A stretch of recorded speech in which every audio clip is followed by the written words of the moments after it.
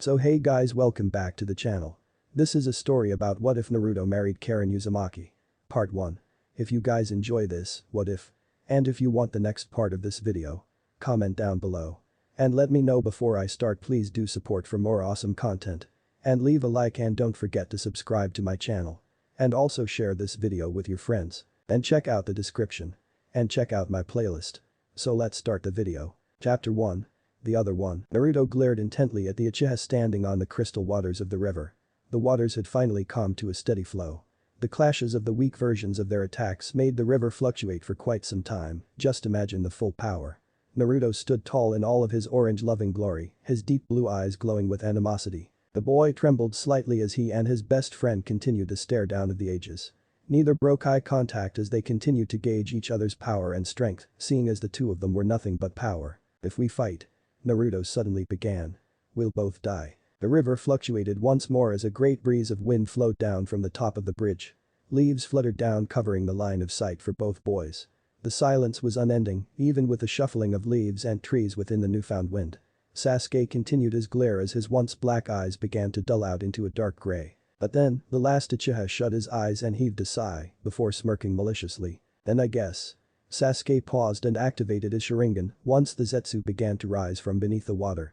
I'll kill you before you kill me. But that said, Sasuke was sucked into the portal of Tobi and the two vanished into thin air with the Zetsu clones disappearing into the river. Naruto kept his glare up but looked away and faced Sakura and Kakashi before turning a deep shade of purple. Sakura's eyes shot from her head. She dashed for the boy and grabbed him before he fell into the river. She had a meek look on her face and gave a small embarrassed smile to her sensei. I forgot that the Kei-kunai was poisoned. Sakura let out a wry laugh and sighed in defeat. Naruto, hold still and I'll heal you. Then no problem.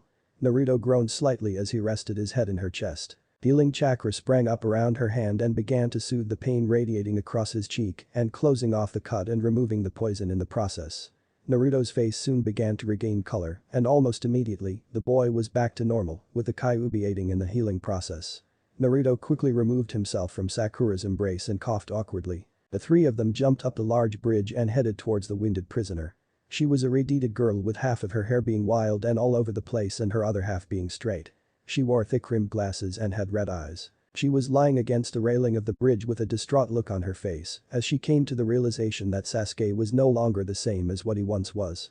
Nowhere near. A few footsteps were heard and the girl painfully turned and faced the three Konoha shinobi standing at the other end of the bridge. She looked down and was hoisted up and piggybacked Kakashi as they left the scene. Her red hair waved softly as they tree-hopped away for their unconscious teammates and comrades. Her glasses began to slip down her nose but were caught on Kakashi's neck guards. What is going on? Karin looked tiredly at the team carrying her back to Konoha. Damn that Uchiha.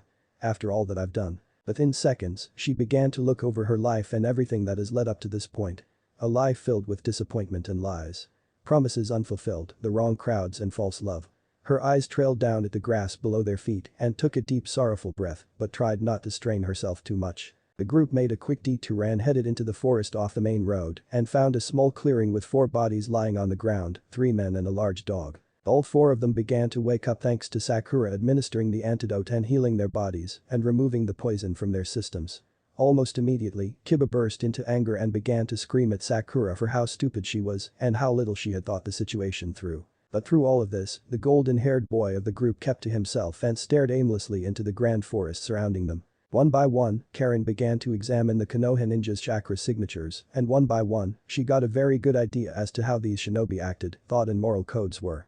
The pale-skinned black-haired shinobi was an enigma and basically had a chakra aligning itself slowly with good. The dog and the kid with the fang tattoos on his cheeks, although loud and brash in person, his chakra was strong and peaceful and really loyal too.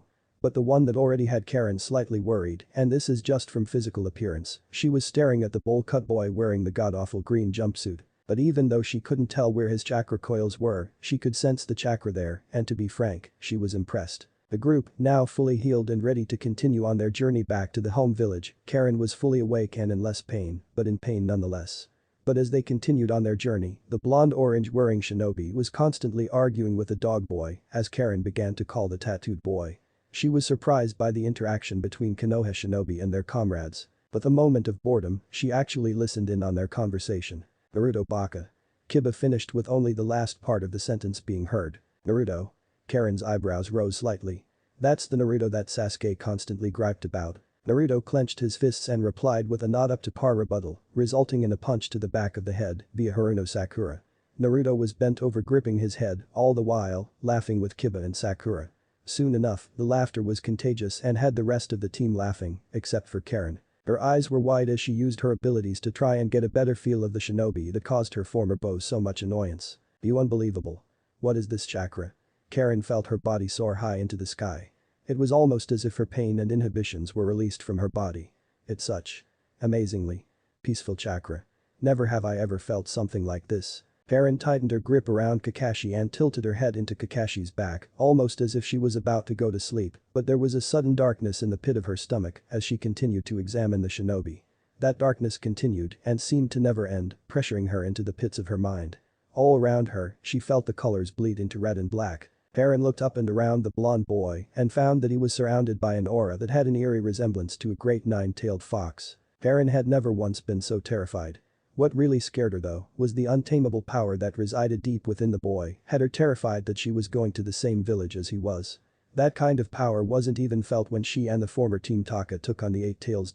Karin tried to come up with a conclusion as to why he held such malicious power within his body, but filed it away for another time when she realized that she'd been staring at the back of the blonde's head.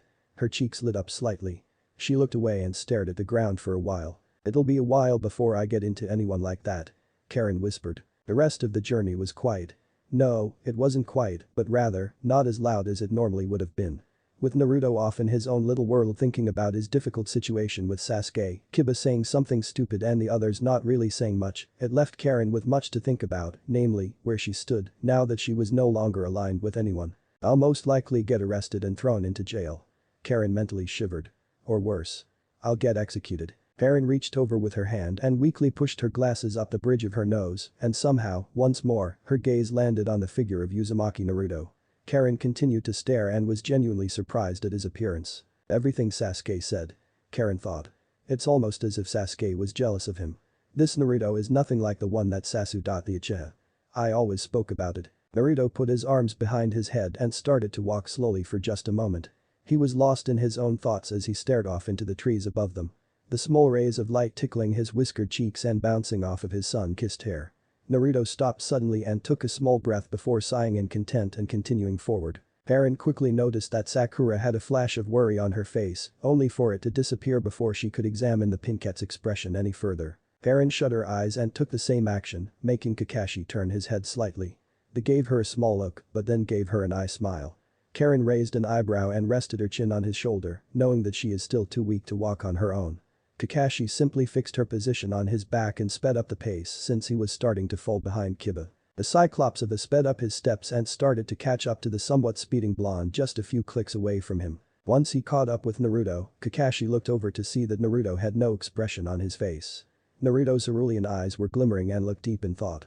Karin saw this, and for the first time, she had seen his face up close and was surprised by his facial appearance. From all of the descriptions that Sasuke gave her, she had half expected Naruto to be some god-awful thing to look at, but to tell the truth, she felt that the blonde wasn't too bad. He looked over from the corner of his eyes and gave Karin a small smile. Karin felt her face heat up from just how bright his smile actually was. Suddenly, she sensed a great burst of peace and happiness radiating from the blonde smiling at her. His glinting teeth seemed a bit much, but Karin seemed to not mind the sight. But there was a sudden burst from that peace once more. It was powerful and it filled her mind with darkness. Everything was thrown in a 1,000-mile-per-hour downward spiral. But from the darkness, the girl was met with two powerful blood-red eyes that glared menacingly into her own crimson eyes. Her skin shuddered and grew cold in the presence of such powerful orbs. She could feel her chakra fluctuating because of the powerful force that seemed to practically be breathing in her face. Her eyes were wide when she saw what seemed to be the face of a beautiful, light-skinned Reed with the most beautiful violet eyes that Karin had ever seen. The image was seen in the center of the slitted irides of the beast glaring at her. The woman gave Karin a small smirk and tilted her head as she looked at the red-eyed girl. Karin's eyes were wide and filled with fear. Karin felt her jaw unhinge and felt her heart race in fear. This boy that she sensed is filled with such strange secrets that Karin couldn't even fathom. But the dark chakra narrowed its blood-red eyes and sent a major burst of its own chakra, nearly scaring Karin off of Kakashi's back. Looking back to the normal world, Karin found that she was now on the ground. Sakura and the others were looking at her with worried expressions, despite the fact that she was an enemy. But once Naruto came into the scene, Karin saw a quick flash of the crimson eyes staring at her through Naruto's own blue. Iridide had seen a lot of scary things in her life, but never had she ever felt that dark. Never had she felt that terrified. In a quick move without thinking, she started backing away once Naruto reached forward with his hand. A small pang of hurt reverberated through his heart. He looked down and slowly retracted his hand, but Karin quickly reached out and grabbed it. With a quick and brisk apology, Naruto lifted her from the ground and carried her on his own back, rather than Kakashi. Karin's sensing abilities were exploding in all directions from the amount of dark chakra shooting off of Naruto's body. Karin gripped tightly, tighter than what she did with Kakashi. Actually, with Kakashi, she held him loosely, hence the fact she fell off. Naruto nearly choked from the amount of pressure she was pressing on his neck, but immediately loosened. "Boy, Naruto." Kiba started. "I think the Redeed likes you." "How youthful Naruto-kun." Lee howled. "I don't like him. I am just making sure that I don't fall off again." Karin roared back, nearly causing Naruto's eardrums to burst. "You baka. Now. No need to get feisty." Kakashi gave her another smile. "We're all trying to go to the same place now. Don't worry." Naruto said in a reassuring voice. "We'll get there all fine, and then we'll all go our separate ways." At the village. Naruto was walking towards his most frequented place in the entire village, Ichiraku Ramen. His stomach grumbled and tumbled as he walked through the streets of his home village. Everything around him was making good progress in being rebuilt, especially with the help of Yamato's Mokuten Dot. A small smile grew on his lips as the civilians began to cheer his name and wave lovingly towards their newest hero. Some even went so far as to say, "I hope you become Hokage one day." Naruto didn't know if they were kissing up to him or if they were truly genuine in their words. For so long, he was ostracized and made an outcast by many of the people that cheered his name. For the longest time, the only form of interaction between him and the villagers was the occasional blurb of harsh words, or even going full out and actually kicking him or tossing him about, or just downright slandering him in any way they could, be it talking behind his back or insulting him to his face. But now, he didn't know how to respond to their kind words and kind actions. So, he simply hunched his shoulders slightly and looked down towards the dirt road with a light blush on his cheeks. Making a quick turn, Naruto walked towards the nearest exit and took the quickest detour towards Ichiraku. After all of those years of running off to find a quiet and secluded place to cry, gave Naruto an imaginary map of the entire village, one that is burned into his mind, probably to the end of his days. Looking up, Naruto felt his eyes light up from the sight of the little paper lantern moving swiftly in the blowing wind. The new Ichiraku ramen stand was no longer a nice hut with cloth hanging over the front of the stand, but instead, it was its own actual restaurant with a large counter and multiple seats. The coloration paid a great homage to their favorite customer by coloring much of the store orange and black. Naruto smiled devilishly and charged in, sliding the rice paper door open, completely forgetting his predicament, and jumped onto a stool with drool already flowing down the sides of his mouth. He slammed his hands onto the counter, getting the attention of Tucci. "5 bowls of miso ramen." Naruto roared with a loud laugh. "And keep 'em coming, old man." "You got it, Naruto." Tucci started laughing and called the orders out to his ever-faithful daughter, AM, whom of which was working furiously with the order. Naruto sat in silence as the intoxicating smells of the wondrous ramen came floating into his nose. But, the wooden doors suddenly slid open. With AM and Tucci in the back working on the orders, in came two that witnessed Naruto's battle with pain. They were surprised and actually relieved, it seemed, to see Naruto. "Hey." One of them shouted out with a smile. "It's the hero of Konoha." "You're right." The other laughed. The elder one quickly walked up to a seat next to Naruto and pulled out a notebook. "Please, honor me with your autograph. My son would love it if you did." "Same here. My daughter would love it if you signed an autograph for her." The other shinobi joined in. Naruto turned red from embarrassment. Looking around for whatever escape he had, he turned out the two shinobi and tried to listen in for whatever distraction he could take advantage of. Thanks to the newly renovated Ichiraku ramen stand, the Ichirakus hired a full staff of waiters, cooks and even delivery men and women. So once Tucci got the order of deep-fried pork cutlets, the order came out first. With a ring of the counter bell, Tucci got the attention of one of his deliverymen. But Naruto quickly kawarimi with the deliveryman and took the order himself and started running away as fast as he could towards wherever he could. After he felt that he was a good distance away from Ichiraku ramen, he looked around and found that the street he was on was quite desolate and empty. He sighed and sat against the nearest wall and slid down and rested on the ground, placing the order next to him. He leaned his head on the wall and stared at the deep blue sky without a thought in his mind. But then, he realized that the order belonged to someone. He frantically opened the casing and stared at the destination, the T&I Department of Konoha Intelligence. He shut the casing for to-go food and shot to his feet. He looked up and found that the sun was still high in the sky, with a lot of time still remaining in his day. So why couldn't he play delivery for the day? So, he took his sweet time making his way towards the T&I department building. Now though, the streets towards the building were empty. Almost no one populated the area. Naruto smiled slightly, but didn't let it show. The cheers and the kind smiles were something that was going to take time to grow on him, and he was sure of it. Naruto took a ride and headed down a great hill and found that grass was already growing and tree saplings were seen sprouting from the flattened ground. Naruto smirked at the village and how well it was bouncing back from the invasion of pain. Taking another detour and finding the surprisingly small building labeled with the symbol of the T&I Department of Intelligence on the front, Naruto opened the door and walked inside of the building and headed for the prison rooms. It was a quaint journey, no one to mock him or insult him, no one that begged for him to let them free and best of all, no new fans to bother him. He found the only room holding any people within it and knocked.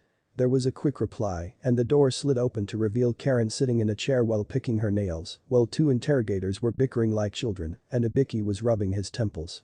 Naruto held in his laughter remembering the terrifying and imposing figure that Ibiki was as a man. The blonde walked ahead and shivered in fear once Ibiki stood from his seat. The larger and older man kindly took the casing of food and started laying out the meal in front of the retard sitting behind the table. "You've got your food. Now eat up." Karin ordered this. Naruto asked. "Why? She runs a hard bargain for information." Ibiki groaned. "Why don't you join in on the interrogation of Naruto? Since my two subordinates are being less than adequate." Why not?" Naruto sighed and pulled up a seat and sat next to Ibiki. "I was hoping that I could eat my ramen by now." "Okay. Now tell us what you know of the Akatsuki and what they're planning," Ibiki said with a voice that demanded respect. "You have literally no reason to hold back information." "Hold on," Karin replied with a small smirk. "I just need to finish my delicious pork cutlets." "Kami. You Konoha people sure know how to cook." "I'm impressed." "Don't try changing the subject, Karin."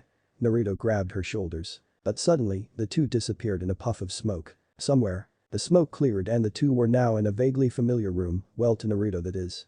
Once the smoke was officially cleared, the two looked around awkwardly and found that Lord Fukasaku and Lady Shima were sitting at the other side of the table with wide eyes. Karin's eyes bugged from her head and she nearly freaked out from being in the presence of toads of all things. Then she looked down to see caterpillars, insects of varying sizes. She quickly shot a hand to her mouth to hold in her incoming gag. "Fukasaku-sama, Shima-bachan." Naruto cried out and dropped Karin off of the table and headed off to give the two toad sages the tightest hug he could muster. "Wait. What in the world am I doing here? What the heck is she doing here?" Fukasaku asked. "I thought we only summoned Naruto-chan." These two were apparently in physical contact. Shima replied. "Well, young lady. Who might you be?" "Hey Karin." The retard replied. "And no surname that I know of." "Well then. How were you two in contact with one another?" Shima asked. Karin was surprised by the amount of chakra that the two elder toads possessed. To be frank, the girl was slightly terrified. I was interrogating her."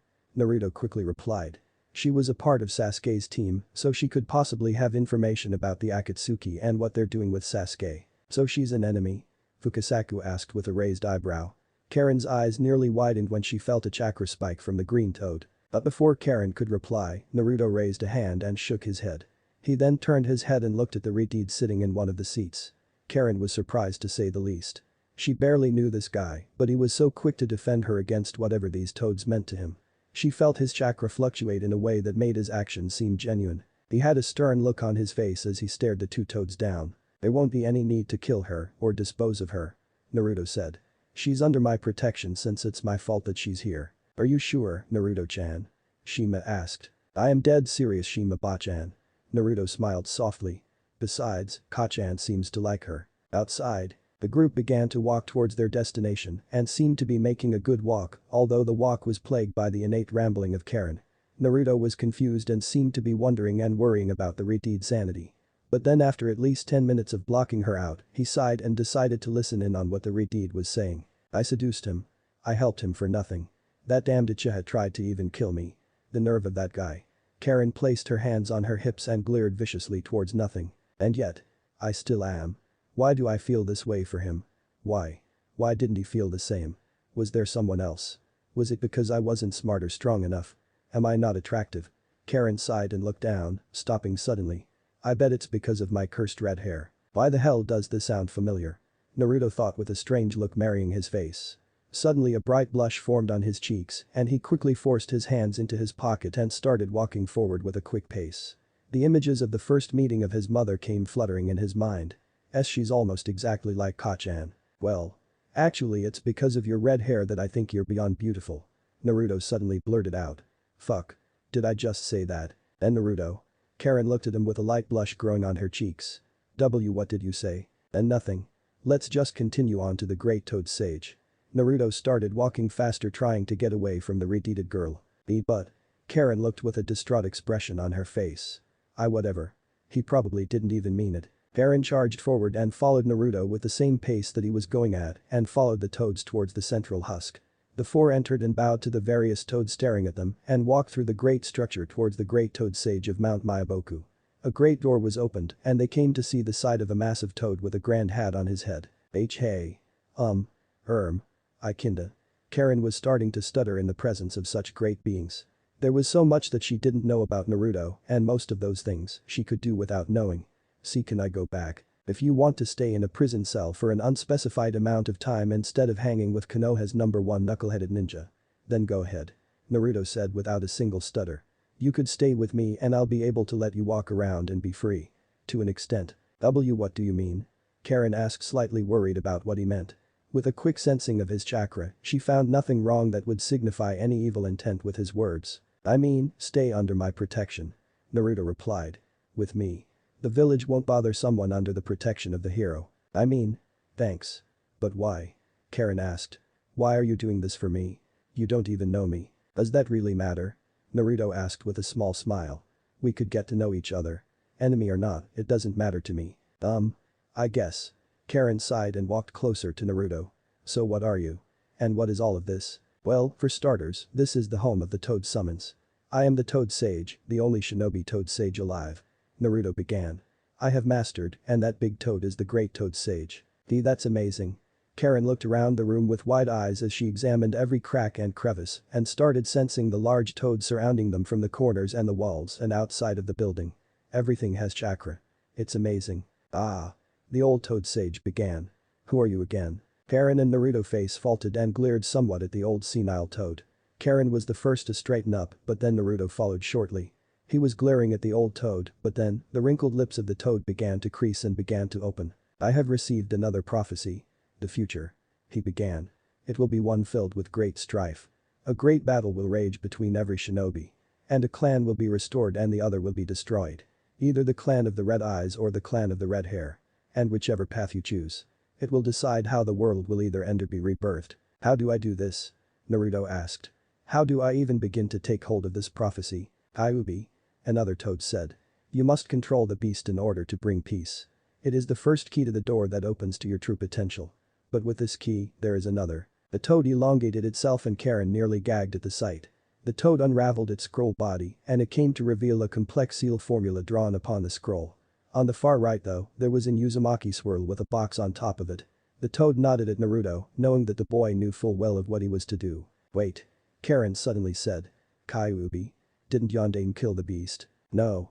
Naruto replied. In truth. He sealed the beast inside of me. I am the of Kyuubi no Kitsune. And this seal was devised by the fourth to allow me to control the beast. Naruto-chan. Fukasaku chided. I don't think it's wise to give information so freely to enemies, former or not. I know. Naruto replied. But I trust her. Anyway, let's get this going on. The flame of chakra formed on each fingertip as he placed his palm onto the empty box. The chakra burned into the scroll and the seals began to grow from his chakra and spread onto his body. Karin started to examine the sudden change and began to feel an overflow of chakra coming from the seal's power, almost as if someone's life force was being transferred into the boy. She could sense the chakra and she had to say, it felt vaguely familiar. Using her knowledge she started to think of whose chakra it was. But then thinking back to the conversation, Naruto said that the fourth created the seal. The chakra felt familiar because of the fact that the chakra belonged to someone she knew. Then she recognized it. The untamable fire within the chakra that showed off the different colors of the person's will. It was so powerful that Karin couldn't miss it. It was beautiful and it filled her with strength. She stared at the chakra flowing into Naruto's body and into his chakra coils. As she watched, she finally realized whose chakra it felt like. It felt like Naruto's. The warmth, the strength, the power, it was all there. There was no doubt about it. Was your father the fourth Hokage? Karin asked suddenly. The chakra stopped channeling for a moment but only to resume. Fukasaku and Lady Shima narrowed their eyes at the redeed and started trying to sense her abilities through the use of dot, but Naruto, though, had a small smirk on his face when Karin asked. To hear people ask if the fourth was his father made him smile. Even though it's only happened a few times. He knew his father at least. Once the chakra transfer was over and the seals were changed and reformed, Naruto turned to face Karin and gave her a small smile. Tell me all you know. And I'll tell you what you want to know. Naruto smiled softly. I'm pretty sure you have one hell of a story to tell. And besides, Fukasaku Jiji and Shima Bachan need to trust you first. Where do I start?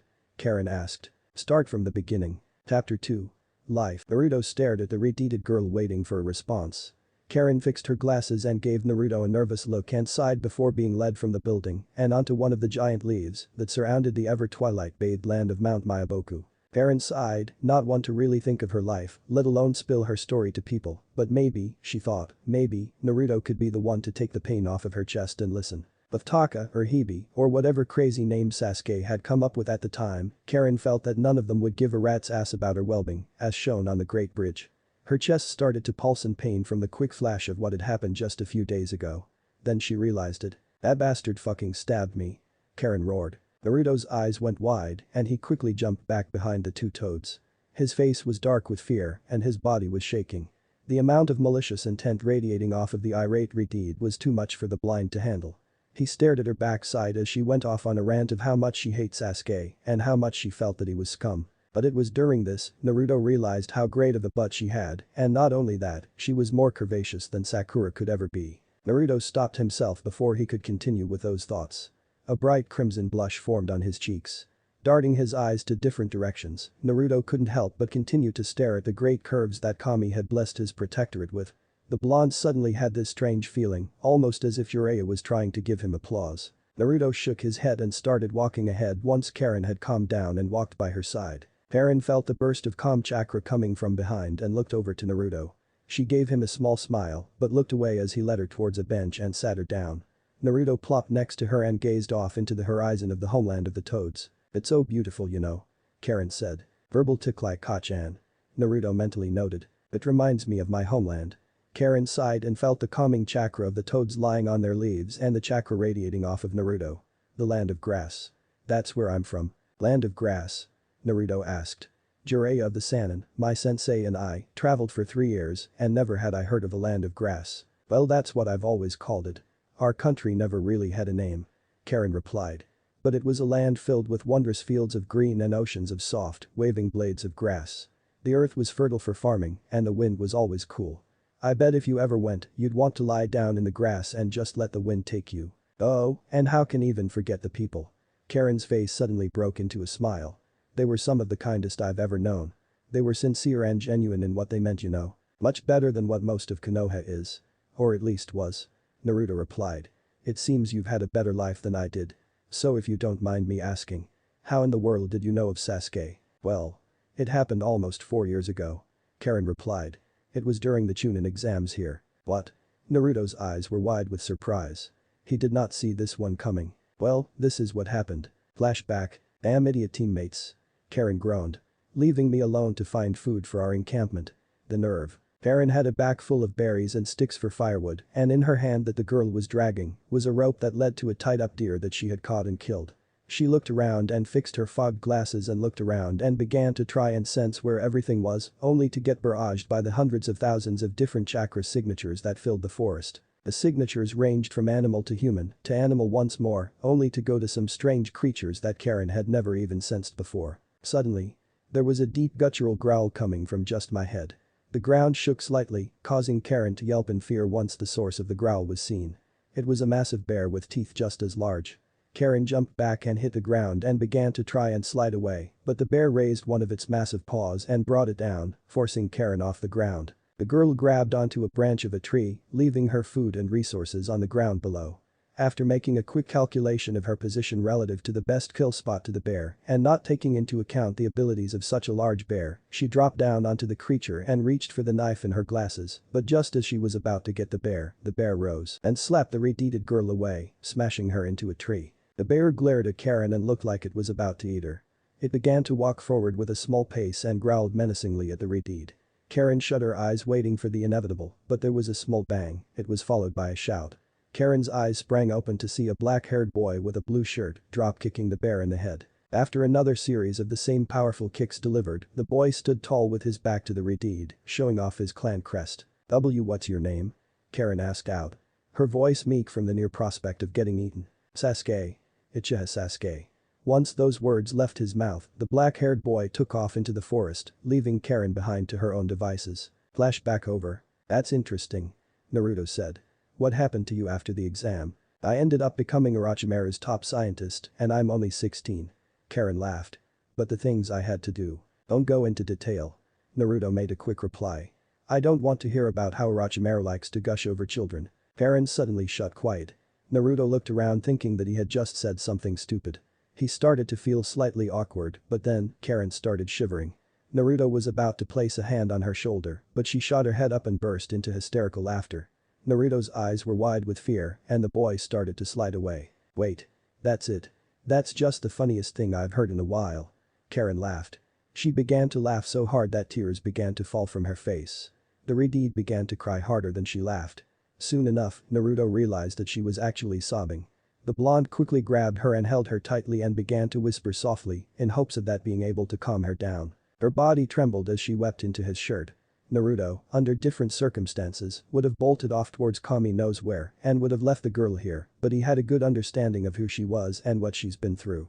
Though not as smart as he would have wanted, but not as dumb as everyone thinks, Naruto understood her. For a girl that's been doing experiments on people for a long time and working alongside some of the scummiest people on the planet and even joining up with the Akatsuki, Karin was probably on the verge of breakdown. The catalyst was Sasuke stabbing her through the chest with his Chidori spear. I've tried so hard to be good at something. Karin continued to weep. But whatever I was good at. It was either morally wrong or it was just for my body. Wait. Naruto sat Karin up and stared into her crimson eyes. What do you mean? Sasuke. Karin started, but quickly stopped herself and looked away as tears began to sting in her eyes once more. That fucking team. Naruto growled and gripped the bench. No. I wanted it though. Karin quickly replied. I was naive and I was just so stupid all this time. Doesn't mean that I'll accept it. Naruto replied. After hearing this, you are definitely going to stay with me for a while. What? Karin asked with a tilted head. I don't want anything to happen to you, at least anything bad. Naruto replied with a heartwarming smile. I can tell that you've been through a lot of shit. It's okay though. It's because well. I have too. What do you mean? Karin asked while resting a hand on Naruto's shoulder. Wasn't your father the fourth Hokage? I'm a. Naruto replied. For the longest time, I was hated, despised, ostracized, insulted. Everything that you can think of. I didn't even know who my parents were. No one knew who my parents were except for the old man third Hokage. Why didn't he tell you? Karin asked with a deep glare marrying her face. I swear he did it to protect me. Naruto interrupted. My father, as I'm pretty damn sure that everyone knows, was a powerful man with powerful enemies. To tell you the truth, I understand what the third was thinking when he didn't tell people or me of my heritage. But. Still. He could have at least put you in an orphanage or in foster care. Tried. Didn't work. Naruto frowned. They kicked me from the orphanage. No one would take in the demon as their foster child either. So I lived alone in a stinky, rotten, rundown apartment. My room only looks good because I constantly cleaned it to make sure it didn't remind me of the situation I was thrust into. The pain of loneliness and the heartache of having no family. It's only made me and molded me into who I am today, so I wouldn't change that for anything. You wouldn't give up being an orphan with no family for having a family? Karin asked with a raised voice, but Naruto only shook his head. I wouldn't. Naruto gave her a look. I did, you and we wouldn't have met and you would probably be on death row by now. Sad to say this, but I probably wouldn't even have the same will and drive as I do now if I had a family. I think I understand you a bit more. Karin said with a small smile. So. On to a better note, for how long are we going to be staying here? I don't know. Naruto replied. Naruto-chan. Karin-chan. Shima said suddenly. You two can leave now. We've received the perfect amount of information. We'll reverse summon you two back to Konoha. In Konoha. With a pop of smoke the two reappeared in the prison cell with Ibiki rubbing his temples while the two other interrogators were arguing with each other once more. Karin felt a small smile grow on her tear-stained cheeks at the interaction between the Konoha shinobi. With a quick peek at their chakra signatures, they felt warm like Naruto's, but nowhere near the same level. Ibiki gave the redeed a stern look before he reached behind his belt and brought out some handcuffs. Naruto saw this and quickly entered Sage mode, and 3 clones burst into creation and grabbed Ibiki in his handcuffs while holding down the other 2 interrogators. Naruto's toad Sage eyes stared at Ibiki with a powerful gaze.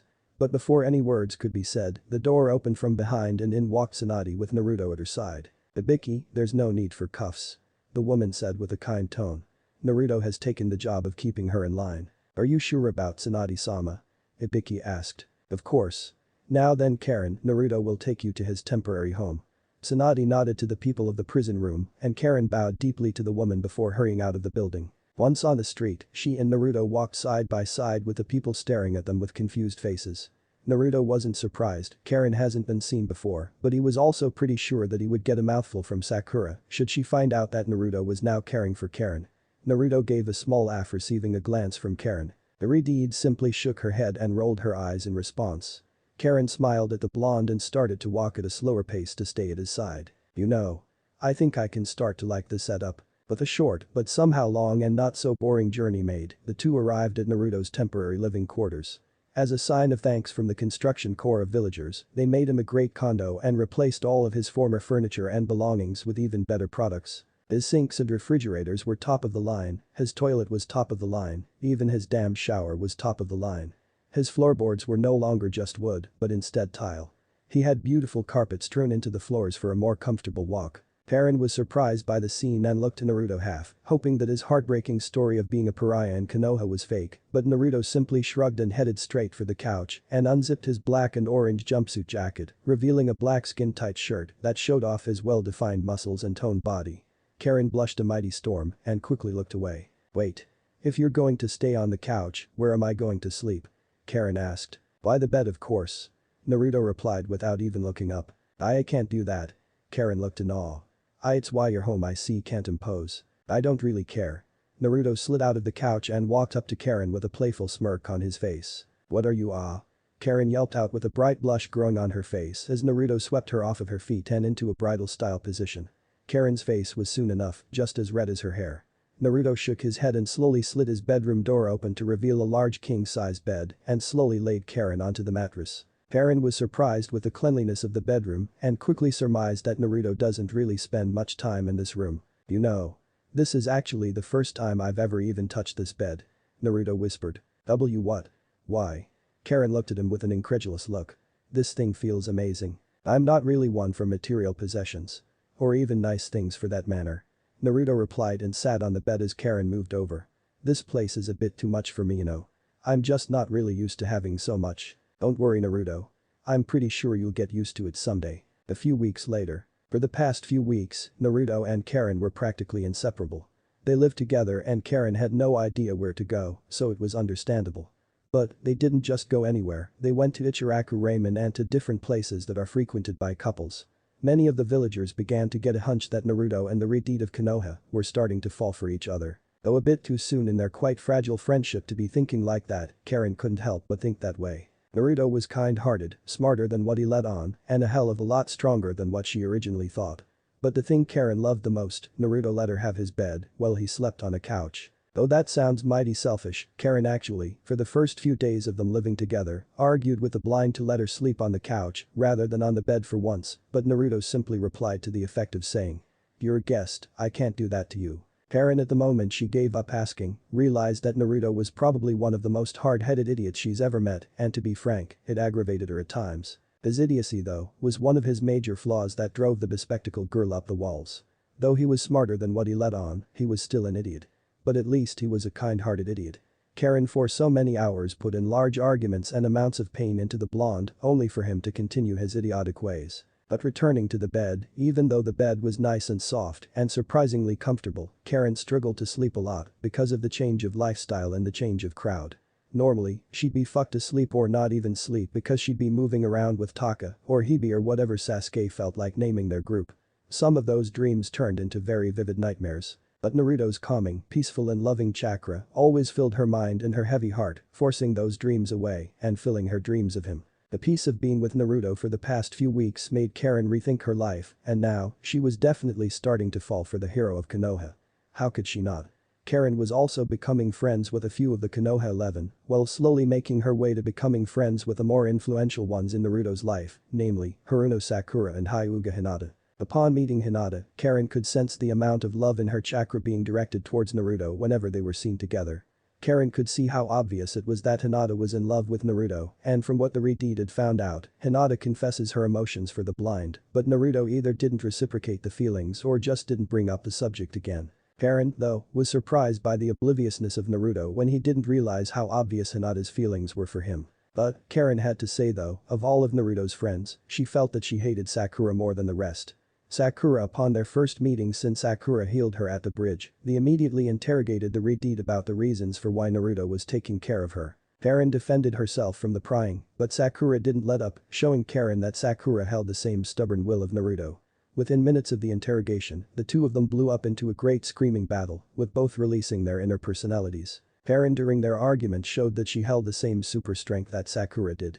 Sakura got too violent with the argument and punched down on the ground, shooting up a large amount of earth and rocks from the training ground, while Naruto was staying away from the volatile Redeed and Dot. He hid in a tree, remembering Sakura's inhumane super strength from training and worried for Karin's health. But just as Sakura raised her fist from the ground, Karin rammed her fist into the ground, splitting the training ground in half, launching dirt and boulders high into the sky. Naruto had nightmares of the event for a few days. The poor boy was launched from his branch of safety and landed on the ground below to face the hailstorm of falling stones and boulders falling from the sky above. Naruto had a quick glance of Karin and shivered at the sight. Karin's face was dark as a malicious smile was spread across her face, and her glasses were covered in lens glare. Though that day brought smiles to the Redeed's face every time she thought of it. But now, she was sitting in the hospital getting processed into the hospital core. Karin sat in silence and read a special copy of Uchiha Tactics.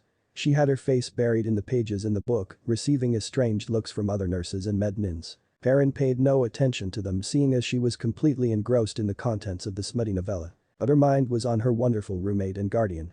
The blonde was at times, she had to admit, a bit of a handful because of his outgoing persona, but she could honestly say, he was a great person to be around. Karin sighed though and looked away remembering what he said at Mount Mayaboku. Even though it was so unimportant, it made her heart flutter. He had called her beautiful because of her red hair, the same red hair that she seemed to despise more than anything else in the world. Another smile formed on her lips. She unconsciously slid a hand through her red hair and fixed her brown framed glasses and continued to read. Little did she know though, Naruto was going out of his way to make sure that she felt accommodated in Konoha. The blonde hero was in the Hokage Tower having a grand debate with Tsunade to allow Karin some privileges. "Ah-chan," Naruto said once again.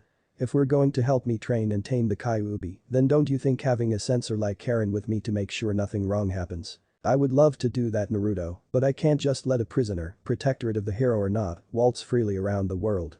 Tsunade replied. "But. Come on." Naruto quickly replied. "The moment I leave her, who knows what's going to happen to her? Do you think I haven't thought of that, Naruto?" Tsunade reprimanded. "The only choice is to throw her in jail." "No." Naruto growled.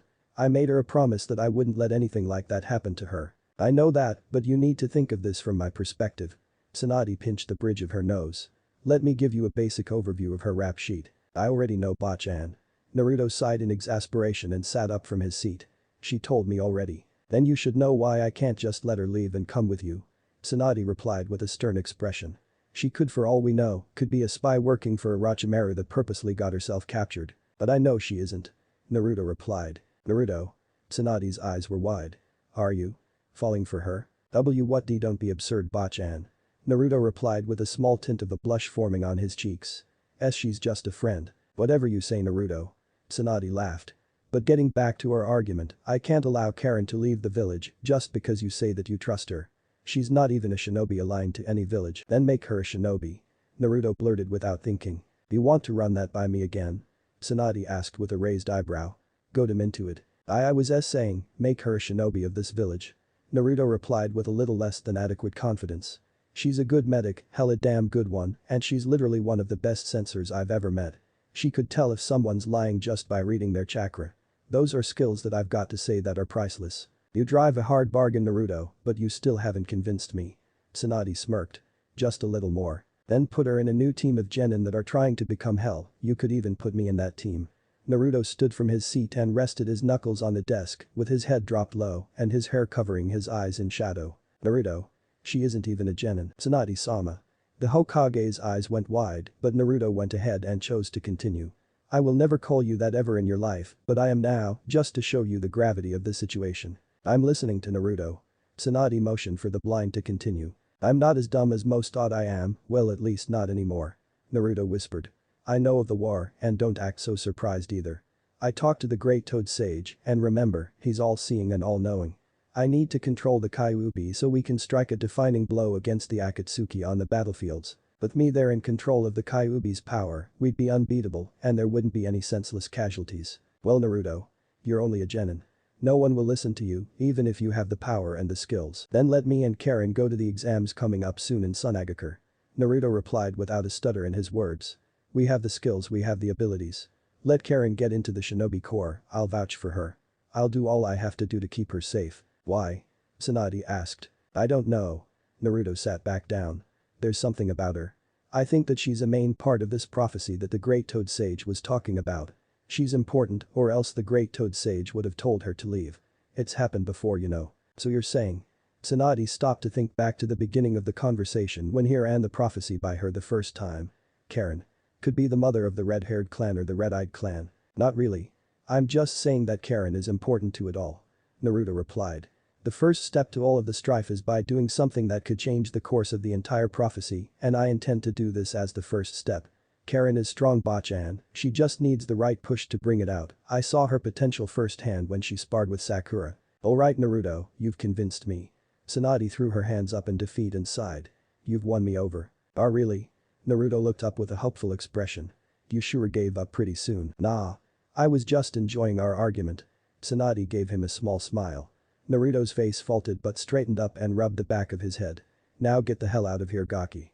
I have some blasted paperwork to do. You got it Bachan. Outside. Naruto walked down the street with a smile beaming off of his face. After spending the last few weeks in the company of the irate Redeed known as Karin, Naruto couldn't help but feel his heart flutter while being in her presence. Maybe the old hag was right. So what if he did have feelings for Karin? It's not like it mattered anyway. At least that's what Naruto told himself. After the nights when Karin would have those vivid nightmares of hers and he'd have to calm her down using his chakra, the blonde felt inclined to keep her happy and keep her safe. Besides, she was living with him for crying out loud. But the last nightmare she had was of Sasuke and what he had done to her. Her screams and her gasps for air were embedded into his mind. The genuine fear and pain being released from her voice was palpable. When Naruto woke the Redeed from her slumber, her once crimson eyes were pale in comparison to what they normally were. The memory of her pain was a sore spot in his mind. Her tears spilled onto his clothing and her cries were deafening. But the real problem though was making sure that her glasses stayed safe and unblemished. Without them, Karin was as good as blind. Knowing firsthand of how bad it was Karin reacted, Naruto never again wanted her to experience that fear. He shook his head of those depressing thoughts and began to sift through his memories for more appropriate images. Especially that one time when he and Karin went for a walk in one of the newly formed parks. The green grass waving softly and tickling their arms and legs and the soft winds blowing through their hair. Naruto smiled at the serene image but shook it off, knowing that if he continued on those thoughts, he might bump into someone. Where could she be? Naruto thought to himself. She is a medical person so. The hospital is a good place to check. At the hospital. Thank you for your time Karin-san. I hope we'll see you again. The nurse bowed to the Redeed with a smile spread on her face. Thank you too.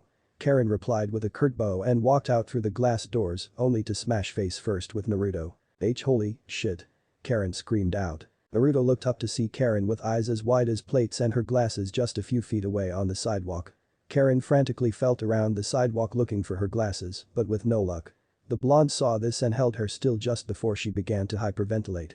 Naruto reached over and grabbed the glasses from off the ground and slowly slid them onto her face. Once the glasses were slipped on, Karin's world became clear and filled her irides with the most beautiful scene she's ever laid eyes upon. Naruto was sitting in a golden light, with clouds floating above them and the sun glimmering on his tanned skin. His hair waved over his hit-eye-less forehead and flittered over his right eye from the wind blowing through their faces. A bright face-splitting smile was spread on his face. Karin couldn't help but feel a blush forming on her cheeks, but quickly pushed the blonde away in an attempt to keep her dignity. Naruto was confused but stood up and pulled Karin to her feet. The Redeed quickly ran a hand through her unkempt half of hair and made a failed attempt to comb it straight. The two coughed awkwardly and looked away from each other, only to make a powerful link of eye contact. "So?" Karin drawled. "What are you doing here?" Looking for you of course. Naruto smiled once more and put his hands behind his head. I've convinced the Hokage to make you a genin of Konohagakure no Sado. Karin's eyes went wide. She was frozen in place with her mind flying and spinning in all directions without much thought in her red head. Her brain was painfully fried with little cognitive ability. Her head tilted slightly with her mouth parting slowly only to close like a gaping fish, almost as if the information had stolen her ability of speech. What? Chapter 3. Training and surprises. What? You're going to get processed into the shinobi corps. Naruto smiled. It was thanks to me that you are able to walk around the village without the need to have me watch your back from those in the village that want you gone. Thanks. Karin gave Naruto a nervous smile. But. I kinda wanted to get away from the shinobi life you know. Oh. Naruto felt his heart crack for just a moment. I see. Karin's eyes went wide for a moment when she felt the sudden change in emotion. His chakra seemed dark, almost as if it was depressed, heartbroken. Karin looked back at Naruto and placed a reassuring hand on his shoulder and gave the poor boy a smile. Naruto saw the look in her eyes, they were genuine with her actions. Karin didn't mean to hurt the boy's feelings, but she just needed Naruto to know that she didn't feel it. Then Naruto. Karin sighed. Alright, here's what I'll do. You go off and train and I'll have to think this whole ordeal over alright. You sure? Naruto asked. You'll think of it. Of course. Karin gave him a warm smile before sliding her hand off of his shoulder and walking off. I'll see you at home. Naruto watched her walk off down the road and towards their home. Their home. Naruto smiled and looked off towards the sun. He liked the sound of that. To finally come home to someone, even though that someone was just a friend. Just a friend huh? Naruto laughed softly and looked off towards Karin's fleeting silhouette. Her bright red hair blowing in the wind as she took each step, with each descending move, her hair jumped just a few millimeters. The girl though suddenly stopped sensing Naruto's emotion and turned just enough so that her eyes could be seen staring back at him. Blue locked with crimson. Blushes began to creep on their faces as they continued to stare at one another, but Karin was the first to break and started to hurry off down the street as she sunk into her collar to hide her deep blush. Naruto though stood enchanted in the center of the street for the entire world to see. His extra strap of his hit-eye blowing wildly in the powerful gust of wind. He let out a soft sigh and turned around to head for the nearest training ground. People nodded to him and greeted the hero and even gave him free foods and shinobi supplies as he walked down the main strip of Konoha. Slowly, Naruto was getting used to the kindness in their actions, the kindness in their smiles. Naruto now began to smile back and wave towards those who went out of their way to let him know that he was no longer hated. Naruto stood straight and slid his hands into his pockets with little care and continued on his quiet journey to the training ground. Karin though was having a more difficult situation. She was still red-faced with a heavy blush still adorning her cheeks. Her red eyes darting from here to there, looking for something to take her mind off of what she felt from Naruto's chakra. It was powerful, stronger than anything before. It felt protective and caring. It felt like love. Attraction. Karin didn't want to accept it and quickly pushed it away. To her, it was too damn early for that.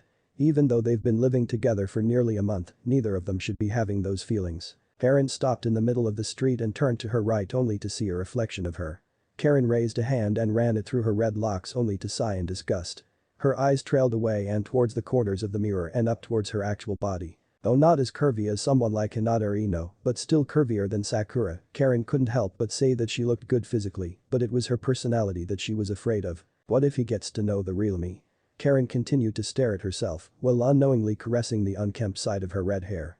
What if he tosses me aside once he knows the true me? Hell no he won't. Karin could have sworn that a reflection just shouted that to her. You felt his chakra. He is sincere, unlike that Uchiha bastard. But before everything went to shit. Sasuke's chakra felt the same way.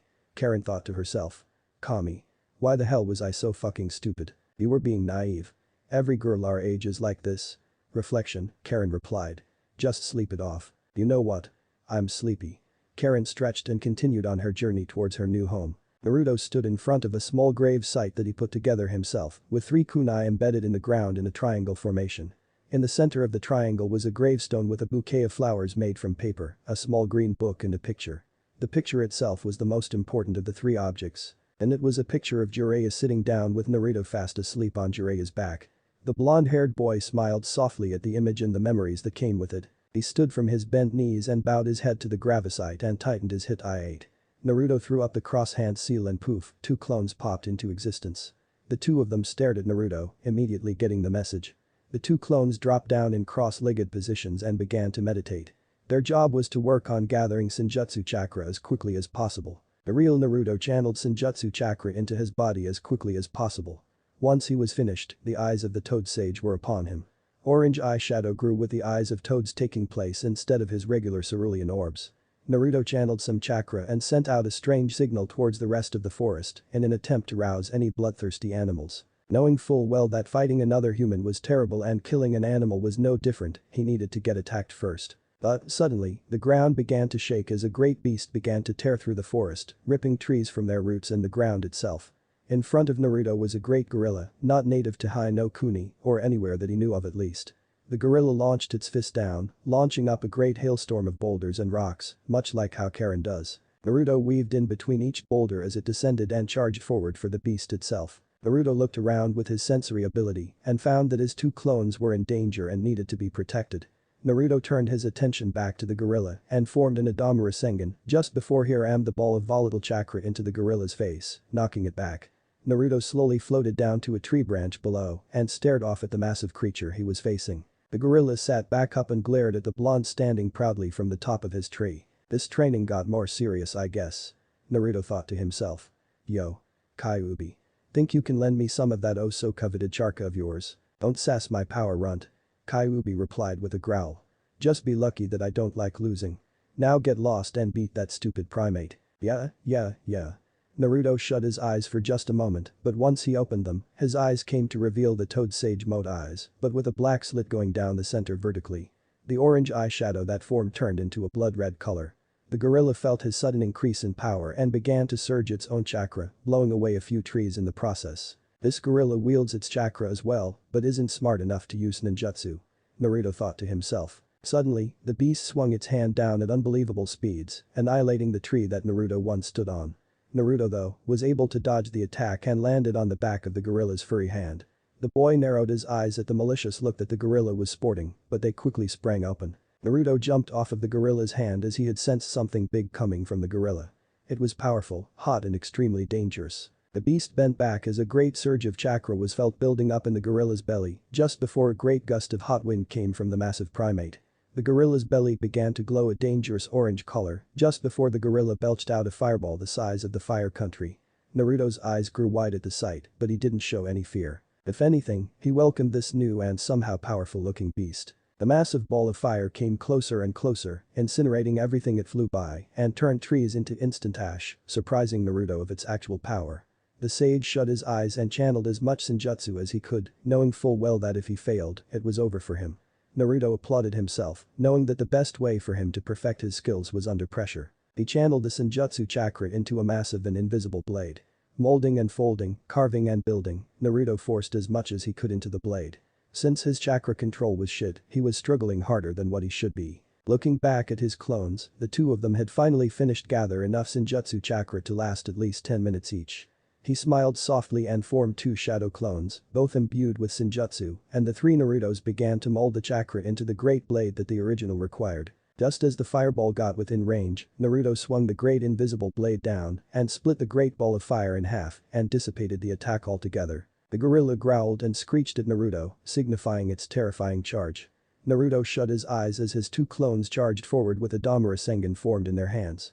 The two clones jumped up and rammed the attacks into the gorilla, blowing it back a few feet, leaving it open for a third attack. Once the smoke and chakra residue subsided, a Rasen Shuriken came zooming in at amazing speeds. The attack rammed the beast in its chest, blowing it high into the sky, before the attack itself expanded in proportion to the amount of chakra the beast had.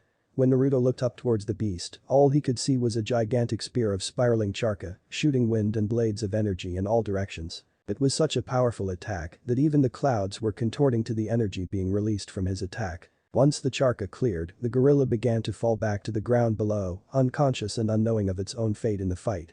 Naruto dashed forward with his two clones at his side as they channeled chakra to their legs to make them go faster. Once they got underneath the gorilla's shadow, the three began to channel as much senjutsu chakra as they could to their arms and legs and bodies to empower themselves so they could catch the blasted creature thing so the beast wouldn't die. Karin finally plopped down onto the bed of her home. She was too tired to take her pesky glasses off of her face, so she just laid on her back, allowing her body to rest. But something was bothering her. She rolled up her sleeves and traced her fingers on all of the tooth marks and bite scars that Sasuke left on her body. She raised her arm and examined the different patterns and random placements. It never ceased to surprise her that Naruto hadn't found out about her abilities yet, or her scars. There were some that she didn't feel that she could explain. Some scars on some places that were meant for the eyes of her lover. She shut her eyes and growled fiercely and pushed herself further up the bed and rested her head onto the soft and comfortable pillows at the head of the bed. She crossed her bare arms over her chest and let her mind drift. The sudden smell of fire filled her nose. It was powerful, overbearing. She shot her eyes open to a sight that sent shivers down her back. The entire village was ablaze. Standing in the center of the fire was Uchiha Sasuke, drenched in the blood of his former comrades. His Sharingan blaring for all who dared to stand up against him. He glared at Karin but then, the glare disappeared and was replaced with a horrific smile. Naruto had successfully delivered a pounding on the gorilla and managed to beat it back into the forest. He left his two clones to train in gathering Senjutsu chakra faster as he headed into the village. He had his hands behind his head with a calm look on his face, but with sweat pouring off of his cheeks. He looked down at his clothes and felt the need to gag at the horrific smell they had. You know what? I'm going to go home and change first. Naruto frowned but shrugged. He jumped up into the air and landed on one of the rooftops and bounded towards his wooden condo with a big smile spread across his face. He landed at the front steps and was quickly greeted by the valets and the bellman and was led into the building. Naruto nodded and gave the two a generous tip and hurried off to his room. It was a quick run up the stairs, all 30 flights, and Naruto reached his penthouse level and swung the door open to reveal nothing out of the ordinary, almost as if Karin came and went straight to sleep. The blonde shinobi tiptoed towards his room and peeked into the bedroom and smiled softly at the sight. Karin was fast asleep and even had a small snore. He opened the door fully this time and slowly slid into the room completely silent, using the skills he used to sneak around bullies during the night as a child. He pulled his dresser open and drew out some casual caucus and a black dress shirt. He backed out of the room and clicked the door shut as quietly as he could and changed in the living room of his condo. After checking himself out in his mirror, he made a soft click at himself and headed straight out of the door and back down the 30 flights of stairs and back onto the streets of Konoha. He looked up to the sky and found that the sun was going down and the nighttime scene was soon upon the village. He smiled and trudged off through the streets as he admired everyone and everything he came across. The more he enjoyed everything, the less hatred and burden he felt. With each step, he thought of his role in the coming role, and with each passing smile and compliment, he felt the inhibitions wash away. He looked up once more once he noticed that one of the streetlights flickered on. The sky was bathed in a beautiful maroon hue mixed with a slight crimson, almost the same color as Karin's eyes. He couldn't help but feel his lips curl at the thought of his roommate and protectorate. He slid his hands into his pocket and walked off to nowhere in particular, but just as the night scene of Konoha kicked in, the hero of Konoha was stopped all of a sudden by the blonde bombshell of Konoha, Yamanaka Ino. Naruto. Ino called from behind the blonde. Where are you going to? Ino jogged up to Naruto with a slow tentative pace, almost as if she were trying to seduce the toad sage. Naruto's eyes grew wide as blood shot to his nose. Ino was wearing a beautiful but thin shirt with no discernible bra underneath to hold back the bouncing nature of her breasts. The blush as bright as the moon above them grew on Naruto's face, the longer he kept his eyes glued onto the blonde bombshell making her way to him. And nowhere, Jay just looking for some place to eat. Naruto's face flushed deeply. Ino seemed to not have caught the slip. Really? Ino smiled softly and locked her arm with his. Let's go somewhere. I'm off from work and Sakura has to work extra at the hospital you know. I'd love that. Naruto smiled. So where do you want to go to? Ichiraku Ramen? Ino asked with a sly smile. How does that sound? Doesn't seem like a very Ino thing of you to offer up. Naruto said with a narrowed eye. Does that really matter? Ino asked with a smile. It's ramen. Well that does sound really nice. Naruto broke into a faux thinking pose. I suppose we could get ramen. Well stop supposing because that's exactly where we're going. Ino smirked and began to walk at the same pace as Naruto. Naruto though, not one to really check out a woman's assets, had to say, in all honesty, Ino was downright one of the sexiest girls he'd ever met. That long blonde hair and her sky blue eyes kept his eyes hooked, but he couldn't forget that body that Ino was blessed with. Her curves were definitely better than Karin, and Ino seemed to have an even better athletic build. And again, Karin has lived underground for much of her life doing experiments for the pedophile. Naruto looked into his memories and wondered why he was so attracted to Sakura for all these years, when here, Ino, was definitely all over him. During their calm walk, Naruto began to think of Ino's skills compared to Sakura, hell even Karin as well. After a good few moments, he quickly realized that Ino, so far, is the most useful of the three. She had an arsenal of powerful mind techniques and was also the most beautiful of the three. Though Naruto would probably never say that to her or anyone but himself, the boy couldn't help but think she was the most beautiful girl he'd met, despite her flaws as being one of the loudest, meanest and rudest women he'd ever met. If only she could change her personality just a tad bit, Naruto felt that he'd find her attractive. Naruto's eyes suddenly started to trail down from Ino's bangs and down to her collarbone. "Right, Naruto?" Ino asked. "Oh shit. I wasn't listening to her." Naruto's eyes grew wide for a quick moment, but he quickly straightened up and let out a meek "of course." "Seriously, right?" Ino began to laugh. "I knew that you would be the perfect person to rant to." "Oh shit. Nice save there, Naruto." The blonde shinobi sighed in relief. "You know what? I think I should start learning how to read people's lips." Ino went off on another rant about assholes at her work and bitchy people at the hospital. Though her style of ranting and complaining had a vague resemblance to Karin and Kushina's ranting, Naruto found it boring. She complained about this and that, but at least her voice wasn't as loud as it normally was, or else it would have gone from boring to annoying. They made it to Ichiraku and got themselves a nice booth and ordered their normal amounts of ramen, with Naruto having about 20 bowls and Ino having about 2.5. They ate enjoying each other's presence and had very little care in each other's eating styles. Naruto chose a more manly way of eating and started slurping his noodles in every direction while Ino. She ate like a starved pig, with ramen broth shooting in all directions. People eating around them gave the two blondes of Konoha estranged looks and some even left because of their commotion. But neither blonde gave half of a rip. They were enjoying their time together. Once Naruto finished his bowl he slammed it down, pretty much at the same time Ino had finished hers. Naruto and Ino looked around awkwardly and found that everyone was staring at them. Ino and Naruto's faces grew hot and red from embarrassment and the two turned to each other. Within moments, the two burst into some heavy laughter. Their laughter was contagious though. One by one, the people of the restaurant began to laugh with the two blondes. But it died down by the time the two blondes were on their way down the street. It was a surprisingly cool night compared to the normal temperature that summer nights would be in the land of fire. Naruto and Ino were close together and stayed in a comfortable silence reigning between them. The different stores were bright and open for the various people still walking around at this time of night. Looking up, Naruto found that the sky was clear and the stars of the nighttime sky were twinkling brighter than what he'd ever seen before. The bright crescent moon high into the sky, shining down onto the village with what little light it gave. Naruto looked back down to the blonde he had in his arms. Ino had her head leaned into his arm as they walked. Upon her face was a great smile spread across her face. Her white teeth glinting with each light they passed by. "Hey. Wanna see something?" Naruto suddenly asked. "Sure. What is it?" Ino asked, but before she could continue, she was swept off of her feet and the two blondes took off through the rooftops of Konoha. Karin was surrounded by grass, lots of grass. It almost reminded her of her homeland. The soft blades tickling her smooth skin with each breeze that flittered by. Karin shut her crimson eyes and stared off into the bright, beautifully cloudy blue sky and smiled at the warmth coming down from the sun. Its rays pounding through the cool breeze, warming her. She smiled even brighter when she sensed the amount of peace radiating off of Naruto from wherever he was. It was making her dream even more heavenly than what it would normally be. His happiness made her dreams what they were. His happiness soon started to take shape and Naruto began to form in her world. He was wearing a gray t-shirt with black jeans and some sandals. Naruto plopped down onto the grass below with a basket in his hands.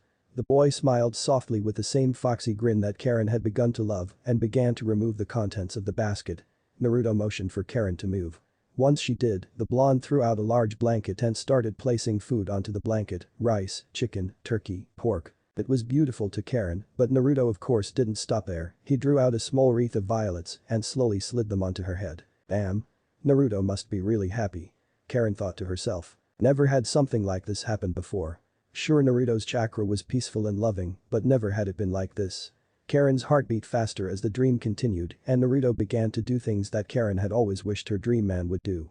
Naruto reached out and gently caressed her cheek, feeling the burning hot blush forming on her face. Karin shook nervously with her mouth agape and shakingly pushed her glasses back up.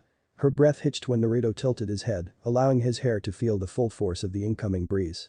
A sudden burst of peace shot from an outside source, most likely Naruto, and the scene began to grow warmer and it made Karin's heart beat heavily. Naruto suddenly grabbed Ino and crashed his lips upon hers. His hands were holding her arms, keeping her close to him to make sure that the redeed doesn't break away too early. The kiss was a simple one, even though both have had many kisses before, this one to Karin felt special. Maybe it was the overflow of happiness from her idiot roommate. Or maybe this dream was just a parallel to what she truly wants from the blonde. But the sky suddenly darkened. The grass began to wilt and the trees around them burst into flames. Thunder boomed in the cloudy sky, but no rain fell. From the flaming forest came a spiky-haired boy with red eyes. Karin's own crimson eyes sprang open with fear, but Naruto shot to his feet and got ready to defend the girl. "Naruto," Sasuke said. "What are you doing with my Kun dumpster? She's no longer yours to toy with, bastard." Naruto growled viciously. "Defending a whore?" Sasuke burst into laughter as he unsheathed his sword. "That's new. What happened to the oh-so-wonderful Sakura-chan?" "Nothing happened. Why do you think I'm with Karin?" Naruto simply replied. The blonde drew out a kunai and hunched over in a battle stance. "Ami Naruto."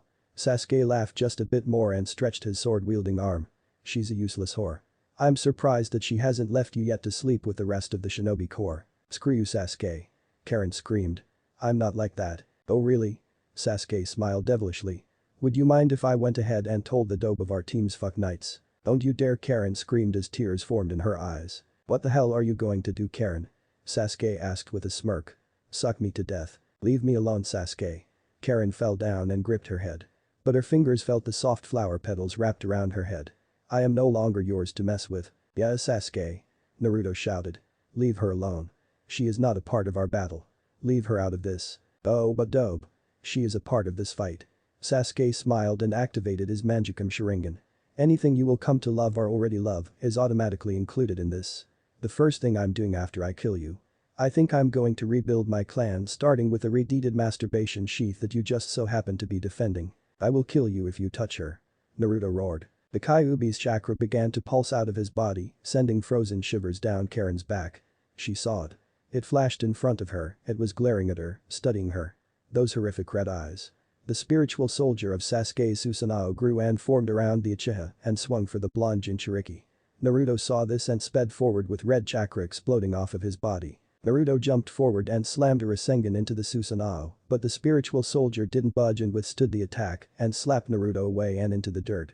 Sasuke burst into laughter and lunged forward and stabbed his Susanoo blade into Naruto's chest. The boy's scream reverberated in Karin's ears. "Karin, run." The blonde managed to croak out. The Redeed began to run. Her sandals crunched the blackened grass and scorched ground. Tears were running down her cheeks. She looked behind to see Sasuke walking with the same facial expression he had when he fought Danzo. But from her distraction of looking back, she didn't notice the other two newcomers walking in front of her. Once she turned back around to face forward, she ran into a large man with orange hair and a skinnier and shorter man with straight white hair and shark-like teeth. Karin recognized them immediately and began to back away. Seeing that Sasuke was still a long ways away, she chose to make a run for it towards the east or wherever running to the right led to, just as long as it got her away from them. But before her she could actually start running, Juugo shot forward with his arms and wrapped them around the horrified Redeed. Karin kicked and swung her arms around, causing her glasses to fly right off her face. Everything lost color and everything bled into one, causing her vision to turn blurry, almost as if she were blind. Juugo slammed her into the ground while Sujetsu began to work on getting rid of her pants and shirt. She was about to fight back, but Juugo punched her in her gut, forcing a large blob of blood from her mouth and back onto her face. Karin flipped over and tried to crawl away, but Sujetsu grabbed her legs and forced them apart to reveal the clean-shaven and overly used vagina of Karin's. Sasuke laughed viciously and pushed Sujetsu away. "I like that you kept your shaved." Sasuke sneered. "I wonder what Naruto thought of how widespread you are." "Be damn you, Sasuke." Karin shouted. "What he thought of my body is not of your concern." "Aw. Was he not impressed?" Sujetsu burst into laughter. "That's not what he thought." Karin cried. "He doesn't think of me as a whore. He's not like you." "Well, of course he isn't like me." Sasuke unzipped his pants. "I'm not dead." But just before he could enter, everything turned black. Karin felt around and realized that she was no longer in the grassy plain that she once was, but instead she was on a cold and hard floor. She reached over looking for her glasses, but she couldn't find them. She was terrified and she was missing her jacket. She could feel the wind slipping against the bear bite marks drawn up and down her arms and across her chest. But the thing that really terrified her was that she couldn't sense anything. She was literally blind to the world outside. She began to crawl around with tears falling down her face. Within moments she just stopped and began to hyperventilate, hoping that somehow Naruto would find her in time. "I had fun." Ino smiled softly as she slowly leaned her head onto Naruto's shoulder. "I had a lot of fun, Naruto-kun." "Heh. I did too, Ino-chan." Naruto leaned back and smiled softly at the twinkling stars in the sky. "Ready to go home?" "Definitely." Ino smiled and was pulled up to her feet by Naruto. "We should do this again." "I look forward to." Naruto's eyes suddenly changed into his sage mode. People's chakra signatures and emotions flooded his mind and system. But there was one that made his heart crumble. Karin was terrified of something, and her chakra seemed to be in distress. The boy took off without another word and jumped off of the Hokage monument and down towards the rooftop of the Hokage tower. He jumped as far as he could and landed just a few blocks away from his home and continued on his path until he landed on the balcony of his floor. He could sense it, Karin's fear. Karin's pain was palpable and filled the hallway with despair.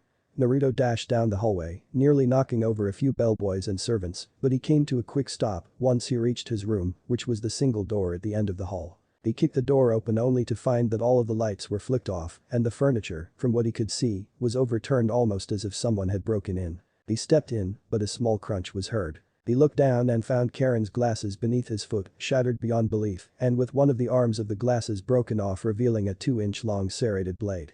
Naruto's ears suddenly perked up when he heard sniffling through the darkness of the room. There were footsteps that sounded from behind, and apparently Ino had followed Naruto. She quickly reached in and flicked the lights on to reveal a jacketless Karin curled up in a fetal position, with tears pouring from her eyes. Her eyes, though, were filled with so much fear and pain that Naruto had trouble looking at Karin. Naruto turned and nodded at Ino with the blonde girl, quickly getting the message and charging ahead and grabbing Karin's coat off the floor and wrapping it around the redeed. Once Karin was clothed once more, Naruto bent down and hoisted her up in a bridal style and held her close to him. Karin slid her hand onto Naruto's chest and felt for his heart.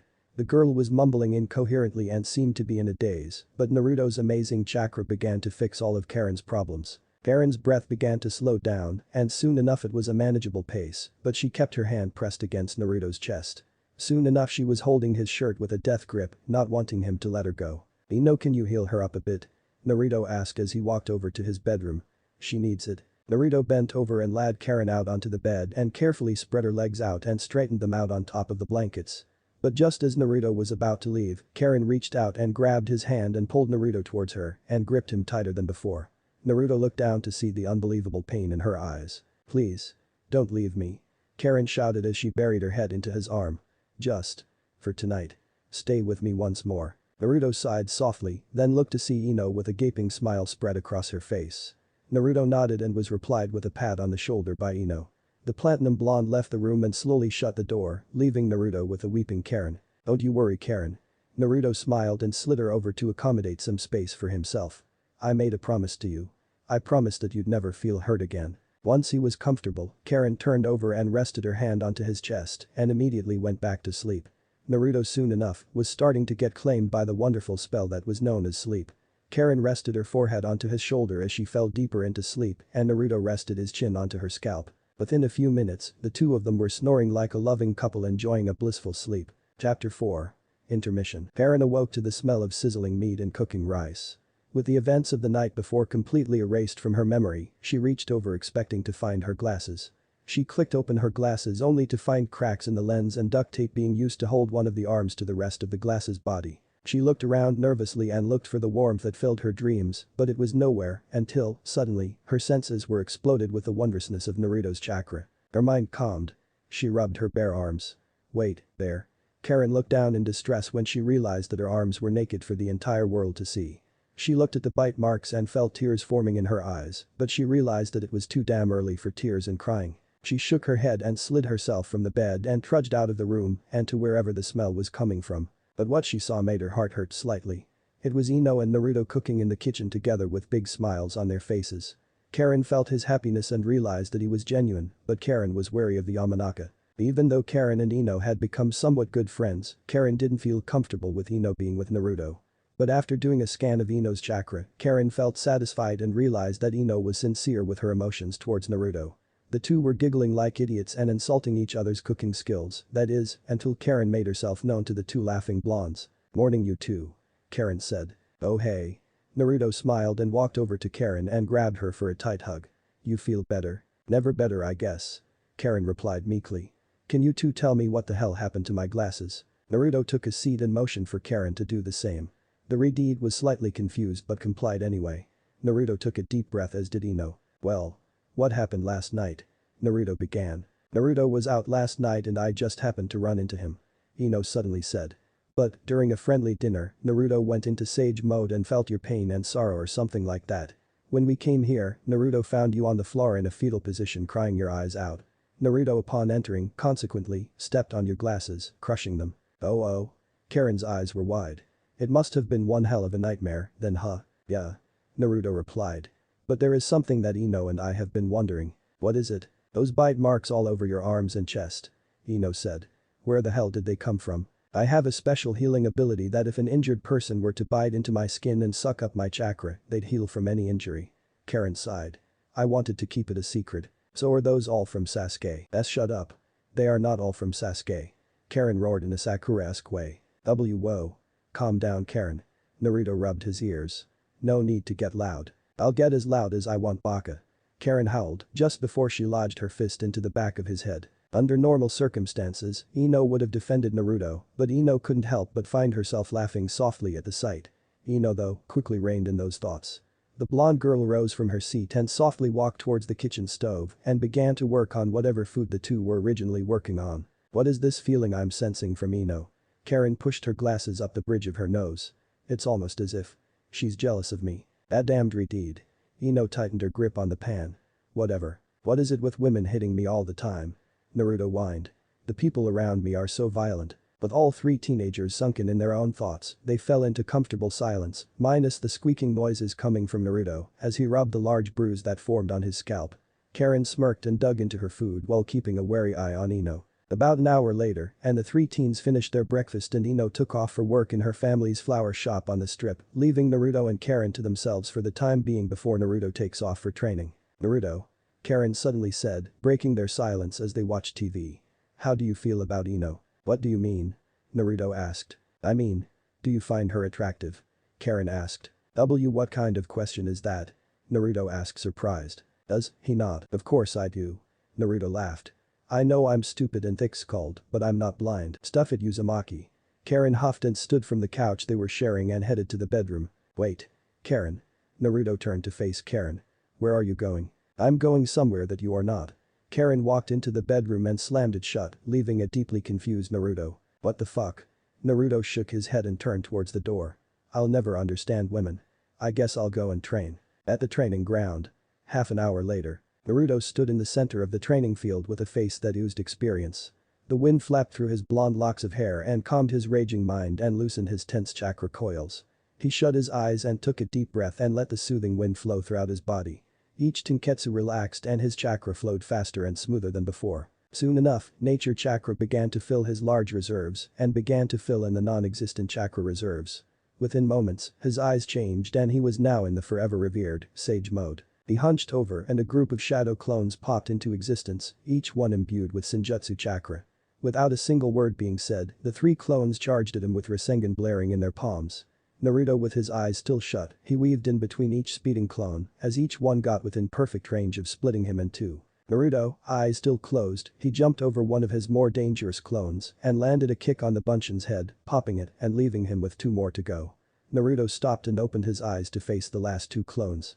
He untied his hit I-8 and wrapped it around his vibrant blue eyes and tightened the strap as tight as he could. Come. Without a second thought, the clones charged ahead with no care for their own safety and closed the distance, only for one to get kicked in the cheek by Naruto's more faster reflexes, but just as he disposed of one of the clones, the other came in and sent a Senjutsu-imbued punch at his gut and sent Naruto flying towards the trees. He spun in the air and connected his feet with the grass below and slid along the surface of the ground for a good few minutes before he came to a halt.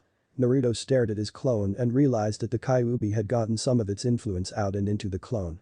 Naruto sighed knowing that it was a side effect of letting the beast's cage have its ki. The clone dashed forward with a red Rasengan formed in its palm, but Naruto dodged the attack and rammed his leg into the clone's chest, sending it back a few feet. Once the clone landed, it charged ahead once more and kicked Naruto in his chest, but the boy simply dodged the attack.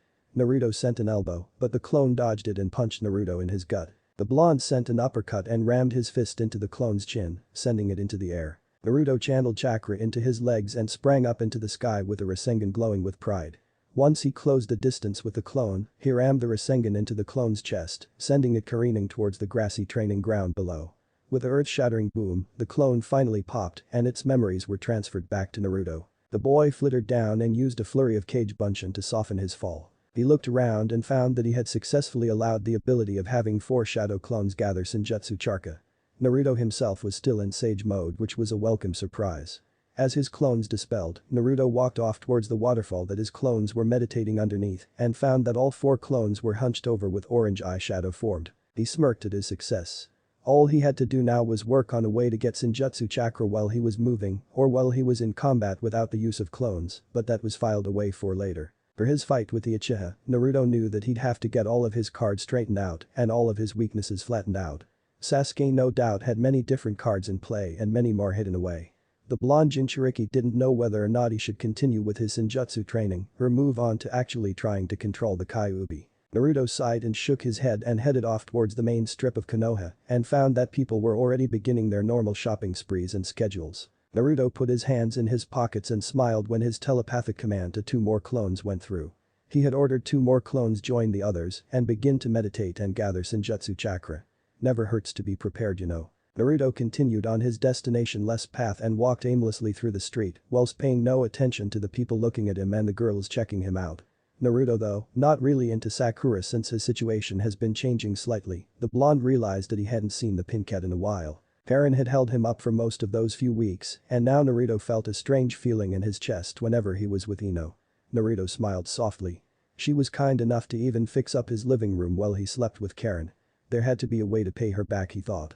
There had to be one, right? Shaking the thoughts from his head, Naruto trudged down the street towards Ichiraku Ramen, but sadly, found that the line was too long.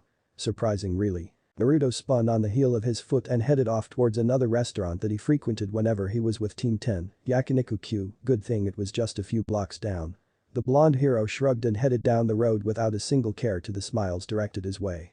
For just a moment, Naruto thought of what would happen should the war begin anytime soon. Naruto thought of the chaos that would ensue, he thought of the damage that would happen. And most of all, and the deaths that could possibly happen. No. He told himself. No. I won't let my friends die. Never. It'll be pretty hard for that runt. The Kyuubi rumbled from within. Don't listen to him, Naruto-kun.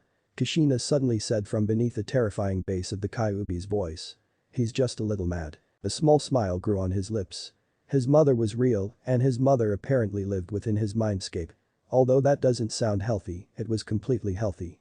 Naruto first met his mother by complete accident. Flashback. I think it's my time to go. Minato sighed softly. Goodbye, son. I'll have to hurry and fix this seal. Minato, although a sealing master, he was still a human, or a spirit rather, and as such he makes mistakes. The seal looked perfectly normal and seemed fixed. Minato disappeared and the scene returned to the cage with the Kyuubi, but there was a little something else added in, a beautiful red-headed woman that looked a lot like a housewife. The Kyuubi apparently wasn't very fond of her and constantly growled at the woman and bared his teeth at her, but the woman seemed to not have given 2 shits. She looked at the great fox and flicked him off, offending the Bijuu even more. The Kyuubi shot his claws through the bars, which scared Naruto, but the red-headed woman simply yawned in response. She patted the claws softly and walked off towards the owner of the mindscape. Naruto's jaw dropped when he saw the woman. She had violet blue eyes and deep red hair that flowed down to her back. Her face looked vaguely familiar, and her smile was foxy much like his and his father's. She had a wondrous figure that under normal circumstances have him drooling on the floor with a raging nosebleed, but this wasn't a normal circumstance. This woman was important to have appeared in his mindscape. Naruto-kun. Her voice was soft and reserved, but held a lot of cockiness that Naruto couldn't help but relate to. Who are you? Naruto asked. I'm your mother, of course. Flashback end. Naruto walked into the Barbecue restaurant and ordered a table for one, but was quickly led into the restaurant and towards one of the more high-classes booths that were reserved for more important people like foreign dignitaries and rich folk, but Naruto didn't mind in the slightest, enjoying some of the more rewarding perks of being a hero of his home. Almost immediately food was slapped onto his table, and it wasn't just any food, it was food that he would normally get at another restaurant. It seems that they saw his misfortune of being sent to their restaurant instead of Ichiraku. Naruto was genuinely surprised by the action and simply shook it off as nothing to really worry about. Karin laid on the bed with a glare marring her face. For all she knew, Naruto could be out there with Ino. The red-head sighed and looked off towards the ceiling above her. Something happened the night before that neither Naruto nor Ino would talk about. But whatever that thing was, Karin felt a strange pull for Naruto. A need to be in his embrace. It was a lingering feeling, something that Karin felt would go away within the next few days should she keep her distance from him. But that was something that she didn't want to do. She wanted Naruto to be in her presence. She felt complete, have you? Naruto made her day whole, especially since they've spent the last near month together under the same roof. Now, the feeling was different. Karin wanted him close to her, but she didn't understand. Shaking her head, Karin headed out of the bedroom and into the kitchen, looking for some food to gorge upon, since she was no longer a shinobi. But thinking back to the offer that Naruto had given her, she felt an inclination to go back and become a kunoichi once more, at least for Naruto's sake. The damned idiot might even need her in the future to sense the enemies that he's too dumb to sense. Karin sighed. Ino was a beautiful girl and maybe a little too beautiful. The two blondes did seem quite comfortable with one another. Karin smirked to herself and finally came to an answer. She was going to be a shinobi of Konoha just so she can keep Naruto to herself, or so she hoped. Karin fixed her hair and charged from her room and dashed ahead towards Ichiraku, expecting it to be the one place that Naruto would be at after training. With a quick jump over the railing, Karin found herself on a rooftop of one of the newly erected buildings. She looked around to get a good feeling of the village and where she was, relative to the location of Ichiraku. Suddenly, a great wonderful feeling filled her heart and gut as she felt the full brunt of Naruto's chakra. A small smirk played on her lips as she hopped off of the rooftop and towards the direction that she sensed Naruto. She quickly realized that she didn't have her jacket on, revealing the bite marks and scars of her past for everyone to see.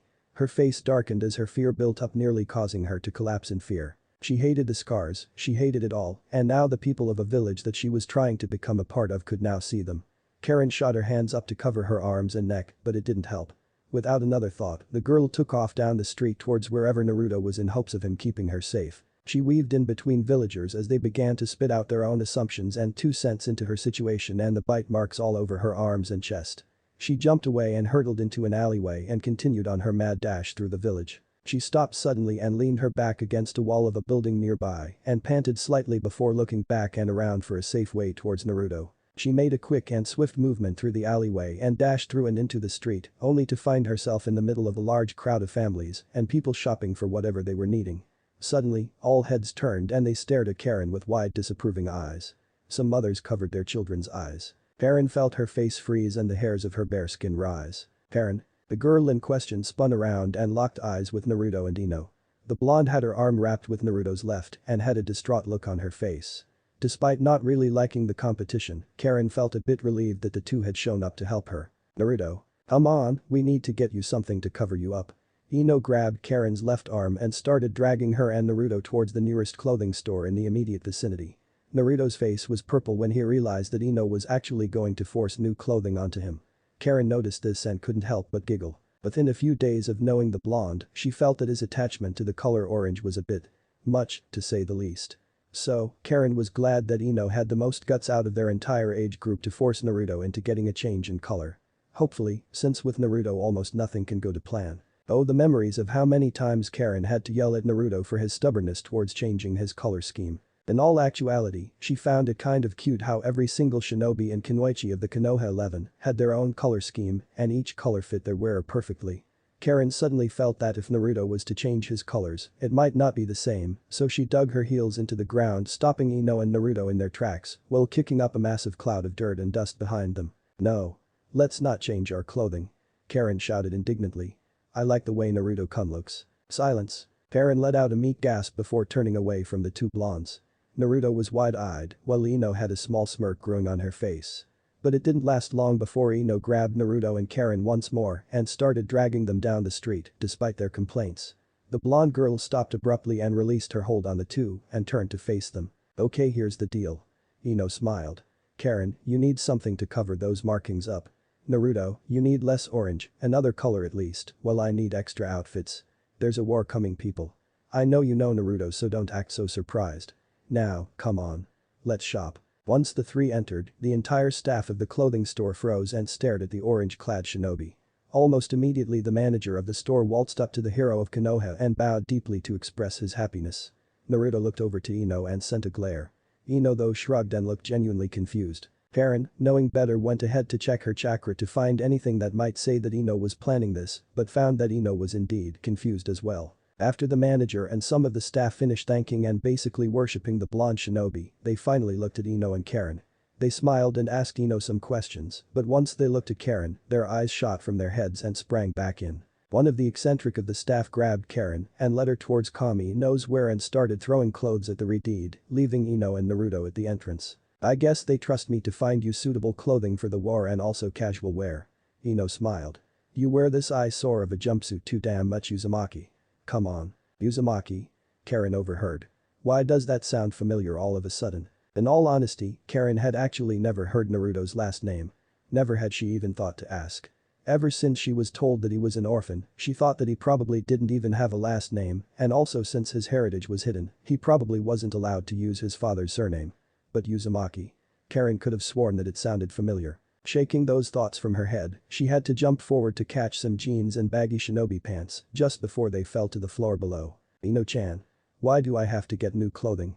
Naruto groaned as Ino threw some shinobi pants at him and a new shirt. There's really nothing wrong with what I'm wearing. Don't question me, Naruto-kun. I'm doing you a favor.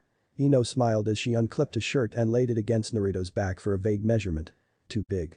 How about this one? Naruto sighed softly and held the growing bundle of clothing in his arms and stared aimlessly out the window of the store. Outside, people were walking with their families and friends, enjoying the heat of the Land of Fire's sun. Naruto grunted slightly when he realized that he needed to get some extra training in since there was indeed a war coming. Not completely mastering Sage Mode could end up a problem later on. He also felt that he needed to work on his Rasengan. There were so many Rasengan variants that could be made, and with the ones that he already has, it's only the tip of the iceberg. Perfect. Ino shouted, breaking Naruto from his thoughts. The blonde walked in front of Naruto and laid the shirt onto the bundle of clothes in Naruto's arms. Can you be a sweetheart and get a card? Naruto was about to reply, but held it in, knowing full well that women weren't ones to argue with, especially if they were anything like Sakura, Ino or Karin. Naruto wanted to fassip him when he realized that all three were almost exactly alike, except that they each had their own special skill sets. But one thing that Naruto really didn't like was the unbelievable strength that the three had when they were angry. The women in his life, he sighed. Page Bunshin no Jutsu. The smoke exploded and two Narutos were now standing side by side awaiting orders. You, get a cart. You carry this and put it in the cart and follow me once you're finished. Yes sir. The two clones saluted before taking off with the clothes. Ino, what's next? Naruto asked. Some new color scheme in mind. Of course. Ino smiled. Here, try this on. I thought that since your original Sage Haori got fucked up, you'd like a new one. Naruto held the new Haori with surprise. It was soft and smooth, almost as if it were made from air. The fabric was tough and seemed to hold chakra, even though it was just a minute amount.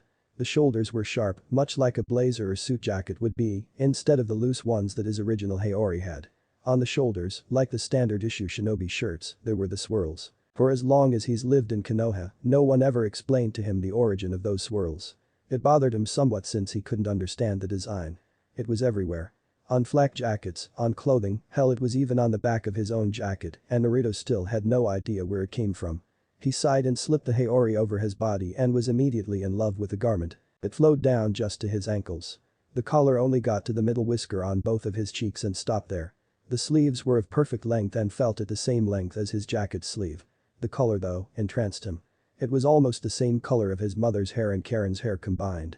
The shoulders were tight but felt strong and nice. The Haori, even though it had long sleeves, it didn't hinder his movement, if anything, he was more mobile. How, he didn't know. Ino smiled at Naruto for a bit before taking off towards the more shinobi-oriented section of the store, while leaving Naruto to gush over his new Haori. After a few minutes, Naruto realized that Ino was gone and he was standing in the middle of the store, staring at himself in a mirror while admiring his body and how good he looked. The blonde rubbed the back of his head sheepishly and coughed awkwardly before taking off through the store in search of Ino. 20 minutes later. Naruto now stood in front of the cashier with 3 carts worth of clothing for Ino and Karin, and a bit for himself. Karin and Ino were starry-eyed when they heard Naruto say that he was going to pay for everything. Looking back at his 2 female companions to make sure he doesn't see Gama-chan cry, he felt his sadness disappear. Ino stood with a pair of short shorts and a thin purple blouse. The colors accentuated her body and her skin tone, making her seem somewhat promiscuous for a lack of better words. Karin though, wore a thin long-sleeved jacket and a thin blue undershirt that filled out nicely, showing off her true chest size, making Naruto's face turn red, even though he'd already seen her. To be frank, Naruto was surprised that women like them would even be seen with him, hero or not. Even though he's already saved the village from catastrophe, he felt that he still wasn't worthy of any relationships. Come to think of it, Naruto didn't know what he was with Ino. The girl seemed to like him of course, but Karin also seemed to like him. Then he also had to deal with Hinata and Sakura. Naruto wanted to collapse and rub his head until all of his problems vanished. Looking away, he trailed his head upwards and stared at the ceiling. Naruto-sama. Naruto paid no heed and continued to stare aimlessly at the ceiling. Completely mesmerized by the patterns in the ceiling tiles, Naruto didn't even acknowledge the cashier. He simply kept his eyes glued to the ceiling. Naruto-kun. Ino tapped him in his shoulder. Still no response.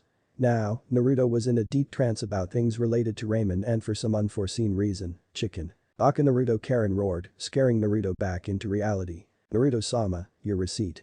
The cashier looked at the hero with a bewildered expression. Thank you for shopping. Ah, yes. Thank you.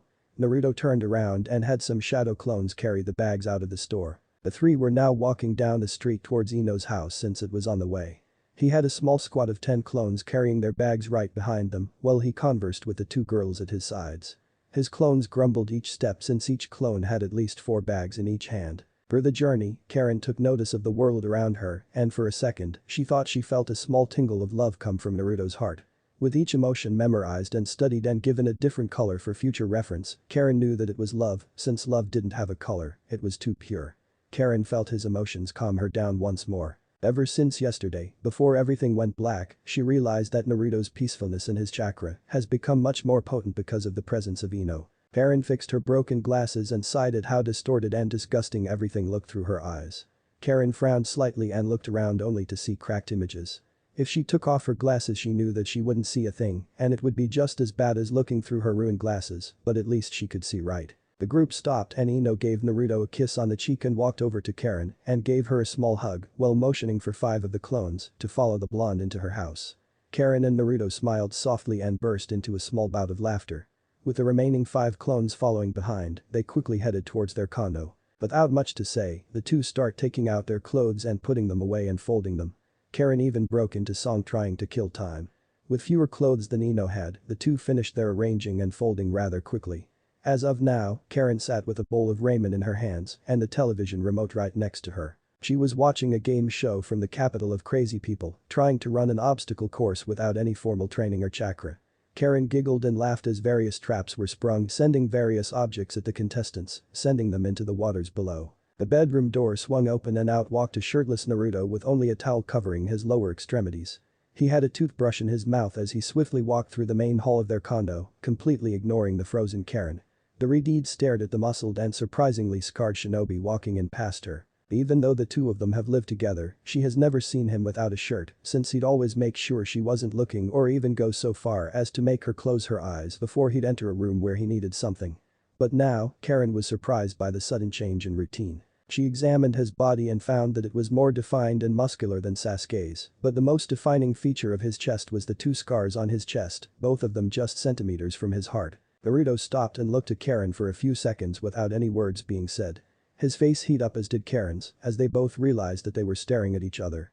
Karin was wearing some yoga pants that fit her form perfectly and a thin V-neck t-shirt that showed a bit too much cleavage, whereas Naruto had left a bit too much crack in the part of the towel that covered his manhood. Karin spit out her noodles and coughed slightly and shot her head to face the TV. Naruto hurried away and into the confines of his bedroom, which was actually Karin's. 2 hours and a half later. Karin sighed after realizing that Naruto was off training like he normally did at this time of day. She sat her bowl down onto the table in front of her and crossed her arms underneath her chest and grumbled silently. She pushed her ruined glasses up her face and looked around for something to keep her mind off of her lack of company. She looked at her watch and the clock on the wall. Hinata was off with her Hyuga problems and her team, so she was out of the question. Temari was always with Shikamaru, so no. Sakura was working at the hospital as always. Ino was working at her flower shop and Tenten was always with Niji. Karin grumbled and sunk her head into the couch and let out an exhausted sigh. But suddenly, the door sprung wide open and in walked Naruto with a bright smile on his face. Karin was about to say something, but Naruto placed a finger on her lips and lifted her from the couch and put her on his back. I'm not Naruto, but rather, I'm a clone. The Bunshin replied. Naruto is in the park with a surprise for you. Come on. Surprise. For me, Karin's eyes were wide with surprise. Hell, the getting a surprise was enough surprise in itself for the Redeed. What the hell are you planning, Naruto-kun? The clone charged from the room and jumped high into the sky, causing Karin's glasses to fly off of her face. In a moment of fear, she tightened her grip on the boy and held him as tightly as possible, in complete fear of a world that she couldn't see. Her arms tightened around the clone, making him laugh. He landed on the rooftop of a building and dashed off through over the passing civilians, making many of the older generation see small glimpses of Minato carrying Kushina through the skyline of Konoha. The flowing mane of beautiful red hair, being led by a head of golden locks, many people finally realized who Naruto's parents were. It wasn't that hard to tell, and in the world of shinobi, there's no such thing as coincidence. Karin kept her face buried deep into Naruto's back with her eyes shut tightly. But with a heavy thud, Karin realized that they had landed. The clone placed Karin down onto the ground, but instead of grass, she felt the softness of cloth. She opened her eyes, but quickly shut them, realizing that it wouldn't help her in any way whatsoever. Suddenly, there was a strange but smooth feeling wrapped around her head. There was a soft click and there was now weight on her face where her glasses would normally be. "Open your eyes, Karin." It was a soft, enchanting whisper that caused Karin's face to burn up. It was deep and soothing. It echoed through her bones and made her heart beat quicker. The bass reverberating through her body, causing her mind to get hazy. She was too afraid to open her eyes, but once she did, she felt her heart nearly stop. Above them was a cherry blossom tree. Its pink petals flittering below as the soft winds of Hai no Kuni began to flow through. Off to the horizon, it was the same coloration as their first conversation at Mount Mayaboku. The sky was painted in an amber glow with a bit of maroon dashed in. The sun itself was a blood red, almost as red as Karin's hair and eyes. But the colors. Oh, the colors. Never had she seen so many blend in together. But then, she realized that she was also no longer at ground level. She took a quick look around and realized that she and Naruto were at the top of the Hokage monument.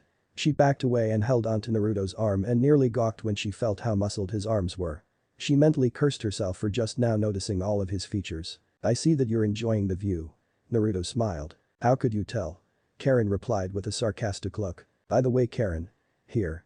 Look in the mirror." "But why okay?" Karin was silent. She was wearing a pair of black-rimmed glasses made from the same metal of kunai, and to be frank, it looked sexy and it made the crimson color of her eyes come out stronger and fiercer.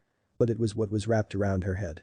It was a wreath made of the most beautiful flowers that she'd ever seen in her entire life.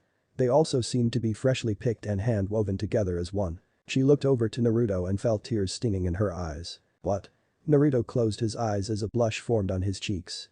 "I just thought that even though your personality is beautiful, why can't you look beautiful on the outside?" What?" Karin asked with wide eyes. "For the longest time since we've met, you've always put down your red hair and always called it ugly." Naruto held her arms tightly and smiled the foxiest smile he could muster. "I know I've said this before, but it's because of your red hair that I think you're beyond beautiful. Hell, let's be serious here, beyond gorgeous." Karin crashed her lips onto Naruto's and pushed him to the ground below. Tears were flowing down her cheeks as they continued. She kept her lips pressed against his, holding the embrace for as long as possible. The entire time, she felt the warning signs telling her to back off and release and let go and run away, but Karin willed herself to see it through to the end, to wait for Naruto to push her away. But then the blondes started kissing back. Chapter 5. Chunin exams. But then the blondes started kissing back. Suddenly the entire world sucked into a small hole in the middle of space, revealing it to only be nothing more than a daydream.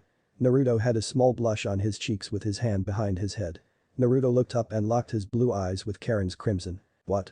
Naruto smiled with a sheepish expression. "I just thought that with your personality being beautiful on the inside, why can't you look beautiful on the outside as well? Not that I'm calling you ugly or anything." Karin tilted her head slightly. Naruto suddenly broke into an innate rambling with his fingers flittering and fritzing about with each one.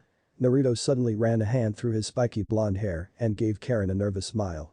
Karin felt like giggling but deigned from doing so, wanting to see where this goes. She smirked as she realized that what she saw was a complete fantasy. But then Naruto suddenly shot from his seat and grabbed her two arms and stared at her. What?" Karin's eyes were wide as she stared at Naruto. "For the longest time. You reminded me of someone close to me. So much so, that you even went as far as insulting your wonderful red hair." Naruto suddenly sifted a hand through her unkempt side of red hair. "To be frank, it pissed me off." "Huh?" Karin's eyebrow rose as she was about to hit him, but Naruto shushed her quite violently. The look on Naruto's face was so convincing, filled with so much love and caring. Even his chakra was sharing the sentiment. A small smirk grew on Naruto's face as he shut his eyes and looked down to the ground just for a bit before looking back up to Karin with fire burning in his eyes. "I know I've told you this before. But I think it's because of your red hair that you're more than beautiful. Hell, let's be serious, more than gore." Karin tackled the blonde with a great smile spread across her face. Her lips pressed hard against Naruto's, taking the air from his lungs and causing his cheeks to explode in heat like a raging volcano. The poor blonde was completely surprised. His eyes were as wide as the expanse of the stars above crimson sky above him. His heart was exploding and beating faster than Guy and Lee when they train. He didn't know what to do, but he could feel her lips on his own, and to tell the truth, despite knowing how gay it was to compare his kiss with Karin and the one he had with Sasuke, he had to say he liked feminine lips a hell of a lot better. So without much thought into it, Naruto pushed back and started pressing his lips against her while she leaned her head in an angle to get a better experience. Naruto's tongue suddenly brushed against Karin's own lips. Karin knew exactly what to do and allowed Naruto's tongue entrance, and within moments, their tongues were battling for dominance as Naruto slowly leaned Karin into the ground. But as the battle commenced, the sun continued to set and the land became cooler and the breezes of the mountains to the east came in, but neither seemed to care or notice. Uzumaki. Karin smiled softly as they continued kissing. Uzumaki. Karin. What are you going to name your daughter? The man asked from behind his face mask. All around him were other nurses and doctors it seemed. There were machines nearby with a soft dull beep. The walls were obviously white, but there was a grey tint to the entire image. The doctor and the nurses were built up around one single bed in the center of the room. The woman in question was holding a bundle with a cute girl with a tuft of red hair adorning her head. The woman was beautiful with wondrous curves and a head of brunette hair. She had a small smile on her face, but she looked sickly and weak. She was drenched in sweat and sat in a bed without a man next to her or in the waiting room for her. Karin. The woman smiled as she cooed at the young child. Is there a surname? The surname of the father? The man asked. Uzumaki. The woman quickly replied almost with pride beaming in her voice, but there was a small crack. Her father's last name is Uzumaki. Uzumaki Karin it is. Suddenly, the girl's eyes shot open and she pushed Naruto away from her as some seemingly forgotten memories shot through her hazy mind, completely ridding her of her previous feelings. Karin backed away as quickly as she could with near hyperventilation. She gripped her head as tightly as possible. Karin suddenly felt as if her world was crashing. She couldn't even make eye contact with Naruto. Hey Karin. What's wrong? Naruto moved closer with a worried expression on his face. Did I do something wrong? And no. Karin sighed out. It's not you. It's something that just came to my mind. What do you mean? It's almost as if someone hid this memory from me. Karin sighed. I am in Uzumaki. Naruto's eyes went wide and his jaw unhinged itself just as his chin smacked the ground. Naruto struggled to process the information, but simply collapsed next to Karin and stared at the last bits of sunlight coming from the west just before the red sun disappeared below the horizon. The two were silent as the awkwardness became palpable, almost gaining an actual physical form. Naruto felt his body shaking in the sudden realization that he had just made out with one of his family members, despite not knowing how close they were or how distant. Karin was faring no different. Her heart was raging and her cheeks were roaring with heat.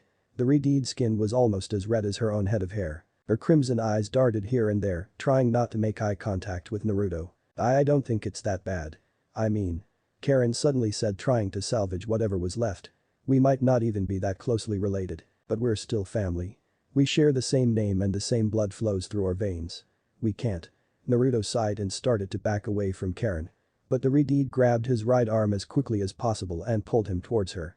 Naruto looked at her with wide eyes, half expecting her to be disgusted or just any disappointed look instead of the one that she currently had. It was almost as if she was hurt that he would say something like that, but come to think of it, Naruto finally realized that it sounded like he was trying to push her away. Wait. Karin held his arm tightly. And Naruto. Kun. I really like you though. And so what if we have the same last name? It happens all the time, right? Karin, but. Hypothetically speaking, we do get together, then what? What do I do about Inoha or Sakura, hell, Hinata too? Naruto asked. Not to mention that I still have to kill that bastard Sasuke and a damn war that I have to fight. Karin still held Naruto's arm and continued to stare at him, not once breaking her crimson gaze. Naruto suddenly realized that Karin was using chakra to hold him in place. Karin though, had no idea. She continued to stare at the blonde idiot but then started seeing strange images as the chakra she was using started to build up in her head. Karin? Naruto asked with a worried expression. He looked definitely older with a broader face and stronger jawline. His hair though looked a lot like his father's. But one thing stayed the same and it was his beautiful cerulean eyes. Karin felt her heart skip a beat when Naruto smiled at her, especially with that cute confused look the Uzumaki had. What did you want to tell me? Naruto tilted his head slightly causing his bangs to flow down and around his face and neck. Karin didn't know how to respond to the blonde-haired boy. She turned and faced the newly built village whilst biting upon her fingernails. Karin stopped just at the edge with Naruto on his feet, now ready to catch her should she fall off. I'm pregnant. Karin replied meekly. The world began to shrink and bend. Karin's crimson eyes widened and she quickly released her grip on Naruto's arm just before taking off through the darkness to get away from Naruto as fast as she could. Karin. Wait. Naruto dashed after her and quickly caught up with the red-dyed. She was standing underneath a light post with a blank look on her face. Her wreath made of flowers still on her head and her metal-framed glasses were fit snugly on the bridge of her nose and around the ears. Her breathing was heavy and slow. She shut her eyes just as she sensed Naruto's chakra coming closer with each passing second. She turned and looked to see Naruto looking at her with a caring expression. Her heart was exploding at this point, but there was something bugging her. Where were these visions, if you can call them that, coming from? But Naruto suddenly grabbed her arms once more and began to lean in with a big smile on his face. Karin didn't know what to do but lean in as well. Their kiss was short and sweet with Karin losing her confusion and discomfort, but then there was a coming vision heading into her clouded mind, but she willed the thoughts from her mind. She stared off into Naruto's cerulean eyes and gave the blonde boy a small smile. Hey. Naruto-kun. Remember that deal with me becoming a shinobi of Konoha? Karin asked. Why yeah, what about it?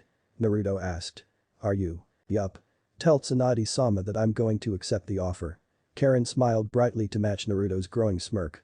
Naruto quickly grabbed the girl for a tight hug and held her tightly. Let's do this. A few days later. After spending some time traversing the raging sea of sand that consumed the land of wind, the Konoha delegation made it to Sunagakure. There were 18 teams that were vying for Chunin promotion, with Naruto and Karin being the only duo with Kakashi as their sensei. For the journey, Karin was bugged with date proposals and even some of the kunoichi, trying to get a peek at what's underneath Karin's clothes. Naruto though, through the 3 days of traveling, was training on gathering Senjutsu chakra while he moved, knowing for a fact that using Senjutsu would be a great factor of victory in the coming war. Not only that, but he was teaching Karin about her newfound ability with the mind's eye of the Kagura. Apparently, because of her Uzumaki blood, the Kagura Shingon was expanded and soon enough, it was able to see more than just chakra signatures. By reading the chakra and the emotions being portrayed and the fluctuations of the chakra, she was able to start seeing visions of the future, whether just a few minutes or even a few years. Because she needed to read chakra, she could even read your past and see into it by following the chakra residue that every shinobi and kunoichi leaves behind, unknowingly of course. All of this was unlocked by the realization of her true potential as an Uzumaki with special chakra. But their abilities aside, Naruto and Karin and Ino had a confusing relationship of sorts, if you could even call it that. Karin wanted Naruto and Ino wanted Naruto, but Naruto didn't know who to choose, since he really liked the both of them, but Sakura was still in the picture as was Hinata, though Hinata chose to be on the sidelines and watch the other competitors for Naruto's heart battle it out. Sakura though, had no idea that Ino had been dating Naruto, or that Karin was too, sort of. The blonde had it good in the eyes of many shinobi of Konoha. They were jealous of his chick magnet status and wanted to become almost exactly like him.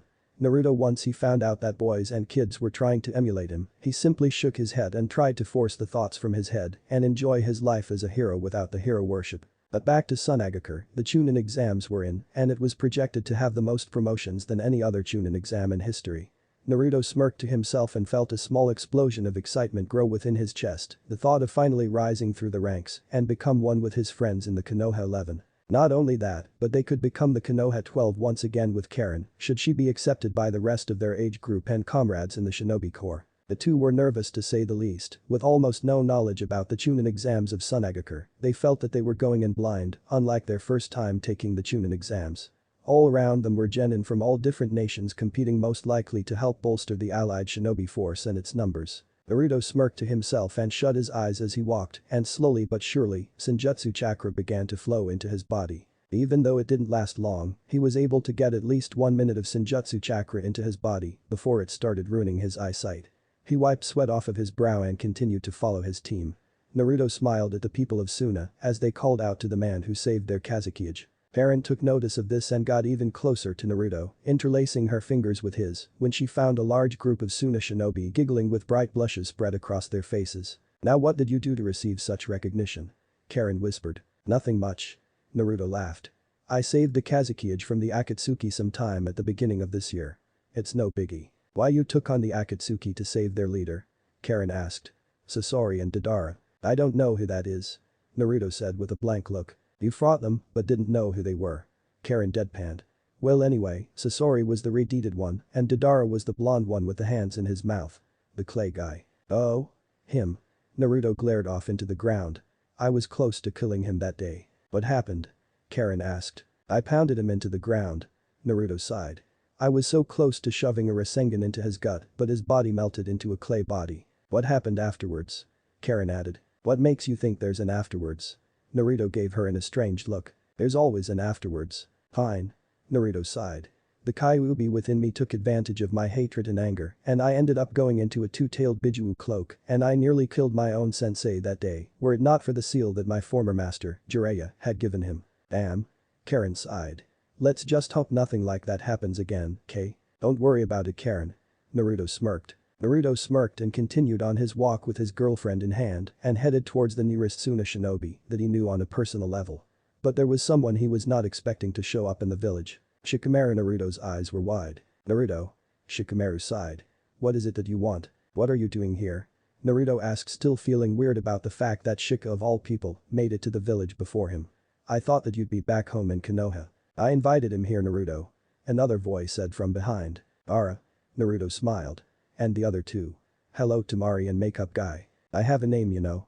Kankuro spat. Yeah. Naruto smiled and grabbed Gaara in for a tight hug. Naruto. Go to the academy with your team. There will be Jounin waiting there to get you processed into the exams. Gaara then turned and left the street before any of the civilians could notice that their leader was standing amongst them. Naruto shrugged and grabbed Karin and began to jog down the street towards the academy, at least where he thought it was. All the while, Karin was blushing wildly as civilians and other shinobi stared at them with smiles and giggles. Karin had never felt like this before, so appreciated. Naruto turned his head to her and continued to smile and stopped just as they came up to a large building made from sandstone and rock. There was a massive congregation of shinobi from all over the shinobi nations, with shinobi from Iwa and Kumo being among the most numerous. They looked at Naruto, and some even felt a little repulsed by the Konoha shinobi, but Naruto paid no heed to their looks, almost as if he was once again back to his oblivious self that he always is. Whilst Naruto made no action to signify that he noticed their looks, Karin sure did. And to be frank, it pissed her off just a tad bit. She didn't know what the deal was with these snot-nosed genin, despite them being about their age as well. She looked to see Naruto still smiling that goofy foxy smile and walking past the people with his fingers still interlaced with hers. Karin felt that the stares were too much and pulled Naruto towards her as quickly as possible and held him close to her. What are you doing looking like a careless idiot? Karin asked. I don't know what you're talking about, Karin-chan. Naruto smiled. I'm just being me, you know. I can barely hold in my excitement for the retake of the Chunin exams. Why are you so full of energy? Karin laughed.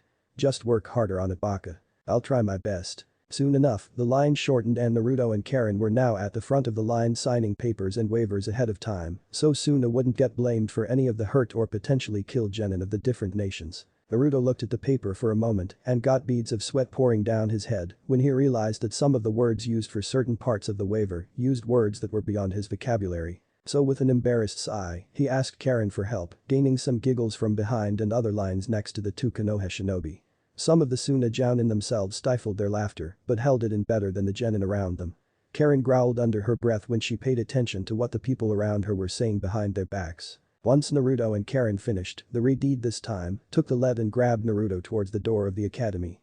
But within a few seconds, they were stopped by a Jounin. The Jounin shook his head and pointed at a sign hanging on the door they were heading for. Exit only. Karin felt her body turn cold with embarrassment and soon enough, many of the less mature genin burst into laughter. Karin gritted her teeth and clenched her fists, digging her fingernails into Naruto's hand. The blonde fell to his knees and tried to break his hand free from her vice-like death grip, to no avail. Her chakra darkened and her glasses became drowned out in lens flare from the sun above. She released Naruto from her grip and began to walk through the crowd, with Naruto following behind towards the door that said entrance. Naruto jogged up to her and wrapped his arm around her waist and led her within the building, trying his hardest to keep her from lashing out on anyone. Karin was grumbling to herself, making Naruto realize that she was having one of those moments. Come on, Karin. I think it would be in our best interests if you calm down just a bit. Naruto whispered quietly, almost like he was pleading. Do I look like I need to calm down? Karin asked in an eerily calm voice. Look at me. Do I need to, Naruto-kun? Now Naruto was nervous. He didn't like the sound of that voice, nor the smile that she was putting on. He shivered involuntarily and started backing away, waving his hands in a defensive manner. Karin, though, relented her gaze and looked onward to continue walking towards the testing hall. She closed her eyes and followed the source of the chakra signatures. She sighed and looked back to see Naruto with his hands in his pockets with his eyes staring at her back. Karin tilted her head but then realized that something was up with Naruto. He was blushing and his eyes, when the two made eye contact, darted away from her and his face blushed harder. She could sense his sudden discomfort and he slowed his walking pace while the speed of his heart and emotions were going the speed of light. What the hell is he looking at? Karin followed his eyes and noticed something. His eyes were fixated on her red hair. Well then. Karin blushed a little harder and turned her head around and started to smile softly. She could sense his happiness, but shook it from her thoughts and continued to follow the trail of chakra signatures leading into a room filled with shinobi and kunoichi. After a few rights and lefts and even a few complete rotations of the entire floor, Karin and Naruto made it to the first room and they were surprised with the amount. Naruto surmised that there were at least 2 times as many participants than the Chunin exams a few years prior. Naruto felt his heartbeat heavier but eased when he saw the Konohamaru Corps laughing with some genin squad from Suna that was about the same age as Konohamaru. "So what's the plan, oh great hero of the leaf?" Karin asked. "Don't ask me. I failed the Chunin exams that first time." Naruto sighed. "I don't know what to do. To tell you the truth, I didn't even know what I was doing the first time. I damn well don't know what I'm doing right now." "You're impossible." Karin laughed. "I just hope that our proctor is just as easy as the one in Konoha." "Easy?" Naruto asked incredulously. "I was about to piss myself that day. If I remember correctly, you were the one that got everyone to keep their wits." Karin smiled. "Well, I thought it was cool." Naruto huffed. "Alright everyone. The first stage of the Chunin exams will begin momentarily." A voice came from the front of the class. "Thank Kami that there isn't anything wrong so far with this Chunin exam."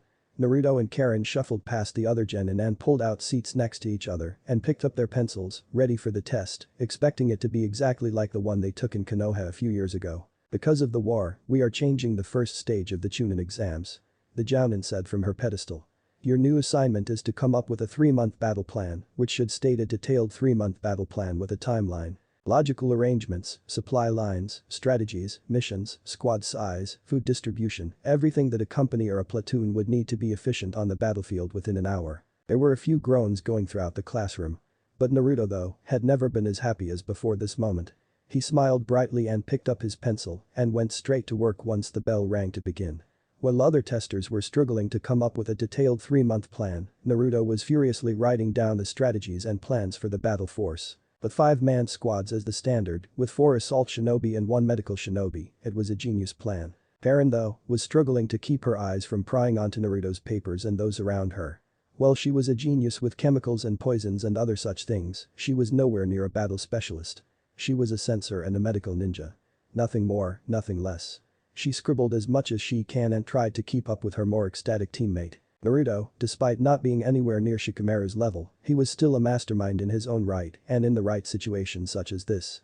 He continued to write as other testers were going crazy with their brains and some even went so far as to fall asleep and others even chose to leave the classroom to call it quits. Naruto didn't see what the problem was but then quickly realized that this was just a bunch of genin in this room trying to come up with strategies on the fly. Naruto grew a smirk but continued to write, finishing up the 2nd month of his plan and moving on to the more important parts of his battle plan that required more important game pieces.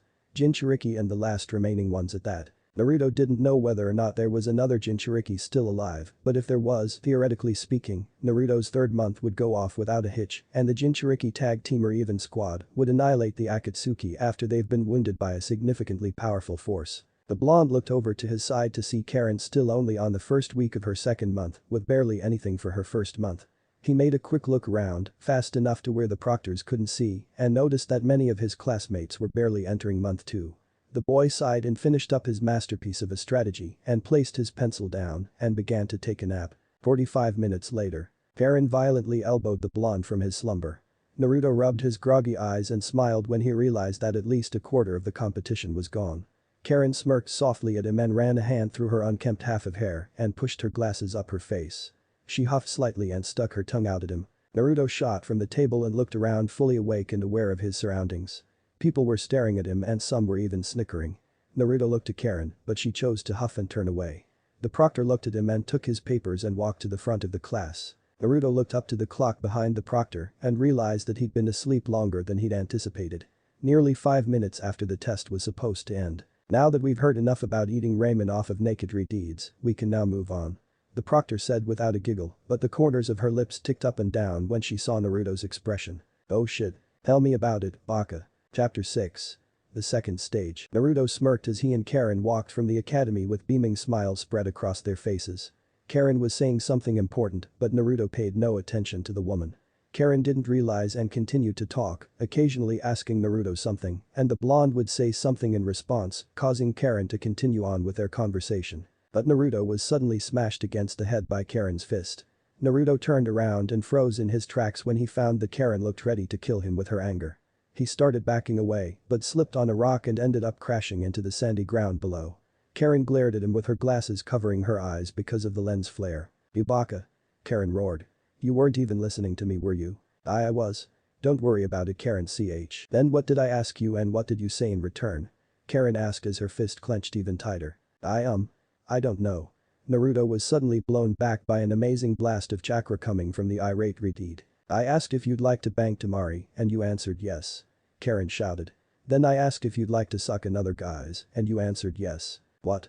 Naruto turned red from embarrassment. "Are you sure I answered yes?" "Oh, shut up." Karin growled. "I hate you so much." Karin crossed her arms over her chest and walked ahead of the Uzumaki. Naruto laughed softly and rubbed the back of his head and took off for his woman. Naruto wrapped his arm around her waist, but the woman quickly elbowed him in his gut, causing him to hunch over and hurl on the ground below. People groaned in pain when the elbow made contact, while others shot from their seats to help the hero of Konoha. Naruto was helped from the dirt path and patted down by Kunoichi from the different villages. Karin saw this and stomped right back to her blonde man and slapped him upside his head and dragged him away from the mob of Kunoichi. Most of which were quite beautiful. Naruto was sweating bullets more than what he should, but he didn't say a thing, knowing that if the wrong thing was said, he would receive another well-deserved punch across the face. Soon enough, they reached the destination of the second stage of the Chunin exams. In front of them was a great gate with massive walls to match its size. The flags of Sunagakur were draped over the side, waving in the warm desert wind. But beyond the wall and even over the top, small wisps of sand and sand clouds were seen waving around. If one were to put their ear against the gate, they could hear rushing and crashing sand and other non-desirable creatures going about through the sand dunes. Karin sensed a mass multitude of creatures ranging from large to gigantic. His skin went cold when she sensed desert spiders of massive size and even desert scorpions. She shivered greatly, getting Naruto's attention. The boy quickly looked her way and wrapped his arm around her protectively. "What's wrong?" Naruto asked softly. There are scorpions, spiders, desert snakes, the whole shebang." Tamari laughed. "This is the second stage of the Chunin exams. I am Sabaku no Tamari and I am the proctor for this exam." A few genin shivered slightly at the mention of such insects and creatures living behind the walls. Naruto felt his own skin turn cold and even felt his bowels want to release from the mere thought of scorpions. But then again, he knew that they wouldn't be a challenge for his awesomeness. "So here is your mission, survive and fight your way through 100 miles of desert, infested with animals and insects that have evolved to kill shinobi and kunoichi alike, to deliver 4 scrolls to checkpoints dotted around the area. The checkpoints are in 25-mile intervals. Surprise, surprise, you only get 1 scroll each team, so figure out how to get the rest, it really shouldn't be that hard to figure out. By the way, a small hint, killing is allowed." If it weren't for the raging sands behind Tamari, one could hear a pin drop a mile away. The air turned cold all of a sudden, and teams looked at one another nervously and with wary eyes. Each team examining each other, looking for the weakest teams to pick off first. Naruto narrowed his eyes at the teams from Iwa and Kumo, while Karin started sensing people's chakra signatures and their emotions, trying to get a good idea of the weakest teams that made it to the second stage. "Get to your gates." Tamari shouted. "You have 3 days to make it to the final checkpoint. Get ready." Naruto and Karin sped off to their gate and stood steady. Naruto already gathering Senjutsu chakra into his body. Karin shut her eyes and channeled a small, untraceable amount of chakra to work as sonar. Within a second, she was able to pinpoint 5 teams in their immediate vicinity. 3 of which were weaklings from Kiri. "Begin." Without a second thought, all teams shot forward into the walled desert. Karin ran ahead of Naruto and jumped into the air. Naruto ran ahead and Karin landed on his back with her hands in a tiger hand seal. Naruto continued running and now, he was in sage mode. He was able to sense already 10 teams have been defeated by animals and 2 have already fallen prey to an Iwa team. "Naruto. To your right." Karin shouted. Suddenly, a barrage of kunai and shuriken shot towards the blonde Uzumaki. With a quick movement of his wrist, he drew out a kunai and blocked a great deal of the projectiles and narrowed his eyes at his assailant. They were 2 Kumo teams with the same thought of defeating the hero of Konoha, not that they even knew who he was. The first charged for Naruto without checking his surroundings, but Karin jumped in and kicked the shinobi in his gut before bashing her elbow into the shinobi's back. She kicked off of his fallen body and with an even quicker motion, she managed to even swipe their scroll in the confrontation. She smirked a little and ran away before jumping onto Naruto's back. The Kumo shinobi charged after the 2 Uzumaki, but they were stopped when an Adama Rasengan smashed into the desert surface, throwing up sand and dirt, covering Naruto's and Karin's escape. Once the dirt cloud dissipated, all that was left though were 2 clones of Naruto. They smirked before dispelling. A few yards away, Naruto was running full speed with now 2 scrolls in his possession. He smirked and jumped up using senjutsu to increase the strength in his jump. Around the 2 shinobi, they looked down to see giant creatures jumping from the sand and taking out entire teams with single swipes. When they landed right in the path of a rising scorpion. Its black exoskeleton made Naruto's skin freeze in fear, but Karin wasn't faring any better. Naruto though, quickly snapped from his stupor and charged forward with a Rasengan in his palm. The scorpion snarled at the Uzumaki. Naruto shook his head and slammed the Rasengan into the scorpion, shooting it a good 20 feet just before it dug its stinger into the sandy surface and spun it back around. It landed all 8 of its feet onto the sand just before it charged at the Uzumaki. It's coming. Karin howled. I know that. 3 Naruto clones popped into existence and the 3 clones started forming a Rasen Shuriken. The scorpion closed the distance too fast and dispelled the 3 clones with a single swipe of its stinger. Naruto jumped back and tightened his hold on Karin as he struggled to keep free from the range of the apparent extending stinger. We have to get around this thing. Naruto shouted over the clicking and crackling of the insect. The scorpion shot its stinger down towards the Uzumaki, but Naruto jumped away and formed another 3 clones that grabbed the stinger and lifted the scorpion from the ground and slammed it into the sand using the amazing strength that senjutsu provides. The clones jumped onto the underbelly of the scorpion and used the frog slap, bashing the thin, unprotected underbelly of the beast, repeatedly. But as they continued, one of the clones put too much chakra into the attack and burst the scorpion in all directions, spraying the sands with its insides and entrails. But from the blood and flesh, spraying from the now empty husk of a scorpion, a team of partially digested shinobi from Kiri flowed out with 3 scrolls clutched tightly in their hands. Naruto looked up to the sky and let out a quick whistle. He smirked. There must really be a kami. Whatever. Just get the scrolls. Karin jumped off of Naruto's back and sifted through the bodies and grabbed the scrolls. She wiped them clean of stomach juice and read that the 3 scrolls had numbers on them, 1 to 3 in consecutive order. She looked to Naruto and asked for the scroll. It seems that we have 2 number 1 scrolls. Let's keep them both. We can use them as a bargaining chip with other teams that have the scroll we need. Naruto quickly said with a smirk. If they don't have the scroll we need, we could always farm for more and beat them down. Oh Naruto. You're getting pretty violent. Karin smiled and climbed back onto Naruto's back. I can sense the first checkpoint to the northeast. Got it. Naruto charged through the sands, kicking up a massive cloud right behind them. He smirked at how easy this Chunin exam was. Already he was able to piece together the meaning of the tests. While the first was quite obvious, he was now able to see what the second test would bring out. It was a trial to see what shinobi would be willing to make it in the messenger corps. He remembered reading about them with Karin one day and found that it was probably the second most dangerous position to be in, other than a vanguard shinobi. If one could survive running through a desert and deliver the correct scrolls to the correct checkpoint, then they were good enough to continue on through to the final stage. They were good enough to be in the messenger corps. The 2 continued on their journey towards the checkpoint without much interaction with the other teams, which went well into the 100. But with the first checkpoint closing in with just a few hundred yards to go, a massive heat wave shot down upon them, slowing the Uzumaki down.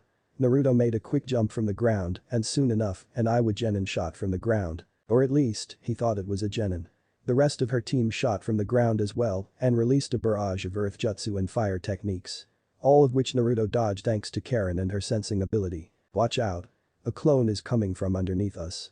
Karin called out. Suddenly, a clone of the Kunoichi of the team shot from the ground and she barely missed Naruto's chin. The clone spun in midair and hurled kunai at Naruto and Karin as she spun. Naruto jumped back and dropped Karin and drew out his own kunai and started deflecting the attacks. But because of this, he wasn't thinking and ended up leaving Karin unattended for. Once the Kunoichi from Iwa stopped her spinning, she sped through a quick hand seal pattern and shot out a massive stream of water and blew Naruto back with a force equal to getting kicked in the chest by a raging horse. Naruto struggled to get back to his feet. Soon enough, the same Kunoichi was flying through the air with her fist exploding with chakra. Oh, fuck. Naruto quickly rolled over and hurled a few shuriken and kunai in a failed attempt to stop her, but her chakra deflected the attacks. The girl slammed into the sand, launching a massive storm of sand and dirt in all directions, and even managed to blow Naruto away even further. He struggled to push through the sand, but in the end, the sand was blown away by the winds of the desert. Karin. Naruto cried out. Where are you? Naruto dashed through the sands and crawled through the dunes, wondering where the girl was. It didn't take long, but Karin was lying on the ground with a massive gash across her abdomen. Karin was slowly healing herself, but the Iwa shinobi were in front of her with their weapons drawn. The 4 scrolls were askew behind Karin. They seem to have the same scrolls that we do. The lead Kunoichi sighed. I guess we should keep them. "What do we do with the girl?" one of her teammates asked. "Do what you want." Naruto shot through the sand and lodged his foot into the larger of the three, forcing the boy into the sand. The blonde quickly spun around and dug his fist into the chin of the other, knocking that boy from his sandals.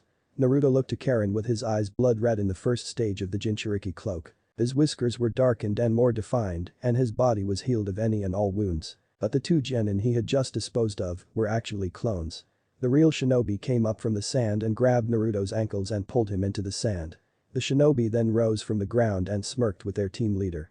The Iwa shinobi were about to continue what they were doing until Naruto spoke up. "What is your name?" Naruto asked. His eyes were shut to the world. Naruto's whiskers reverted back to normal, but something strange was happening with his eyelids. "Kuretsuchi. Well. Kuretsuchi. I'm Uzumaki Naruto. Sage of Konoha." Naruto raised his arms, blowing back almost 1,000 pounds of sand and forcing himself from the sand. Kuretsuchi's eyes shot wide open as she and her team were blasted away from the two Uzumaki. Before Karin and the scrolls could get swallowed by the sand, Naruto jumped back and grabbed the girl and the scrolls with a quick movement. The clone popped next to them and hurled Naruto into the sky and out of the pit hole. They spun through the air as Naruto grabbed Karin closer to him. He took the now floating scrolls and quickly slid them into Karin's shirt without her noticing. He knew it was a bit dirty, but if it was to mean their survival, he was going to do whatever it took. They spun once more as they tilted towards the ground, and Naruto pushed her away and grabbed her once more, wrapping her arms and legs around him just before he hit the ground below. The impact threw up a perfect cover of sand and dirt. Karin was starting to breathe hard as the wound continued to bleed. Naruto didn't even need to look back. He simply charged off through the sand cloud and into the desert around them. He jumped into the stones protruding from the sand and started skipping along, all the while feeling Karin's breath get heavier. It seems that Karin was having trouble healing her wound. Naruto wanted to set her down, but he knew that those Iwa shinobi were probably on his tail. Of course though, like almost always, Naruto jinxed himself the moment the thought was made. The three Iwa shinobi pushed themselves from the sand and immediately followed after the Uzumaki. Naruto felt his body run cold when he realized that he'd basically run into a path for them to take him and his girlfriend, kill them, and take their scrolls. Kuretsuchi sped through a quick hand seal pattern and shouted out a jutsu that Naruto deigned from hearing, and soon enough, a barrage of quicklime bullets shot forward, grazing a couple hairs off of Naruto's head. He spun around and formed three clones to deal with the Iwa shinobi. The three clones shot off towards Kuretsuchi and her teammates. The lead clone jumped and kicked for Kuretsuchi, but she quickly caught the attack and hurled him to her right, causing him to bump into another clone, dispelling the two of them, leaving the final clone to Akatsuchi. Kuretsuchi nodded her head and took off with her other teammate and gave chase to the retreating Uzumaki from Konoha. The black-haired girl shook her head and nodded at her teammate. The boy sped through a quick hand seal pattern and shot forward a steady stream of fire, which quickly exploded into a massive dragon that sped forward on a warpath to incinerate Naruto and Karin. "Then Naruto," Karin whispered. "My wound. It's festering. All of the sand and dirt." "Don't speak, Karin," Naruto said back with a frown on his face. "It'll only make things worse. I'll get us to the checkpoint and there might be help." "Boy, Kyuubi," Naruto suddenly said. "What do you want, Gaki?" The Kyuubi replied. "As you can most likely see, I'm taking a nice nap. Give Karin some of your chakra," Naruto stated. "She needs it to stay conscious." "Now why would I give chakra to another Uzumaki?" the Kyuubi taunted. "Damn you, Kyuubi," Naruto shouted. "Fine, if not for me, then do it for you. How does saving her help me?" The nine-tailed fox fought hard not to laugh at the notion. "Without her, I'll most likely die here, and if I die, so do you," Naruto replied with a stern voice. The Kyuubi was about to start laughing, but he quickly resigned the thought, knowing that the boy was right. With a begrudging sigh, the Kyuubi let out a smirk. "You humans are annoying." The Kyuubi laid his head back down onto his paws and shut his eyes for just a moment. Naruto was about to say something, but the Kyuubi's chakra shot from the cage and entered Naruto's body, but just as it entered, it disappeared, almost as if it was being funneled off somewhere else. The Kyuubi smirked once more. "Get out of here and let me sleep, Gaki." Back in the real world, Naruto came to reality and turned to see Karin's eyes a darker crimson than before and with a slitted pupil in the center of her irides. Her fingernails were extended and small whisker marks were formed on her cheeks. She looked to Naruto with a surprised look on her face, but didn't say anything. Instead, she channeled chakra and her wounds healed immediately, and her range of sensing was increased tenfold. "Naruto, keep running. The checkpoint is just 50 yards away. We're very close," Karin shouted out while grabbing some kunai and hurling them back at the Iwa shinobi chasing after them. "I'll hold them off alright. Let's go." Naruto channeled chakra to his legs and took off running, trying his hardest to make it to the checkpoint. From what he was able to discern from the vicious attacks that the Iwa team was giving them, the checkpoints are safe zones. Naruto, jump. Karin suddenly screamed. Jump now. Naruto didn't question her and jumped as high as he could. As he jumped though, he could feel his senjutsu chakra leaving his body once more. He looked down to see the largest snake he'd ever seen in his life. Easily twice as large as the purple snake that Orochimaru used all those years ago. It was covered in sand, and its body was obviously shedding. The three Iwa shinobi down below froze in their tracks, but unlike what Naruto knew that most of his friends would do, the Iwa shinobi jumped back and started hurling ninjutsu and weapons at the snake in quick succession. It didn't take long, but they quickly realized that long range wasn't going to cut it. Kuretsuchi charged forward with chakra building up in her fist and smashed it into the snake's face, forcing at least a fourth of it back into the sand. She landed on the ground and sped through another pattern of hand seals. Mutin. Sakejim no Jutsu. Kuretsuchi spit a massive blast of quicklime, quickly mixing into the face of the snake, forming a mold around it. She went through another, just as quick, hand seal pattern and shot another blast of water, much like the one she used to blow Naruto back not too long ago. The combination of the two jutsu brought the snake curling down to the ground, but it did not stop the snake. Kuretsuchi landed on the ground with fear crawling up and down her spine. She sped through another quick hand seal pattern. She took a deep breath and spit forward a ball of fire that was equal to Sasuke's use. The snake didn't falter though, in fact, it was practically unscathed. The quicklime started crumbling and falling off of the snake's face. Naruto and Karin landed just a few feet away from the backside of the snake. Naruto looked to Karin and was wondering if he should help them. Karin, even though the thought wasn't said out loud, she knew what Naruto was about to do. But before she could hold him back, Naruto was already halfway up the snake's spine and nearing the top of its head. God damn him. Karin let out an exasperated sigh. Naruto. Be careful. From what I can tell, its scales are strengthened with chakra. And lots of it. Naruto grunted when he heard what she had just said. For years he's been punching through things, blasting through things and Rasengan-ing through things that have been strengthened with chakra. First Haku's mirrors, then the sand armor of Gaara, then Gaara himself, then on and on. Naruto smirked and knew deep down inside that this snake was going to be of no problem. He jumped onto its head and raised his hand with a Rasengan spiraling violently. He let out a loud battle cry and slammed the attack into the snake's bare and unprotected head, forcing the beast into the ground, faster than the speed of light. Naruto landed next to Kuretsuchi and drew out a kunai whilst drawing onto Senjutsu chakra. Kuretsuchi was quite terrified of Naruto's power. Soon enough, Karin dropped next to them and placed her hands on Kuretsuchi's shoulder and began to heal her wounds. Hold still. Karin replied. Naruto, what did you do? It looks like nothing changed. I had a quick theory about those chakra-enhanced scales. Naruto said. If I were to dispel my Rasengan at the moment of impact, instead of drilling it into the scales, which would most likely deflect the attack, the chakra from the Rasengan would lose the gravity holding it together and spiral off in different directions, causing the chakra within each individual scale within the spread radius to fluctuate, weakening the flow of chakra to the protective shield of the snake's cranium. So in other words. Karin started smirking. I've given it the headache of a lifetime. Naruto smiled. Kuretsuchi-san. Do you think you can help me bust this snake's skull right open? Gladly. Kuretsuchi jumped forward just as Naruto did. The snake saw this though and lunged forward with its head and dug into the ground below, kicking up sand and injuring Akatsuchi and almost killing their other teammate. Naruto and Kuretsuchi landed on the back of the snake's neck and charged up with their best attacks, blaring wielding in their hands. With Kuretsuchi having a fist made from earth and Naruto having two clones behind him helping him make his Rasen Shuriken. The two jumped up into the air and first went Kuretsuchi with her slamming the rock fist of hers into the snake's dented cranium, causing the scales to shoot off, cracking a great deal of the skull itself, revealing the targeted area. Naruto's clones popped away leaving him in the air as he got ready to hurl his Rasen Shuriken into the brain of the blasted snake. Fuetin. Rasen Shuriken. Naruto bent forward and hurled the monstrosity of a jutsu forward, just as Kuretsuchi made a jump off of the doomed snake's head. The Rasen Shuriken sliced through the air and dug deeply into the open head of the snake, slicing, tearing and mauling the beast. Naruto narrowed his eyes and soon enough, the Rasen Shuriken exploded, engulfing the entire head of the snake, tearing it apart and lodging small chakra spikes into its face, skull and any other part connected to its head. Naruto landed not too far away and popped his neck before walking up to the group of fellow shinobi. Karin was struggling to keep Akatsuchi's bleeding at a minimum. She pumped as much of her chakra as she could and she was still in the Kyuubified state. She narrowed her eyes and started channeling in the Kyuubi's chakra, strengthening her skills and her powers. Within moments though, Akatsuchi's bleeding stopped but the damage to his body was still on the inside. It's poison. Karin stated after running her hand over Akatsuchi's body. I don't know how to stop it without the correct antidote. Karin, Naruto said suddenly. You know what you have to do. Remember what you've told me about your powers. But you said. I'm saying do it now. We have to help him. Naruto said with a calm look. Understood Naruto-kun. Karin rolled up her sleeve and held out her arm. Bite my arm. What are you minions doing? Kuretsuchi growled. What? Be quiet and watch.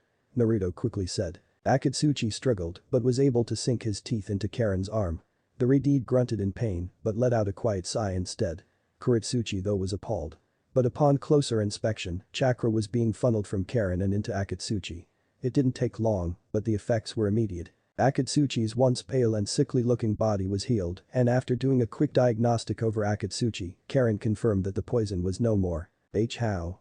Kuretsuchi's eyes were wide with fright. Who are you two? That is of no concern right now. Naruto grabbed Karin and hoisted her onto his back right before taking off in the direction Karin pointed. Karin smiled softly and rested her chin on Naruto's shoulder and let her hair run free in the desert wind. Naruto was strong and held her tightly against his back, making sure that she would fall off. The day was already at midday, and he wasn't looking forward to having a schedule of 1 checkpoint per day, with 4 for 3. He shook his head and continued to run taking orders from the girl he was carrying. She wasn't heavy, nor was she a feather, but Naruto was thinking about complaining to the girl about why he has to carry her. Then again, if he did ask, Karin would probably smack him against his head or call him lazy, or something to some other effect of endearing insults. Karin tightened her hold on him and felt a big smile grow on her face. The longer she stayed with Naruto, the more distinguished his chakra became to her. So far, she was able to capture and memorize 10 different moods from the boy just by reading his chakra. As of now, it was gray-green, meaning he was thinking hard and was bound to say something insulting to someone. Since she was the only person there, she knew that he was going to complain about him carrying her. She did try and tell him that she could run on her own. Damned blonde trying to be chivalrous. Karin struggled to keep her giggles in. She looked up though when she sensed a checkpoint nearby, just a few feet away from where they were currently. Naruto, we're here. Karin said. Where? Naruto asked. There's nothing here. Wait. Ninjutsu? Karin said.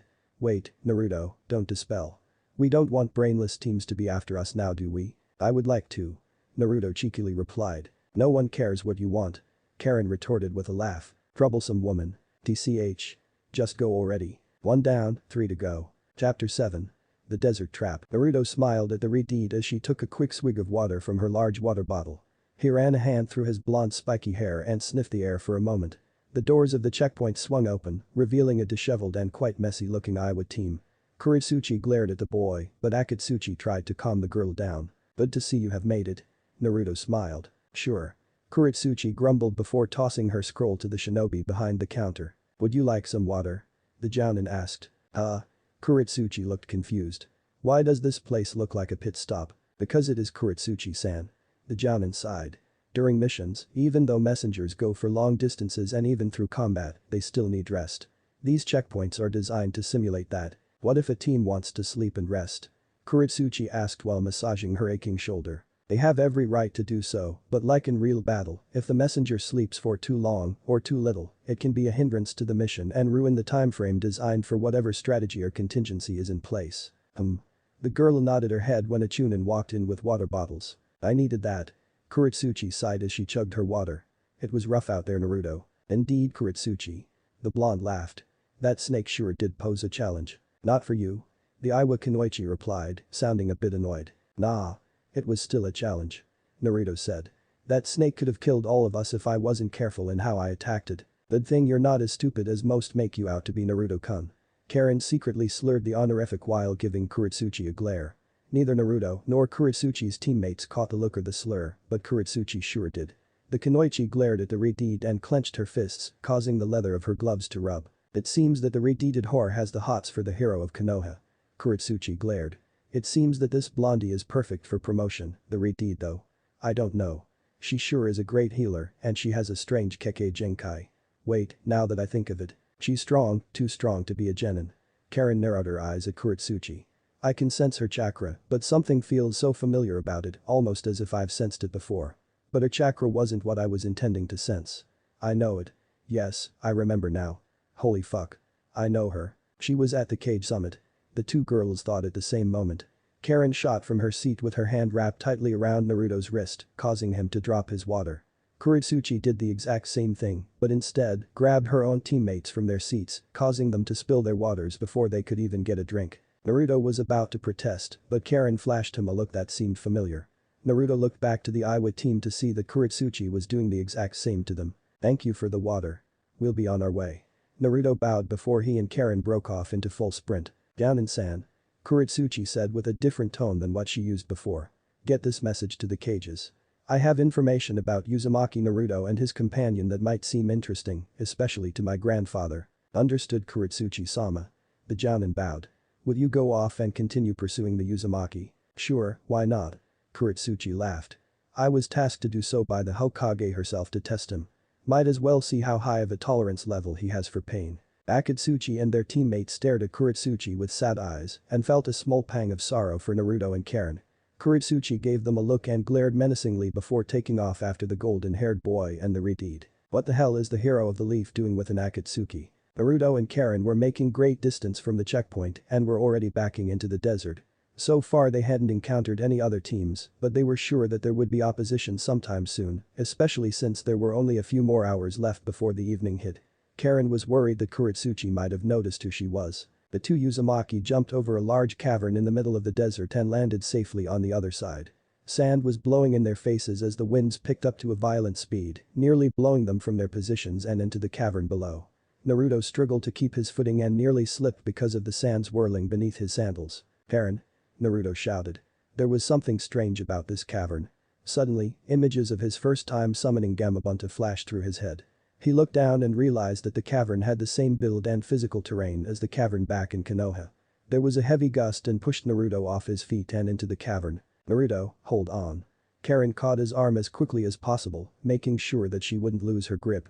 "I've got you." The winds were now threatening to push her into the cavern as well. She looked down to see Naruto smirking at her and shaking her head. He mouthed the words, "It'll be alright," and released his grip around Karin's forearm.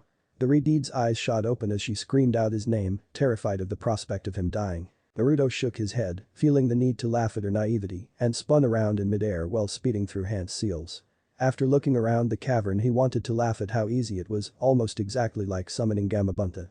He bit his thumb and finished off the final seal and shot his hand forward and called the jutsu. But nothing happened. Naruto's smile dropped immediately. His heartbeat accelerated. He sped through another set of hand seals ready to try and summon another toad, but with no success. He looked over to the sides of the cavern walls and quickly grabbed onto the ledges that jutted from the sides, only to be blown back and forced back into freefall state. What the fuck? The cavern is designed to kill people. What is wrong with Suna? Naruto cried within his mind.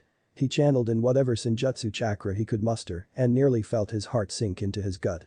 The walls were covered in seals that were designed to suck chakra from jutsu, rendering techniques or anything revolving around the use of chakra completely useless. Within a few seconds, he felt his senjutsu chakra leave his body and enter the crevices of the walls. Naruto turned down and learned the hard way of why he shouldn't be such a show-off. Karin stared in fear at what she just saw.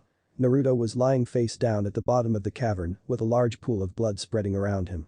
She sent out a quick blast of chakra to sense whether or not her eyes were playing tricks on her, but she quickly realized that Naruto's chakra signature wasn't responding.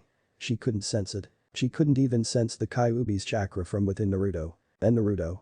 Karin whimpered softly as she stared at the boy lying at the bottom of the cavern. "Please get up." The wind stopped, allowing the blaring hot sun to sizzle into her skin, but never had she felt so cold.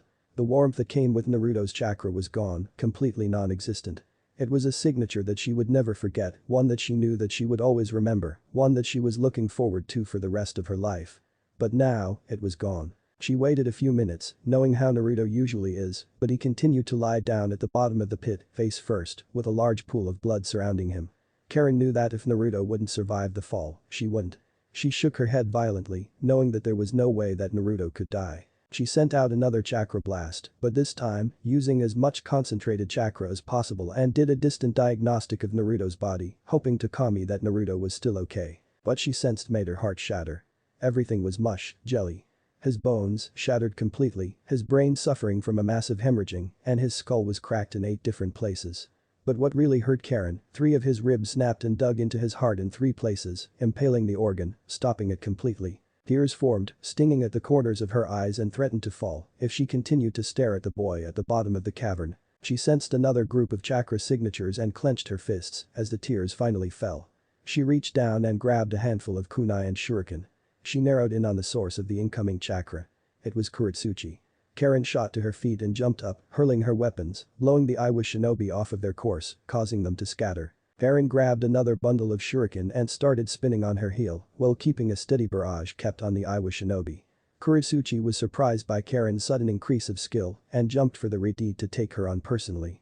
Karin saw this and hurled the shuriken in a blind rage towards the Iwa kunoichi. Fuck. Kuretsuchi jumped to the side dodging a large barrage of projectiles but felt the sand slipping from beneath her feet. Her eyes widened in complete unaltered fear. Kuretsuchi sped through a few hand seals and slammed her hands into the ground, trying to form a wall of earth beneath her feet to bridge the gap, but the rocks that shot from the cavern walls merely crumbled and collapsed. But the chakra being siphoned from the stones, it made the bridge impossible to hold anything. What is this? Kuretsuchi started sliding down towards the opening of the cavern. She threw her arms back in a wild attempt to keep her grip on the sands and rocks protruding from the ground around her. The sand started moving faster. Karin noticed this, and Kuretsuchi knew it too. The Redeed drew out a kunai and threw it towards Kuretsuchi's head. Now fall. Karin narrowed her eyes. The black-haired Iwa kunoichi did exactly what Karin thought she would, she dodged the attack. But because of how powerful the moving sand was, Kuretsuchi had no choice but to dodge and practically jump into the cavern. Kuretsuchi's eyes were never so wide and never had she been so scared in her life. Karin glared at the Iwa kunoichi and hurled one more kunai, embedding it within the sand next to Kuretsuchi's face. Now's my chance. Kuretsuchi grabbed the kunai and turned ready to throw it back at Karin, but found that she was no longer there. The girl turned back and around as the sand had finally disappeared and the darkness of the pit was all she could see. She cocked her arm back and hurled the kunai down towards the left side of the cavern walls and threw up the tiger hand seal. Hi. The kunai and explosive tag exploded, breaking off large boulders and rocks from the side of the wall. She descended knowing that there was almost no way of getting out of the cavern without some injuries. She looked forward and found the blonde-haired hero of Konoha covered in his blood and lying face down on the ground. She was deeply surprised at the scene. He was virtually untouchable so far in this exam, and yet, a simple tumble from the side of the cavern, he was dead. Kuretsuchi shut her eyes and got her body ready to take the full brunt of the impact, with the rocks and boulders stacked upon each other. She turned onto her side and smashed right into the top boulders and forced her way through each one, forming pebbles and little rocks. Once the smoke and dust died out, she was standing with her right arm limp, hanging at her side with blood pouring from the massive gashes up and down her arms and shoulder. She gritted her teeth and glared softly at the dead Uzumaki lying on the ground. Kuretsuchi limped over to his body and collapsed onto the side of the wall as well. She was just a few moments away from collapsing and passing out, but she was vigilant and tried her best to stay conscious. She limped forward to Naruto and simply broke down. Her body was slowly fading, as was the light. She placed an arm around the dead shinobi and shook her head before realizing that she herself was gone as well. Karin stared in awe at what she'd just done. Kuretsuchi's chakra was flickering but was slowly fading away. While the damage done to her body was nothing compared to Naruto's, she was surprised at the amount that the Iwa kunoichi had taken. Karin looked at Kuretsuchi's teammates to see them flabbergasted but not angry. Don't come near me. Karin shouted threateningly in a failed attempt to seem powerful. You two will join her if you come anywhere near me. Calm down. One of the other teammates shouted back while scratching the back of his head. We meant no real harm to you or the blonde. What? Karin glared and tightened her hold on her kunai. Her chakra started kneading. She wanted to see if they were lying. It's true. Akatsuchi said with a grunt. Your Hokage tasked us with keeping you and Naruto on your toes. What? Karin was wide-eyed, any more and her eyes might even pop from their sockets. What do you mean? What are your true ranks? We were all already chunin. Akatsuchi replied. Kuretsuchi is already getting groomed for jounin position. But. Karin looked back down the cavern and fell to her knees. Damn it. I probably just started something unintentionally. We need to get to the next checkpoint and tell them of what happened here. The winds were piercing, despite the night being in the middle of summer. The bright white moon above shined down upon the entire desert as small desert animals, and even the large ones, scurried about, trying to make the most of the night and gather as much food as possible. Desert scorpions and snakes were, even in the night, the most dangerous hunters out. It didn't matter much to the kunoichi lying at the bottom of a dark cavern. She was slowly forced from her pain-induced sleep by the soft splotching of water onto her cheeks. The girl looked around with her dull pink eyes with confusion evident in her features. She clenched her fist and wrapped her arm over to her shoulder to find that it has been wrapped in a red cloth. Her entire body was sore, burning to the bone with pain, but the girl sat up anyway. The only light she had was the dim illumination of the moon. She looked around with her breath hitched. It was already nighttime. She looked to her side, but found an outline of a man in a pool of dried blood. She drew out a kunai with her good arm and struggled to her feet. There's no way in hell that Naruto could have survived that fall. Kuretsuchi growled as her kunai clicked. She stumbled slightly, but managed to put her hand on the wall of the cavern and used it as a crutch. Limping her way through the darkness, Kuretsuchi was seriously regretting getting up from the ground. Rustle. Her head snapped up and hurled the kunai in the direction of the sound. There was a loud thud and a small cry of pain. She quickly hobbled over through the darkness and found a dim but orange light going through the cavern. She suddenly felt a burst of energy and ran over towards the source of the light and found Naruto sitting on a rock with a fire burning wildly in front of him. The surprising thing though, the fire wasn't using wood, just rocks. Naruto looked over to Kuretsuchi and gave her a small smile and motioned for the Iwa girl to sit with him. Kuro shook her head but headed over anyway and plopped on a rock next to his.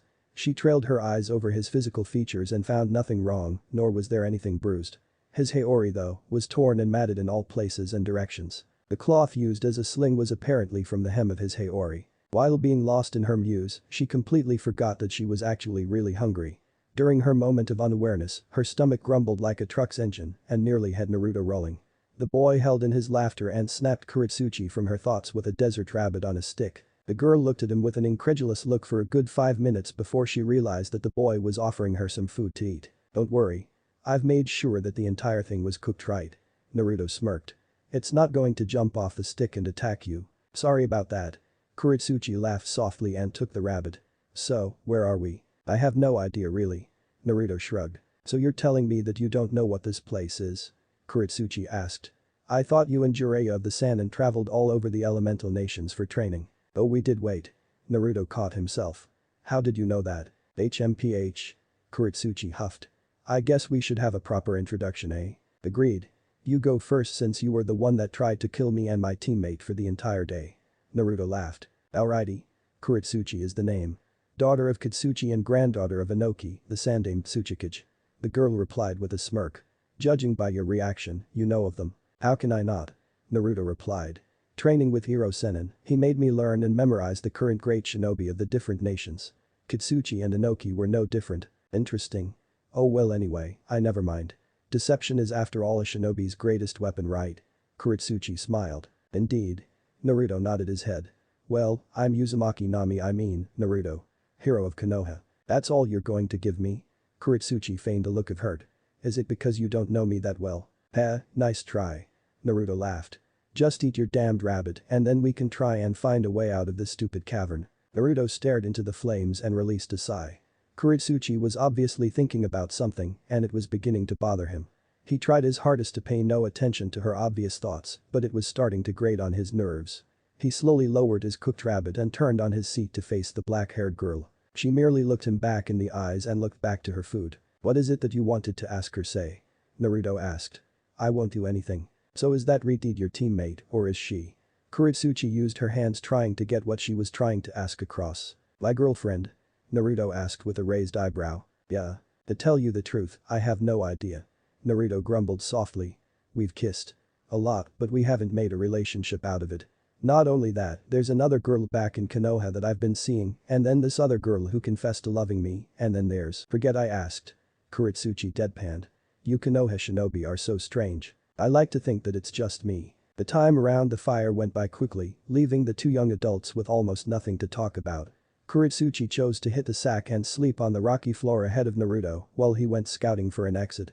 He spent a good 3 hours looking around through the cavernous bottom but found no discernible exit or even entrance besides the opening above them. He was tired and wanted to rest. Little did Kuretsuchi know, his body was on fire every time he take a step or even breathe. He was in pain but didn't show it. Behind the scenes and deep within the recesses of his mind, his mother and inner demon were surprisingly working together to remove the ribs that entered his heart.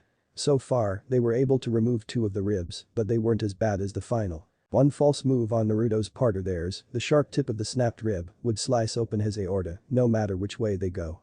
And if that happens, Naruto would only have, even with Uzumaki blood, just a minute maximum to survive. Naruto had been through a lot of pain, but nothing could match getting a Chidori plunged through his chest, at least until now. The Kyuubi was having a headache from how important it was that he didn't kill his container. As much as the Kyuubi hated being caged, he knew that Naruto was something else.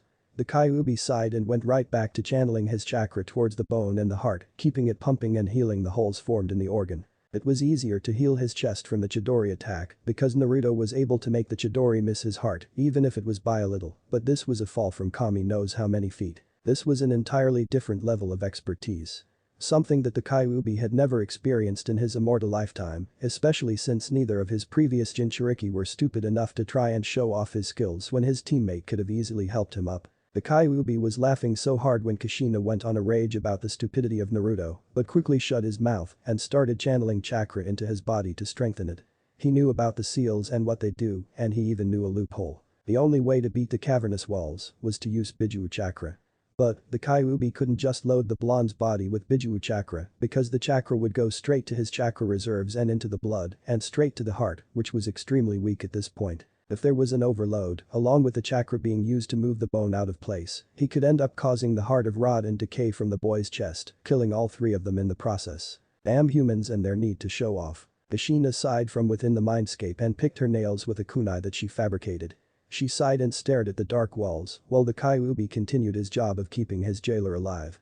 Kushina stood from her seat and paced back and forth, channeling her own chakra into the seal and making sure that her own will would be transferred to Naruto's heart in an attempt to strengthen it. The Red Death of Konoha looked up at the Kyuubi with a smug look on her face and fabricated a chair.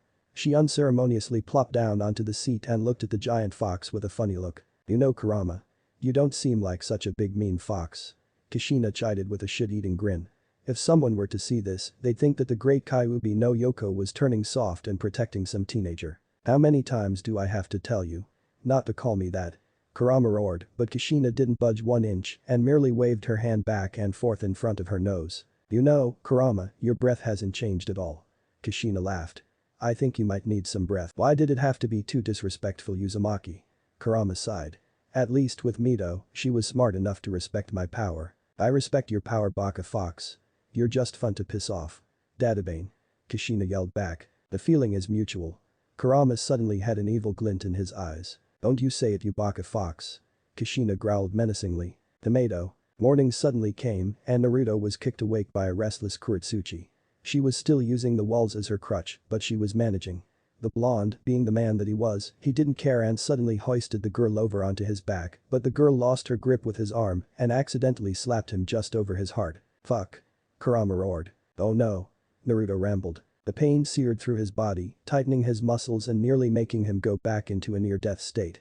Blood was forced through his throat and out of his mouth. Naruto dropped Kuretsuchi and collapsed onto the ground, coughing out, spattering blood in all directions. He fell over onto his back and started coughing more blood, spraying his face and his clothing once more. Oh shit, Naruto. Kuretsuchi cried out. What's wrong? What did I do? And nothing. Kuro-chan, it wasn't your fault. Naruto groaned as a large trail of blood flowed from the corner of his mouth and onto the ground below. Kushina. The bone. Don't tell me. It's pierced the aorta. Chapter 8. Subterfuge. 12 hours earlier. Karin awoke to the sound of water. Her head was pounding and felt tightened. She tried to stand, but there were strange seals on her body that restricted her movement and made her legs almost completely worthless. She tried her hardest to get back up, but there were chains wrapped around her arms and legs. The chains went from her limbs and out towards 2 other people on the other side of the cave. One was a burly man with a large nose, while the other was a shorter and skinnier man. They too were chained together with the chains leading up to Karin's own binds. The Redeed looked around quite happy that whoever their attackers were didn't remove her glasses. She took a deep breath to get a good look of her surroundings. She moved her arms around and felt that the 3 scrolls that she and Naruto had achieved were still with her. She bent her head down and pushed the glasses back up her nose and rested them perfectly at the bridge. Her crimson eyes trailed over and throughout the cave system. There was a series of 8 tunnels that went for who knows how far. Torches were placed at either side of each opening, giving the entire room a slight ambience of uncertainty. On the far side of the room, there was a series of cages locked with multiple chains and bars to keep whatever was within, hidden. Karin struggled to keep her consciousness but continued to manage. There was a sickening feeling within her gut that told her that this was no longer the Chunin exams, at least this wasn't part of it. There's no way in hell that this is planned. Karin shut her eyes and started getting a good feel of the entire cavern system. Rooms were filled with strange shinobi and chakra signatures that she didn't recognize. This is something entirely different. If these were shinobi that I haven't sensed before but were allied with Suna, then why would they be in questionable caves with 3 genin locked up? No, they have to be bandits or a part of Wait. No, it can't be. Karin's eyes widened when she got to the final signature. She nearly fainted when she sensed the chakra. It was completely explosive and filled with a strange fire, almost as if it were constantly feeding, never ending. She delved deeper and deeper trying to see if she was right or just crazy. Her mind drew closer and closer. It's Madara. But he's dead. She looked around with a confused face as she started to sense more and more familiar chakra signatures that she was sure were gone. Many of whom were a part of the Akatsuki, while others were just fodder shinobi that she might or might not have had a role in killing. She struggled in her chains and barely held strong against the binds. She stared off into the dim lighting of the cave as new chakra signatures filled her senses. There were men and women of all sizes surrounding the room. One thing was certain, they weren't here for the exams, or rather, not for the same reason Karin was. Some people had malicious chakra that seemed to eat away at the air, giving Karin the sensation of tunnel vision. But nothing would be as bad as the Kyuubi's chakra, nothing. Hero. Akatsuki. Karin whispered out towards the 2 Iwa shinobi chained to the walls on the opposite side of the cave. The 2 teammates of Kuretsuchi groaned and looked up at their fellow prisoner. Akatsuki had a massive cut over his large nose, with a dangerous-looking gash over his forehead and a black eye. Hiro was disheveled with a few scars on his cheek, but otherwise fine. The 2 were chained quite loosely, while Akatsuki was just too damn fat for the chains that these bandits had, so they wrapped chains around his arms and body, completely restraining the fat man. Are you 2 alright? Karin groaned. Just a headache is all. Hiro replied. Do either of you remember what happened? Where are we? From what I can tell, it's a hideout for some bandit group. Or something of that sort. Karin replied. I am sensing a lot of chakra signatures in all directions, many are quite large and probably down in leveled reserves. Are you sure? Hiro asked. Positive. Karin nodded. From the chakra that I'm sensing, there is a probability that there are at least 5 shinobi of S-class or higher. Maybe, I'm not entirely sure. I see. Akatsuki nodded his head. Well, these bandits haven't done their research well it seems. What do you mean? Karin looked at him with a confused look. These are wrought iron chains. They can be easily broken with my ninjutsu. Akatsuki smirked. Just watch Karin-san. The shinobi leaned his head back and quickly shot it down, regurgitating a large flow of rocks and pebbles that merged together, forming 2 golems that quickly wrapped their teeth around the chains and began to eat the metal. Akatsuki suddenly felt rejuvenated. It seemed that the chains were imbued with chakra. Ironic that the tools used to keep them bound were the instruments to their escape. Akatsuki pushed himself from the wall and limped over to Karin and grabbed the chains from the wall, snapping them from their bases. The red-headed girl gave Akatsuki a nod and walked over towards the center of the room and started channeling as much chakra as possible and still be able to suppress it. Akatsuki went ahead and removed the chains binding Hiro. Hiro ran over towards one of the entrances of the cave and placed a hand on the rock, only to be stopped by Karin. She looked at him and shook her head slowly, making sure that Hiro got the message. From what she could tell, there were at least 30 men down that tunnel and probably 13 in the 2 tunnels on either side of the one Hiro was about to go into. After successfully saving their lives, Karin spun on the heel of her sandals and walked back and forth, pacing with a thinking pose stretched on her face. She studied the patterns of patrol and the amount of shinobi within each patrol. Hell, even the entire compound of wherever the hell they were. One thing was for certain, they were underground, but most importantly of all, Naruto was gone. She sighed deeply and nearly felt the tears form once again in the corner of her eyes. Naruto was really gone. She looked around and quickly pinpointed on one of the tunnels that lead towards a large but thin opening. She motioned for the 2 men to follow and quickly took off without the use of a flame or light to brighten her path, but instead, she merely relied on her sensing ability. She took multiple lefts and rights and almost even sprang a few booby traps that she might have forgotten of. But even though there was no light, she could still see as clearly as can be. She stopped when the sound of rushing water blasted in her ears. There was water nearby, that meant a water source.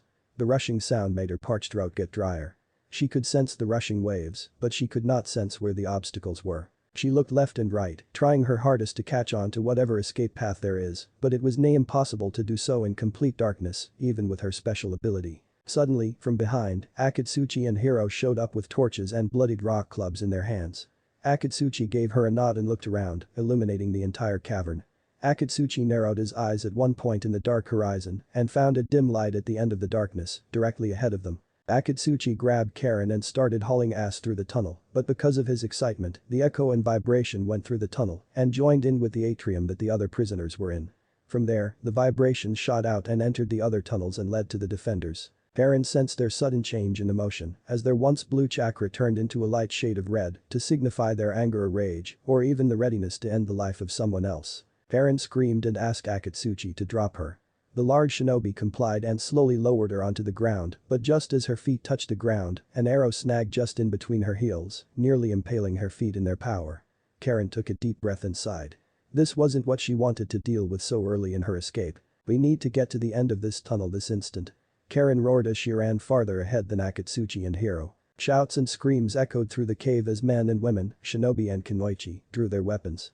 Their unsheathing weapons made the hairs behind Karin's neck stand. She didn't dare to look back, but she could sense their intent. They were intending to kill them. What they were going to do with their bodies afterwards, Karin didn't know, nor did she want to know. All she wanted to do was get out of the cave system with the other two shinobi. It was slightly confusing to her. The last time she was conscious, she and the other two shinobi were in the desert running from the cavern that killed both Naruto and Kuretsuchi. Then, from that point on everything was a blur, almost as if their memories were almost wiped. Karin still retained some memories and even some images of the time in imprisonment and the time that led up to it. She shut her eyes to try and drown out the shouts echoing around her, but she couldn't get the chakra signatures from her head. Every time her eyes would close, the chakra from the shinobi in the other tunnels would funnel into her sensing abilities and completely shroud her field of view and nearly blind her from all sides. Suddenly, a shuriken whizzed right past her ear, nearly cutting off a few strands of hair from behind her right ear. The shuriken embedded into the wall in front of her and Akatsuchi. The two nearly froze in their tracks, but Karin was the first to shake herself from their fear-induced reverie. She quickly grabbed the burly shinobi and grabbed Hiro with her other arm, and the three hightailed it from the caver system. As they ran, shuriken and kunai were thrown at them from behind, surprisingly, missing the three every shot. It was almost as if they were purposefully missing. Either that or these shinobi were the shittiest shinobi Karin had ever encountered. How fast can you two release ninjutsu? Karin shouted as kunai and shuriken clanked and bounced off the rocks and boulders lining the sides and walls of the tunnel system. As fast as they need to be. Akatsuchi replied while speeding through hand seals. Doten. Doryu Heki. The tunnel behind them collapsed on top of the shinobi chasing them.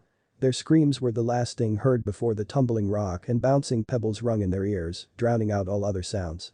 But all of a sudden, one of the wall sections burst off from the wall and shot out blocking the pathway, nearly causing Karin to stumble over the attack and cause her to fall behind. Akatsuchi saw this though and channeled chakra into his body and simply bore through the obstacles, showering the walls and those behind and in front with pebbles, dust and dirt. More and more obstacles were shot out at them, but the burly shinobi simply bashed through them, rendering them completely useless. Karin was grabbed by Akatsuchi and placed onto his back, and the three shinobi took off through the cave and out into the open. Akatsuchi punched through the white covering of the entrance of the cave and quickly slowed himself down along with Hiro. In front of them was a beautiful oasis with palm trees and fresh water. Karin was about to get off of Akatsuchi's back, but there was a sudden disturbance with the normal chakra clouds. There were some really powerful shinobi with chakra reserves equal to that of Anbu commanders and the like.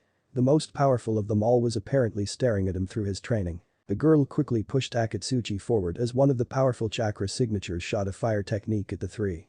In a sorry attempt to fight back, Karin missed with one of her lesser shinobi attacks, while Hiro and Akatsuchi were shooting rocks and boulders in different direction, or at least whatever direction Karin said that the enemies would be in. No one could tell for sure, but since Karin was known for being a sensor, they knew that she was most likely going to be fine. 10 hours earlier, scorpions of varying size wandered through the desert sands, picking at different rodents that chose to come out at this time of the evening. The sun was falling and heat was fleeting. Animals rose from their hideouts and began to run over the desert in search for food and possibly empty holes to lay their young or even eggs. Snakes slithered about, devouring their prey without a second thought. The desert was quiet for the entire hour, minus the howls of desert wolves and foxes. Rattles at the ends of rattlesnakes shook and jangled, breaking the attention of some of the other more potent hunters of the desert biome. It was relentless, trying its hardest to eat as much as it can before the hawk or eagles can swipe him off the ground. But everything was converging for one spot. It was a large oasis in the middle of a hole. Up into the air were walls that were almost as high as the cavern that Naruto and Kuretsuchi fell into. From the edges of the hole, sand flowed over the side, filling the bottom with sand and dirt, making an oasis underground. Rocks were suddenly moved from the rest of the pattern of the hole. Soon enough, the rocks exploded outwards, showering the inhabitants with pebbles and stones. From the cloud of debris stood 3 shinobi, 2 male and 1 female. The female of the group was a bespectacled Reed. The other 2 were average men of Iowa. One was a 6-foot-tall boy with a fat build and a nose to match. Next to him was another boy, but he instead was only about 5 feet and 3 inches, with a normal-sized nose and dark black hair. They were covered in dirt and small scars, but they were managing. Karin took a deep breath and shut her eyes and gasped with surprise. They weren't being followed anymore. It seemed that whoever held them captive gave up on them escaping.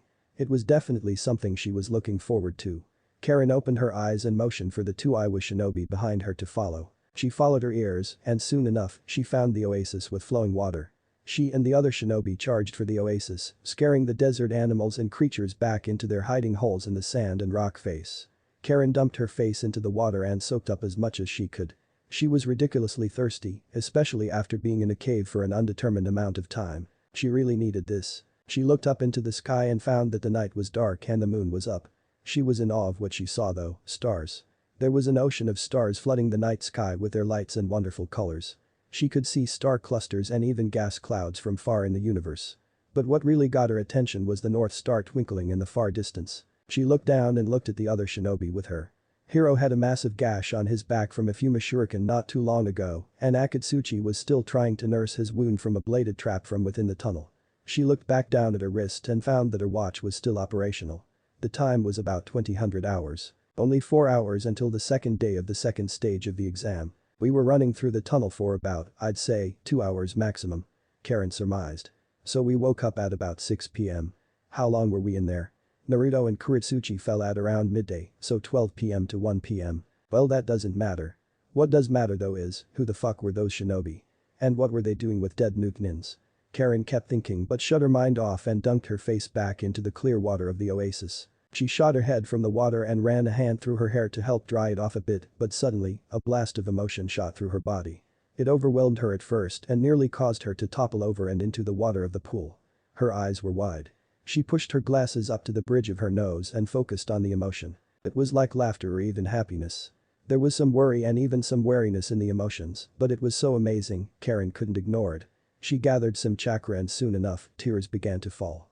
She gripped her head and collapsed onto her knees as the emotions grew stronger and stronger.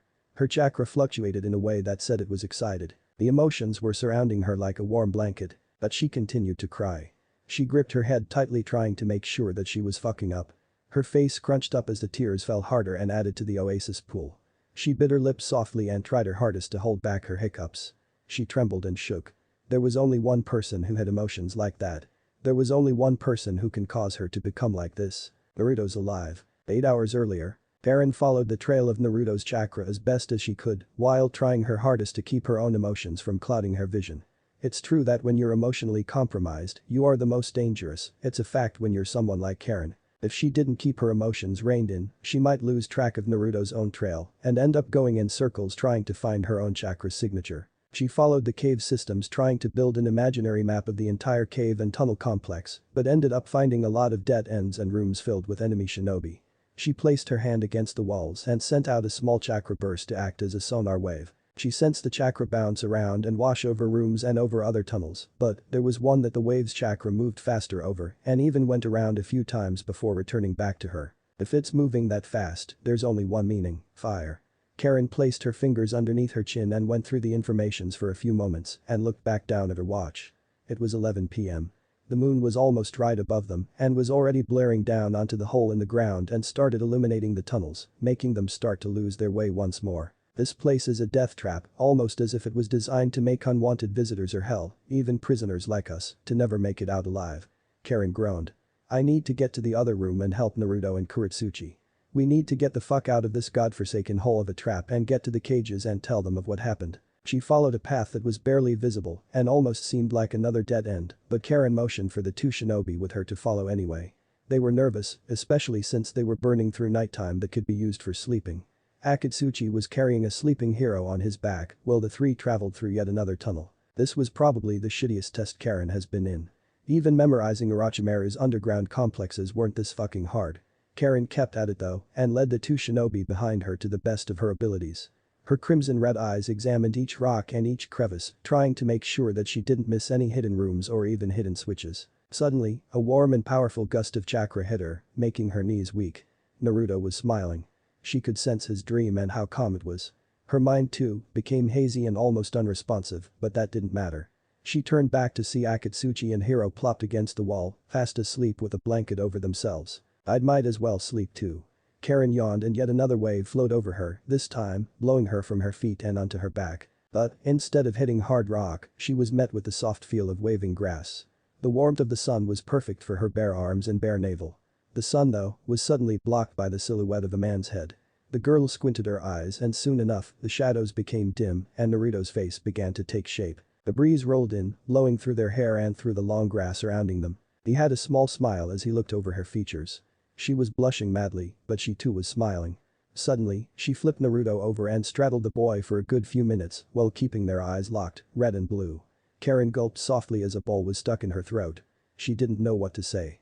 Apparently, neither did Naruto. The two of them giggled like madmen before bursting into laughter. Karin pulled the blonde from the grass and placed her forehead against his, making sure that their eyes remained locked with one another.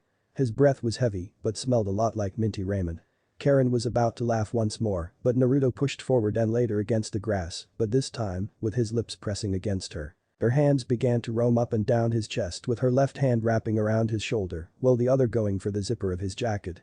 As their kiss grew hotter, she began to zip his jacket down to reveal a shirtless body underneath with muscles that she always dreamed of placing her hands against. Naruto moaned when her warm hands were placed against his cold chest. Soon enough, she began to work on her own shirt and zipped it right open, allowing her breasts to pop free of her jacket. The two of them broke their kiss and stared at one another as they both moved as fast as possible to remove the clothes from their chests.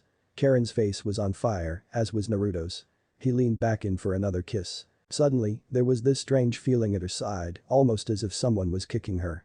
The image started fading, and soon enough, Naruto disappeared. The sun and the grass disappeared, the warm gusts of wind disappeared. The smell of minty ramen vanished. Now, she was left with the dimly lit darkness of the cave she fell asleep in. Next to her were Akatsuchi and Hiro staring at her with worried expressions. Karin looked up at them and realized that she was blushing quite heavily. Her body was covered in sweat and her hands were in rather inappropriate places. Her eyes widened from behind her glasses. She at least had enough dignity to look away. She growled slightly and the two Iowa boys quickly got the message. "Holy shit.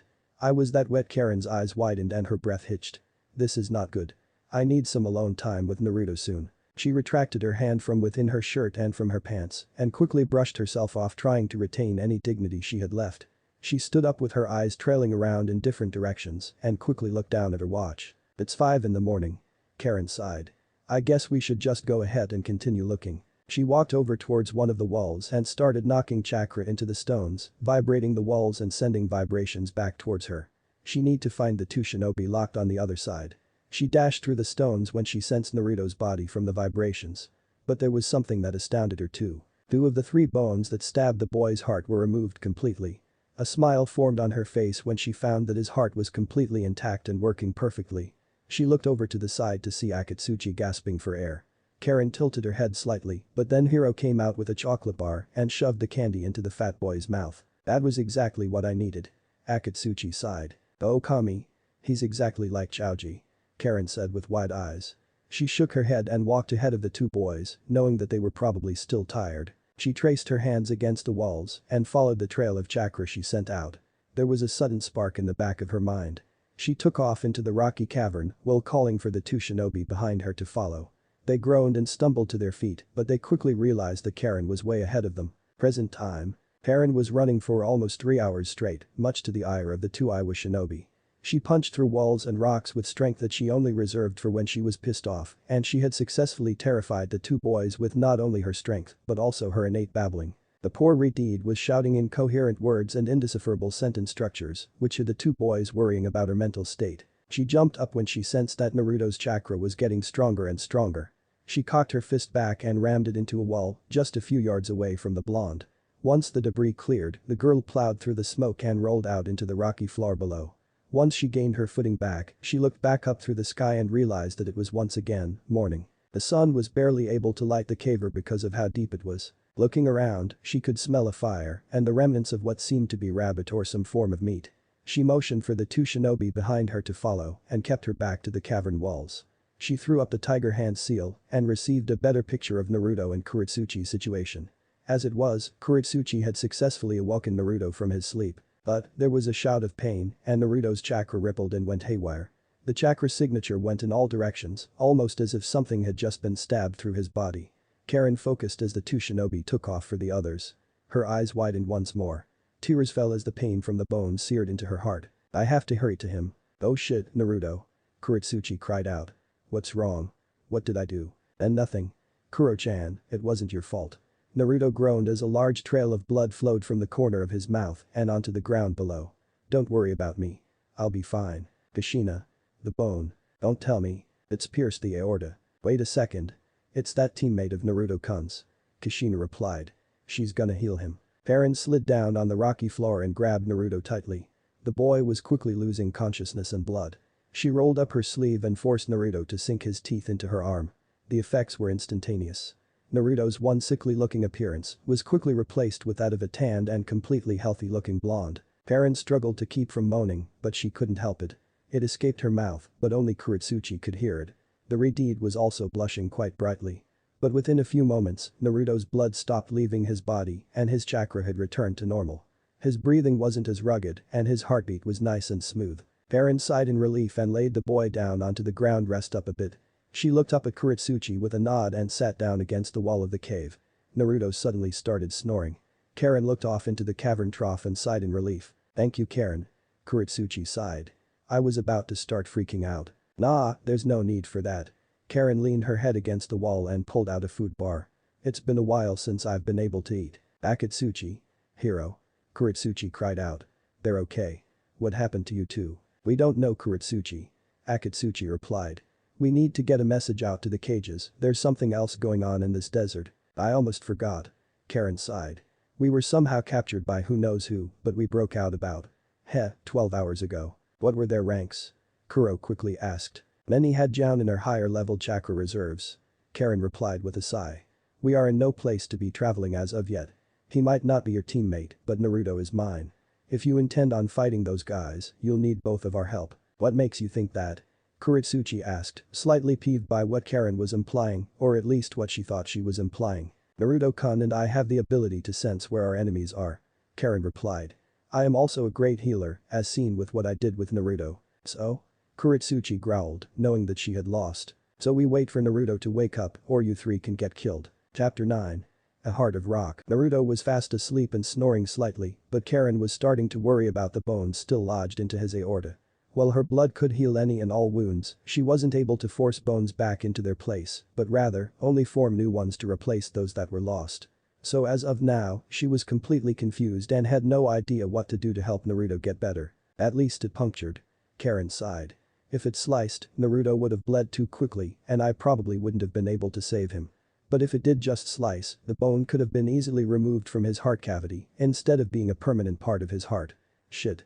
Why did he have to be such a problem half the time? Karin, have you tried just doing the surgery right now? Kuretsuchi asked. We're already almost at midday and we're still here in this cave. I have, but I don't know how to make Naruto stay stable for the time being while I do the operation on his heart. Karin replied. I'd gladly do it if you had some ninjutsu or something to stop a person's heart for a short time. I see. Kuretsuchi sighed and leaned against the rock walls. So? Karin replied after a long and awkward pause. What's an Akatsuki doing with the hero of the leaf? Kuretsuchi asked without cracking. It seems kinda ironic if you ask me. So you really were at the cage summit? Karin growled. Your cage tried to turn me into dust. I guess I'll have to say great job to my Jiji-san, Kuretsuchi replied. I could kill you and say the Akatsuki girl tried to kill me and no one would complain, but you're a necessity for Naruto here to live. And believe me, he's more important than you are. What is your true goal here? Karin narrowed her eyes. In this cave, I have total control of my chakra since the seals weren't drawn here. So, tell me. Why are you really here? Akatsuki and Hiro told me your mission, but I want to hear it from you. I guess you people don't like surprises, eh? Kuretsuchi sighed. Hokage-sama wanted to have Naruto here promoted to Jounin. Especially after his heroics in successfully fighting off the Akatsuki invasion. So, my job, since I too was getting promoted to a Jounin, was to be a thorn in Naruto's side and test him to the highest point and evaluate him on his performance. And? Karin asked. Shit. She isn't lying. And, Naruto has exceeded my expectations. Kuro replied with a smirk. You on the other hand. We'll see in the final round. If we make it. Alright. Karin growled. Besides, where the hell are Akatsuki and Hiro? Who knows? They're probably going off looking for some wood or something flammable. Kuretsuchi replied. We still don't know how the hell Naruto made a fire using rocks, right? Karin sighed. She let out a silent groan when she realized that there was probably going to be nothing they could do for the time being. But then she received a thought. Hey, you were assigned to do this, right? So you were probably tasked with keeping them up to date, right? Yeah, but I already turned in a report yesterday. Kuretsuchi replied. That was the only one I was required to send. Shit. Karin mumbled. So they're not expecting another one, are they? Nope. Kuretsuchi shook her head. Well, I guess we'll have to think of another solution. Wait, what is it, Kuretsuchi-san? Karin asked. There is something that we do in Iowa should things like this happen. Kuretsuchi said. It might not be appropriate. How so? Karin asked, giving Kuretsuchi a weird look. I don't think it would be too weird. It's called the rock heart, the Iwa no Kokoro. Kuretsuchi said. It causes the heart to freeze in its tracks and stops all blood flow without killing the victim. Now how does that work? Karin asked, sounding offended by what the girl was saying. I've gone through thousands, hell, tens of thousands of medical ninjutsu, and it's a ninjutsu used to assassinate someone. Kuretsuchi spoke with a near-dead tone. They assassinate, Karin roared. Who the hell do you think you are? I'm the one that came up with the only viable solution for the time being. Kuretsuchi replied with a glare. Oh, I bet you just want to leave the bone in his heart for the entire time until help arrives, huh? No. Karin said quietly. Exactly what I thought. Kuretsuchi replied. So, here's what's going to happen. When I turn that heart into stone, you pull that bone right out, alright? Kuretsuchi replied. It'll be a little hard to do, but you can do it. So how does that technique work? Karin asked. Everything that is part of the aorta and the vena cava and the heart itself will be turned to stone, along with whatever is in it. Kuretsuchi explained. It's also a bit dangerous if there is too much stress done to the victim or stress placed onto the caster. So how do we go about not putting stress on either of you? Karin asked. You, and if or when the others return, leave. Kuretsuchi replied. What the fuck? Karin screamed once more. I am not leaving him with you. Well, you will have to if you want his heart to heal up. Kuretsuchi replied with a glare. I need to. How do I say this? Perform CPR. CPR? Karin asked with confusion. How the hell does that fix his heart? I won't be pushing onto his chest, but instead, I'll be pushing earth chakra down his trachea towards his lungs. Kuretsuchi said. The chakra will then be placed onto his blood and then move down towards his heart because of the arteries in the lungs. From there, the earth chakra will depart from the oxygen and into the heart's flesh. It'll take about 10 to 20 seconds to fully change his heart into. You're just trying to kiss him. Karin grabbed Kuretsuchi by the collar of her shirt. He's mine. I know that. Kuretsuchi punched Karin back into a wall. Karin glared as she pushed herself from the cave walls and channeled her chakra to heal the damage done to her spine. The Redeed ran a hand through her hair and fixed her glasses. She stared at Kuretsuchi with an expression that spelled death. This time I won't be as stupid as to charge in blindly like I did with Danzo. Karin had never felt more embarrassed than that moment. Never again will that happen. Karin jumped forward with her Kekkei Genkai shooting off. Kuretsuchi was getting her chakra ready for a high-level ninjutsu. The Redeed jumped over to the right and dodged the incoming quicklime blob just in time. She sped through a few hand seals and shot forward a basic fireball technique, not enough for Kuretsuchi to feel afraid or anything, but it was enough to break the Iwa Kenwaichi from her stance. Kuretsuchi jumped over and barrel rolled on the dirt and hurled a large handful of shuriken towards the Redeed. Karin smirked and blocked each projectile with perfection. Karin wanted to laugh at her luck. Kuretsuchi was using chakra in every attack she launched out at her. This was going to be a walk in the park. Karin charged for Kuretsuchi's right flank while sending a shadow clone towards the left. Kuro though simply laughed at the strategy and headed for the left Karin and popped the shadow clone in less than a few seconds. Karin, the real one, did a jump flip and hurled off a great amount of kunai and shuriken, catching Kuretsuchi in a trap. Kuro looked to her right and picked up a kunai from the ground and started deflecting them with a speed that could rival Sasuke's. Kuretsuchi spun the kunai in her hand and hurled the knife towards Karin as she recuperated from the attacks. Karin bent back using her flexibility to her advantage. The knife sped right past her head. She shot right up and grabbed onto the kunai and spun it around her finger before turning back to face Kuretsuchi. I don't think you'd want to do that, Karin. Kuretsuchi growled. My kunai will plunge through his heart, ending the work that you put through to heal him. You wouldn't. Karin gasped. Why do you want to help him so badly? I was told to keep him alive. That bone in his heart, from what you told me, will probably kill him later on. Kuretsuchi replied. I'd rather not have the hero of Konoha's death be on my head. My father and grandfather would be pissed off beyond relief and my chances of becoming Tsuchikage go out the window. So please. Do us both a favor and leave for the time being so I can fix this poor boy. Karin gripped the kunai tighter than before. You. Let me reiterate. I am trying to help him. Kuretsuchi shouted. How about this, I'll call you over when his heart is stone. From there, do your magic. I won't do anything until the bone is completely removed from his heart, alright? Understood. Karin sighed and backed away from the two shinobi and walked off towards the exit of the cave and shook her head. Meanwhile, Akatsuchi and Hiro were walking through the rocky caverns and found something that really interested them. Hiro shot forward and knocked on the wood that had strange kanji written all over rocks in front of them. He quickly motioned for Akatsuchi to follow and examine the rocks with him. It was strange since they couldn't recognize the rock's kanji. It was definitely kanji for Fuinjutsu, but they couldn't tell what it was for since the kanji seemed ancient. I wonder what would happen if we put chakra into it. Hiro laughed. Don't do anything stupid, Hiro. Akatsuchi said in a worried whisper. I think that we should leave that rock alone. But what if there's something in there that could possibly help us out with this stupid test? Hiro said. I highly doubt that there will be anything, Hiro. Don't. The boy didn't listen and channeled chakra into his hands and placed them against the stone face. The kanji grew bright, with light shooting off in all directions. The rock, after a good 5 minutes, moved to the side and came to reveal a large and dark tunnel that led to somewhere deep within the cavern. Hiro looked over towards his teammate with a small smirk on his face right before taking off into the tunnel. Akatsuchi took a moment to weigh his options, but found that going after Hiro was the only one that made sense. The burly shinobi bumbled through the darkness in search for his friend. The fat man didn't know any better and started shouting out for Hiro, hoping that he might be able to get a reply. But suddenly, from the darkness, a man reached out and grabbed the boy from behind and wrapped his hands around his neck. Akatsuchi struggled in the deathly vice-like grip. The hands were calloused and strong, almost as if the being weren't even human. Akatsuchi was running out of air and tried to cry out for Hiro once more, but the boy couldn't even breathe. He gasped out as the last bit of air left his lungs. The moment Akatsuchi stopped fighting back, the man dropped him onto the dark and dry ground below. Without another word said, the man started walking nonchalantly, stepping over the dead Chunin, and whistled a small tune. But Akatsuchi's body turned hard and soon enough, brown and cracked.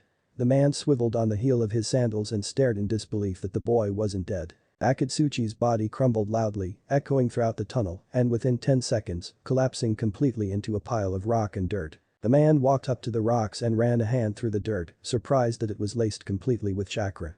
Without a second pass though, a fist shot from the rocks and lodged into his cheek, sending him through the wall and into one of the caves nearby. The man shot through the rocks and into another cave 3 tunnels down. Akatsuchi stopped himself as he exited from the rocks and looked down the tunnel, wondering if he should follow after his idiotic teammate, but shook it off and charged for the man who just tried to kill him. It was a long way to go since the tunnels could wind through the rocks for unbelievable lengths and even go in circles after making you think you've been going straight. There was also the risk of Jinjutsu being cast. So, just as a precaution, Akatsuchi sent a large burst of chakra, sending his chakra outwards, but found that there was no Jinjutsu placed. I guess I'll have to chase after him. Akatsuchi sighed and grabbed a chocolate bar and shoved it into his mouth before charging through the tunnel. With Kuretsuchi. She looked at Naruto's sleeping form and took a deep breath, knowing full well how awkward it would be if he woke up. Might as well do it now, she thought. She took a deep breath and stared at Naruto's lips and how clean and soft they looked. After all, he hasn't had water for an entire day. She looked back over his face and found that he looked so cute asleep. Shaking the thoughts from her head, she leaned down and softly, but still with enough force, and started channeling chakra down his throat. She held her lips against his for a few minutes, but she started to get a strange feeling in her gut. Her face lit up as blood rushed to her cheeks. Kuretsuchi didn't know what to do, after all, this was her first kiss, or at least first time pressing her lips against another person's. The corner of her lips threatened to curl up as she deepened the kiss to send more chakra. Even though she knew that the kiss meant nothing, she couldn't help to think against those thoughts. Her heart tightened and her heartbeat rose as the seconds passed. She shut her eyes and held Naruto softly and carefully, almost the way a lover would. What she didn't know, Karin was leaning against the rocks and staring at the actions take place. Well, deep down she knew that it was to save Naruto, Karin could help but to feel her heart tighten. Her eyebrows furrowed as her anger and jealousy started to fester and grow. Karin clenched her fists and tried her hardest to control her growing and dangerously erratic breathing. She shook her head and her crimson eyes trailed away towards the sky above them. It was the second day of the second stage of the exam. She and Naruto needed to hurry if they wanted any chance of making to the second checkpoint in time, hell even the third.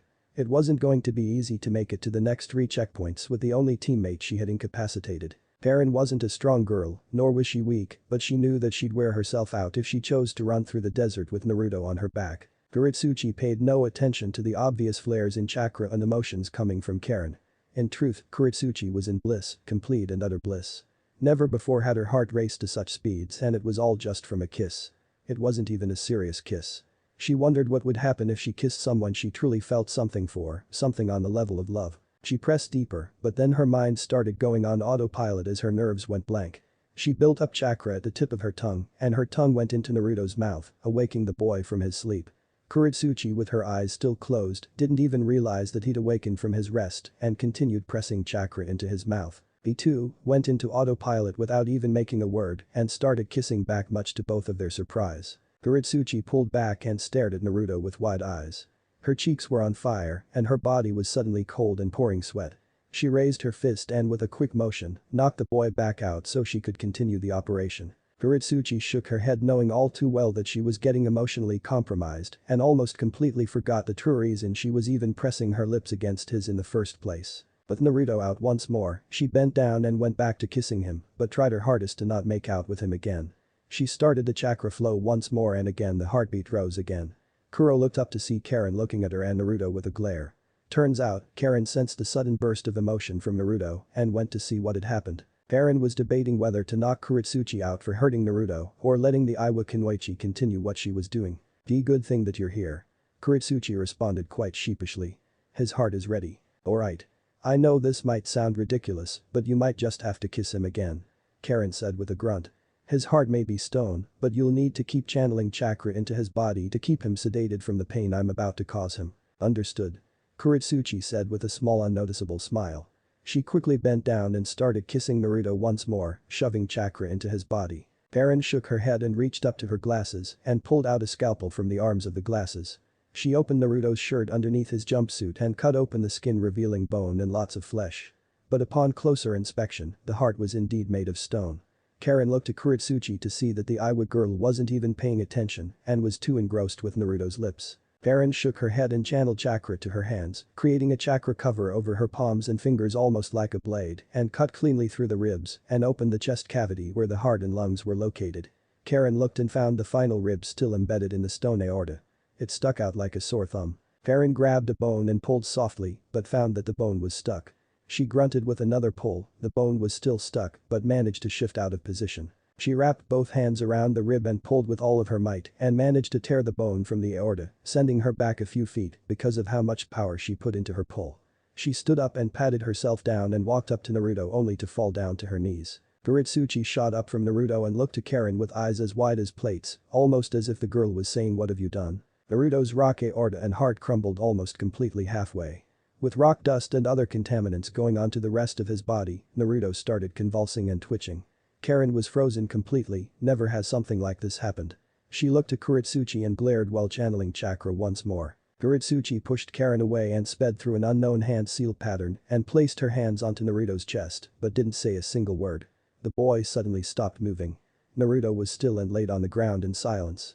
The rocks and the pebbles started reforming and combining together once more. Kuro figured that Karin might do the arm-biting ability again but knew that it wouldn't fix the heart of stone technique. Kuretsuchi, after completely reforming Naruto's heart and aorta, she kept her hand on his heart and went over to kiss Naruto once more, this time channeling chakra into his body both through the mouth and through physical touch.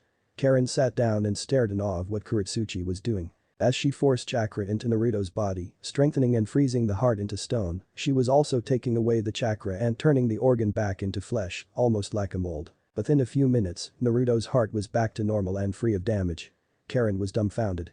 Kuretsuchi gave her a look and grabbed her arm and shut Naruto's skin closed and sunk Naruto's teeth into Karin's arm. Karin screamed out in pleasure, it seemed, and soon enough, Naruto's body began to heal and seal shut. Karin could sense Naruto's body returning to normal and his heartbeat softening. Karin herself was trying to calm her racing heart. "Hey Karin-chan. Kuro-chan."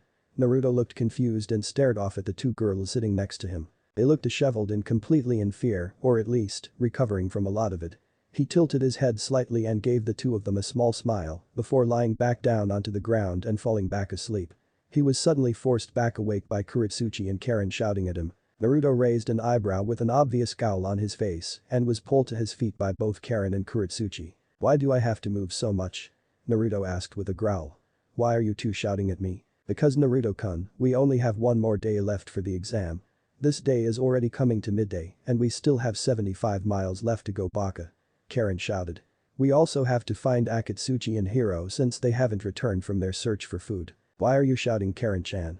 Naruto gave her a dull look. Wait. Don't worry. Let me meditate for a while. The boy shot down and got into a meditative stance and shut his eyes, channeling nature chakra and building up his reserves for sage mode. The Kyuubi was stirring within him, as was Kushina. The two of them were wondering what was happening as well, since the two have been gone for quite some time. Hashirama narrowed his eyes through Naruto and started sensing a great deal of shinobi making their way through the cavern's walls and through both natural and man-made tunnels. Naruto shot his eyes open to reveal the eyes of the demon sage mode. Naruto's whiskers darkened and his eyes turned into a deeper and bloodier red color. He shot forward, launching Karin and Kuretsuchi back and lodged his fist into the wall of the cavern behind them, shattering the cave completely. The resulting explosion shot all of the chakra signatures back into the tunnels and caves within the wall.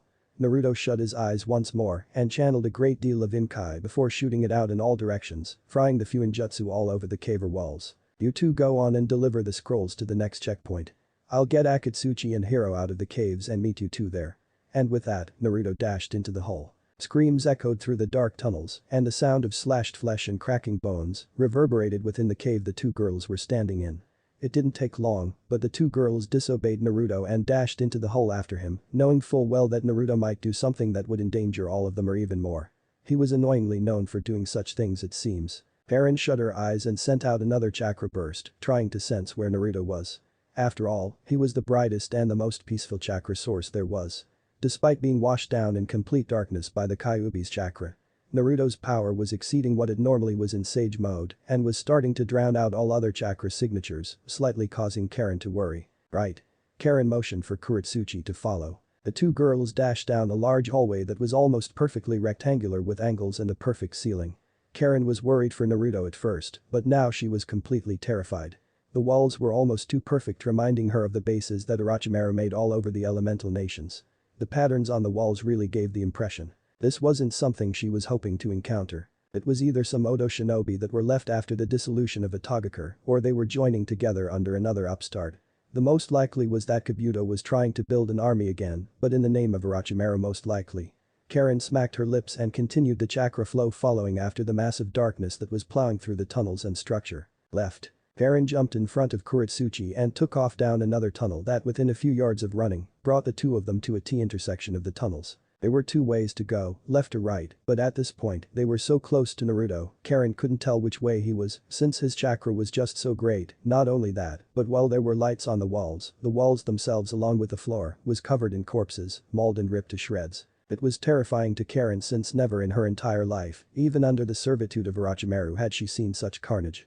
The Redeed ran a hand through the unkempt side of her hair and made a quick choice and chose to go down through the right side, following the most blood and the trails that led to other directions, possibly another tunnel that could lead to Akatsuchi and Hiro. Karin took a deep breath when the tunnel they came up to had its door bashed down and the walls surrounding the doorframe ruined and splintered completely.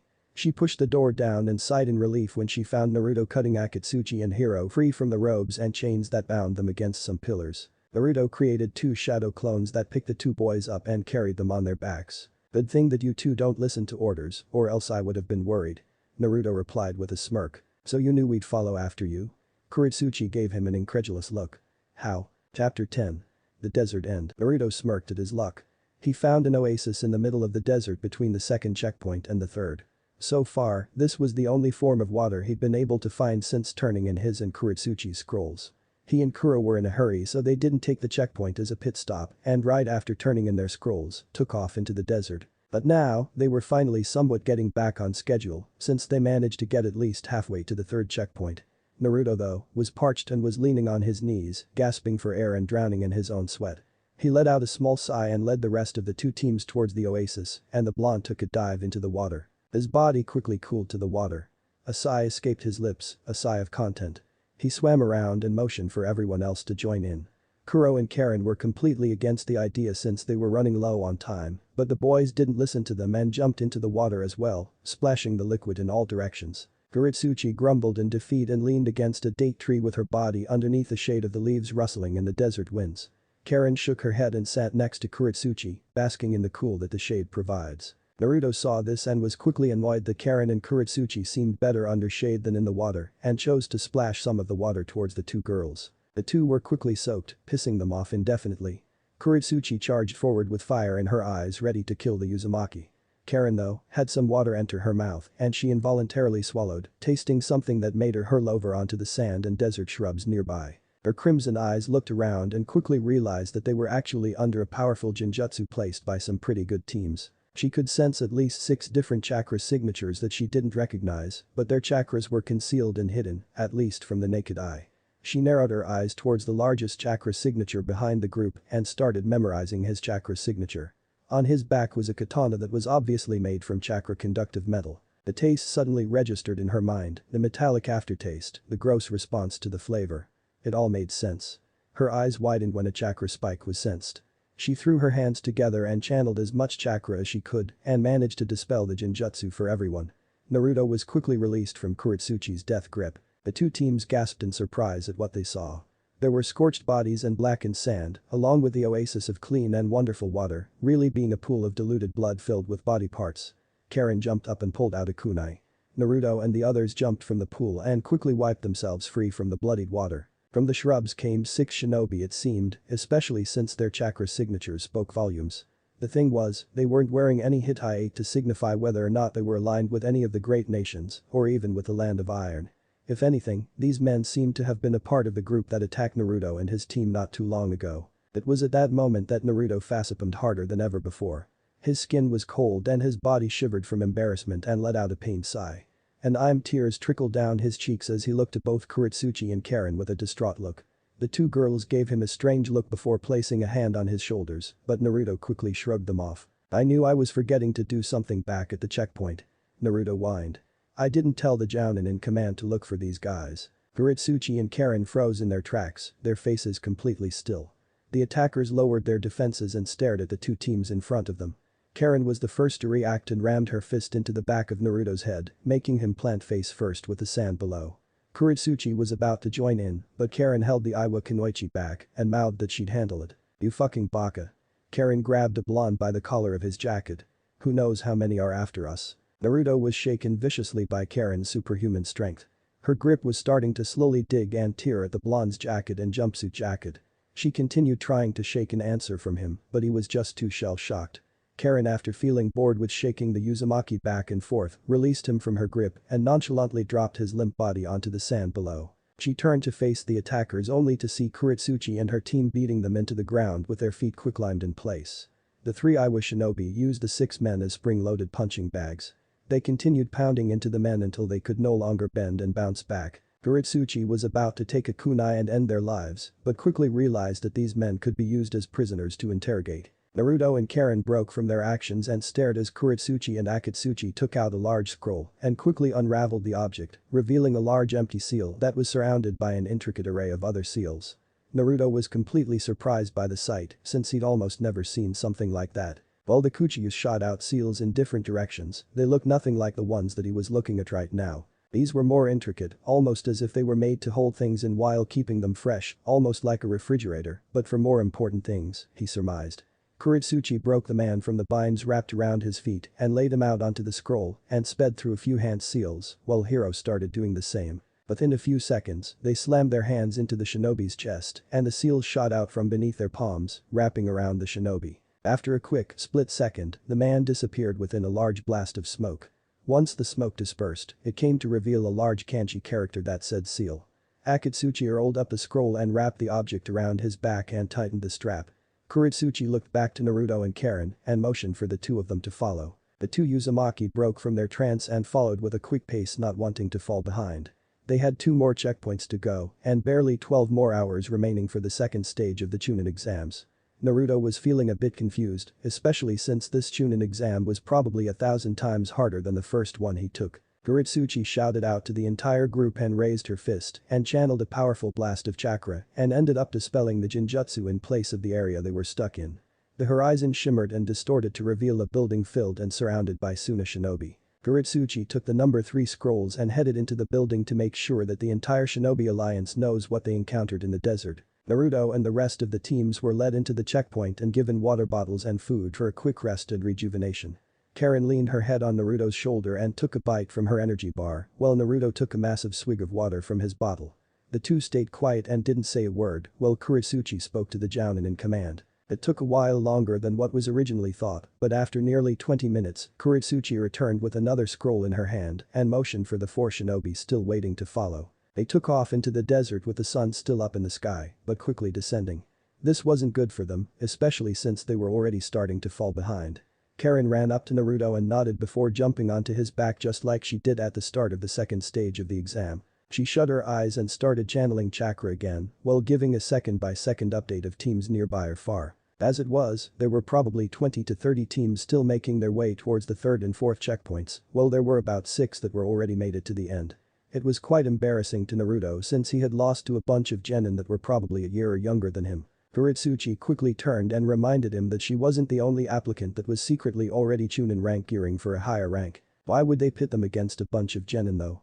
Naruto asked out in complete anger, nearly breaking Karin from her trance. Genin have no place in war, as deemed by all 5 cages. Kuretsuchi sighed. All 5 of them voted to have the genin see a first taste of war. What? Naruto was astonished. Tsunade Bachan wouldn't do that. Actually, it was the Hokage that put it up for voting. Kuretsuchi replied. Oh. How could I forget? Naruto's eyes trailed down towards the sand as they continued to run. Nawaki, Tsunade Bachan's little brother. Wasn't he only a genin when he died in the last war? Wait a minute, he was doing this exact role in the last war that got him killed. If she's willing to make genin go through this, then this war won't be a joke, not that wars are jokes, but this will most likely have a lot of casualties that can't be avoided. This isn't good at all. What if we can't defeat the Akatsuki? What if I fail to master the Kyuubi's chakra? Damn it, why is everything so complicated now? I've made a promise to myself, though never spoken, to make sure to make as many people survive as possible, but if the war is going to be this dangerous, I don't know if I'll be able to keep that promise. Naruto shook his head of those thoughts and charged forward up to Kuretsuchi's side, with Karin still shouting off directions of teams and their chakra levels. Kuretsuchi was shouting commands to Akatsuchi and Hiro, telling them to take the flanks and protect Naruto and Karin from attack. The blonde looked around and saw absolutely nothing, while these Chunin and Karin could apparently see everything else. Naruto sighed in despair when he realized that his skills weren't as great as he had originally thought. He continued to run and suddenly realized that he had Sage Mode in his control. A bright smile spread across his face and he started channeling as much nature chakra as he could as he ran. It was tough and sweat started pouring from his body as they went. Slowly, but surely, the chakra flowed in from the cacti and sand below. It came from the wind and from the sun above, strengthening his bones and skin. His body loosened and quickly grew rigid like rock. His bones hardened and his chakra capacity skyrocketed. Karin was broken from her trance and she looked down at Naruto with wide eyes for a moment. All of a sudden, Naruto's normally peaceful chakra exploded outwards, covering her senses with something akin to a forest teeming with wildlife. She felt the gusts of cool, moist wind hitting her face and the nice cool warmth of a peaceful forest fill her heart. Through this though, she felt her chakra coils loosen and her tenketsu loosen as well, allowing the smoother flow of chakra. Her range increased and the quality of her sensing was especially better than what it was before. She smirked as her chakra flowed out in waves. Soon enough, she was sensing the body types and the sizes of each and every person within the 50-mile radius that she could sense. There were 8 teams that were in the immediate vicinity, with members that had Chunin to Jounin level chakra reserves. Karin gasped at the chakra capacity of these guys and quickly surmised that they were Chunin that were placed into the exam in secret. But upon closer inspection, she channeled her chakra on a few specific members, mainly Kumo and Iwa, and found that those kids were actually genin. This made her heart beat heavily and she quickly found that these guys were no joke. Their chakra made her scared and the fact that they weren't even Jinchuriki but had the chakra capacity of 1 made her slightly more terrified. That was something that almost never happens more than once in a generation. Karin was about to say something, but Kuretsuchi nodded her head at the deed, signifying that she already knew who they were. Over the dunes, a large cloud of sand exploded outwards and above the horizon. Soon enough, the 8 teams showed up and the Iwa teams were the first to show up. They ran towards the black-haired Chunin and gave Kuretsuchi a bright smile. Kuretsuchi-sama. One of the Iwa genin smiled. We made it. I can tell Jinichi. What are you doing with these Kumo teams though? Kuretsuchi asked. I could have sworn that you were supposed to take scrolls from those guys as well. We had all the same scrolls with duplicates to spare. Jinichi replied with a smirk. I see. Kuretsuchi nodded her head and turned back to the rest of the genin and the other 2 Chunin. Well then guys, I guess that we should get going, eh? Naruto took a deep breath and had his eyes wide with fright.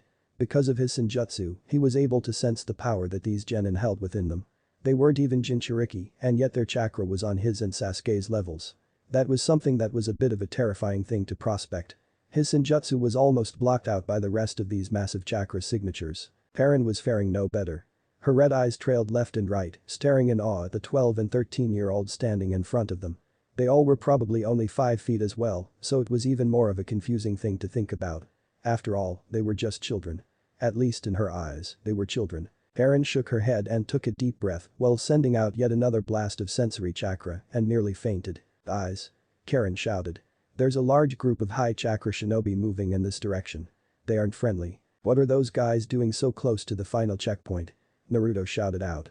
Where are the cage's reinforcements? They said that it might take a while before they can mobilize Naruto. Kuretsuchi sighed. We will have to defend ourselves for a while, I guess. You guess? You guess, Naruto sighed in exasperation as Karin dropped off of his back and dropped into a fighting stance. This was definitely not a good idea. How about this, Baka, we have to defend ourselves. Karin growled. I doubt we'll be able to make it out of here without getting a few unnecessary casualties. We'd have even more if we stay and fight. Naruto replied. I'm with Naruto on this. Akatsuchi and Hiro said at the same time, while both sounded a bit unsure of themselves. I don't think we'd be able to fight off that many, even with the amount of shinobi we have. How many signatures did you sense, Karin? The amount of a small army, almost 80 people. Karin gasped. I keep sensing more and more, but that is just from my preliminary scan of the area. It doesn't matter, if there are that many shinobi, we still need to fight back to make sure that they don't attack Suna in the process of the Chunin exams. But, no buts, Naruto-kun, we need to stand and fight. Karin replied. I am against fighting as much as you are, maybe even more so, but please, we have to now. Whoever these guys are, they aren't playing around.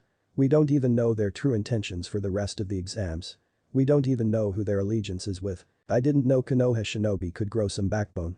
One of the Kumo genins laughed. Karin blushed at the compliment and ran a quick hand through her red hair and looked back up toward the dunes and shut her eyes, getting a good look at the shinobi and their numbers and chakra type. But the amount of time she'd spent in Konoha and their diverse shinobi skills and elements, she was able to diversify and single out certain chakra affinities and assign colors to each affinity, making sensing a whole lot easier. She glared back and forth as the elements for fire and earth were what she was able to sense back. She looked back to her comrades and temporary comrades and nodded her head. At least 80% use fire, and the rest are earth users. No special elemental Kekkei Genkai that I can discern at the moment. Karin quickly said. Naruto, are you ready for a fight now? I have no choice in the matter, so I guess I am. Naruto sighed as more senjutsu chakra filled his body, strengthening him beyond belief. I don't intend to lose right now, especially since we're so damn close. 2 clones popped up next to the Uzumaki, and they raised their hands channeling chakra into the air around the blonde. Naruto raised his right arm, forming a Rasengan with wind pouring off of its sides. The wind sharpened into blades and soon enough, the Rasengan had formed into a large spiraling shuriken made of pure wind. The Jinchuriki smirked and hurled the attack forward while charging ahead with the 2 clones following close behind. The Rasen shuriken collided with a large group to the west of the shinobi in the middle, shooting up a massive cloud of sand and dirt, covering their vision for a while. But once the sand was whisked away, all they could see was Naruto beating down 20 men on his own, with nothing but his bare fists and his clones aiding him. Karin smirked softly at the sight. Naruto weaved back and forth, dodging each attack and kick aimed directly at him. But thanks to Karin's training and her teaching him how to anticipate attacks, Naruto was virtually untouched, along with Senjutsu helping him out a bit. One of the enemy shinobi shot forward with a knife and was ready to dig the blade into the blonde's back, but Naruto swiveled around at the last second and dug his own kunai into the man's side, while one of his clones dashed in and rammed a Rasengan barrage into 2 other shinobi, sending them careening into the sand. As this happened, the real Naruto stood in utter shock at what he'd just done. He'd just killed a man in less than a second. This was actually the first man he'd ever killed, well, at least the first he'd ever seen bleed by his own hand. Naruto was frozen as the blood began to flow down the side of the shinobi's puncture wound. The shinobi stared into the deep blues of Naruto's eyes, and within a few seconds, the pupils dilated completely, signifying the end of someone's life.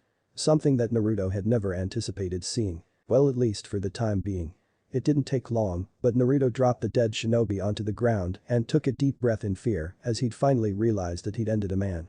The ramification sent explosive shivers up and down his spine and resting in the bottom of his gut, causing him to nearly hurl onto the sand below. His legs gave out and he collapsed onto the dirt with his breath heavy and labored. He knew that he'd have to kill someone, but he expected it to be Sasuke, should the Uchiha not turn from his ways, not some fodder ninja that didn't even give the blonde the satisfaction of a name. Naruto stared at the dead man and quickly realized that the other two that his Senjutsu-enhanced clone disposed of weren't getting up. His eyes widened when he found that the Rasengan were actually killing their enemies. They were not only rendering them unconscious or even immobile or unable to mold chakra normally, but instead, they were actually taking the lives of other shinobi, other people. Naruto brought a hand to his chest and gripped his racing heart through his jacket and started to hyperventilate as the breaths took speed. His breath was fast and short and his body started to shiver from his realization. He never meant to kill most of those people, probably just 2 out of how many people he'd shoved a Rasengan into. He looked down at his hands and found blood from the dead shinobi in front of him, drenching his hands and clothes. He freaked out and started backing away from the dead man, but ended up rolling down the side of the dune and landing at Karin's feet. The Redeed was already waiting for him and placed a healing hand onto the blonde's chest, and the effects were immediate. The blonde started breathing softer and breathing slower. His glazed eyes were regaining color as his heartbeat slowed to a manageable rate. Naruto reached up and placed a hand against Karin's cheek and whispered something incoherent right before passing out. Karin's eyes were wide, and she quickly sent another blast of healing chakra into the blonde's body, trying to wake him from his sleep, but found that it was probably useless. Knowing how Naruto was, he'd be out for quite a while, maybe another hour or even 2 at the most. She looked back towards the top of the dunes and clenched her fists and glared back to the other side of the dunes and found some of the Iwa and Kumo teams fighting off the bandits or whoever they are and sensed that many of the genin were starting to run low on chakra despite having such high capacities. Karin though, wasn't worried about the dunes and protecting the group, instead, she was more worried about Naruto's mental state for just a few minutes, went haywire, and Karin was quickly on alert, completely wary of what might happen this time, should something happen at all. Her heart tightened when she felt his genuine sorrow. She kept her hand on the blonde's chest and let out a silent whisper before sending another attack of medical ninjutsu. Suddenly, smoke shot off into the air and explosions shook the area and the bandits were forced back by Suna, Iwa, Kiri, Konoha and Kumo shinobi led by Gaara, the Kazukiage. The bandits took off towards Kami knows where, leaving Naruto and the rest of the group to the devices of the Kazukiage. Gaara dashed forward past the teams of examinees and gave Karin and Kuretsuchi knowing looks. It didn't take long for the 2 girls to catch on. With a quick motion, the 2 girls managed to redirect the attention with their teams and the others back towards getting to the final checkpoint to complete the mission. The only problem was that Naruto was on the verge of passing out and he was too damn heavy with muscle for Karin to carry. The 2 teams looked back up towards the sky and found the sun was already starting to go down, signifying the near end of the second stage of the exam. Kuretsuchi and Karin tossed Naruto over to Akatsuchi, and the burly Iwa Chunin caught Naruto and slung the boy over his back, and the 2 teams took off through the dunes towards the checkpoint, or at least where they thought it was. They didn't know if it would be another Jinjutsu-covered checkpoint or a large building to finish off the test. It didn't matter now though, Karin was desperate to finish this exam and finally move past all of the bandits and into the final stage. But after nearly 10 minutes of silence, her crimson eyes widened as a large blob of chakra signatures showed up once more, almost as if they were fabricated from the air. Karin looked at Kuretsuchi, and the girl gave one of the other teams following them another look. Kuretsuchi sped through a few hand seals and fired off a quicklime blob, encasing 5 of those bandits. Karin looked back up to the sky to see that half of the sun was already underneath the horizon. Kuretsuchi. The sun. Karin roared. We need distractions. Kuretsuchi howled out toward the genin teams following them. We need one now. From the sand dunes around them, bandits exploded outwards, showering the teams in sand and caltrops that were hidden in the large sand clouds. Karin though, saw everything that the men were planning. A shinobi shot up from the side of the dune next to her with his sword drawn out, but Karin weaved around the attack and elbowed down, sending the man face down into the sand. She looked over to see Akatsuchi trying his hardest to fight off the desert bandits while still trying to keep Naruto completely fine and free of harm. Hero was faring no better, but managed to defeat a few of the bandits in the process of his fight. Karin sensed a spike of chakra and turned right around and hurled a handful of shuriken towards the source, faster than a blink of an eye, almost impossible in any normal situation. She blinked in surprise at her sudden newfound skill and nearly passed out on the spot from excitement. She snapped from the thoughts almost immediately and ran over to Akatsuchi and started motioning for the Iwa team to follow closely. Kuretsuchi-sama. One of the genin hollered. We'll do our best to hold them off for the time being. Go and finish this test. Kuretsuchi was surprised and was planted on the spot until Karin started pulling on the black-haired girl's arm, breaking her trance. The Redeed grabbed Kuretsuchi quite hard and almost started dragging the Iwa Kinwaichi through the sand in the last attempt to get them to the end of the exam. Karin pulled the girl a little harder, breaking Kuretsuchi from her trance. The pink-eyed girl stared in confusion but then realized that they were all running towards somewhere. "What's going on?" Kuretsuchi called out. "We're heading towards the final checkpoint, but we have to move as fast as possible. The sun is already nearly past the horizon and we are about to fail this test." Karin quickly spoke. "Gara-sama had managed to force back a large group of the bandits, but a few still got away and are in pursuit of us. So get yourself together and run." Kuretsuchi nodded and followed after Akatsuchi as he bumbled through the sand dunes with Naruto waving on his back like a loose rag. But as the moments passed, they finally made it over one of the largest dunes in the desert so far, but once they got to the top, they saw a massive arena on a large closed building right next to the arena. That must be the final stage of the Chunin exams here. This has got to be the end of the second stage. With all of those buildings and the shinobi teams converging towards it, that must be the end. It has to be. Karin made a quick hand motion and waved the rest of the shinobi towards the front door of the final checkpoint, but now, the sun was practically gone with the final rays of light leaving the earth.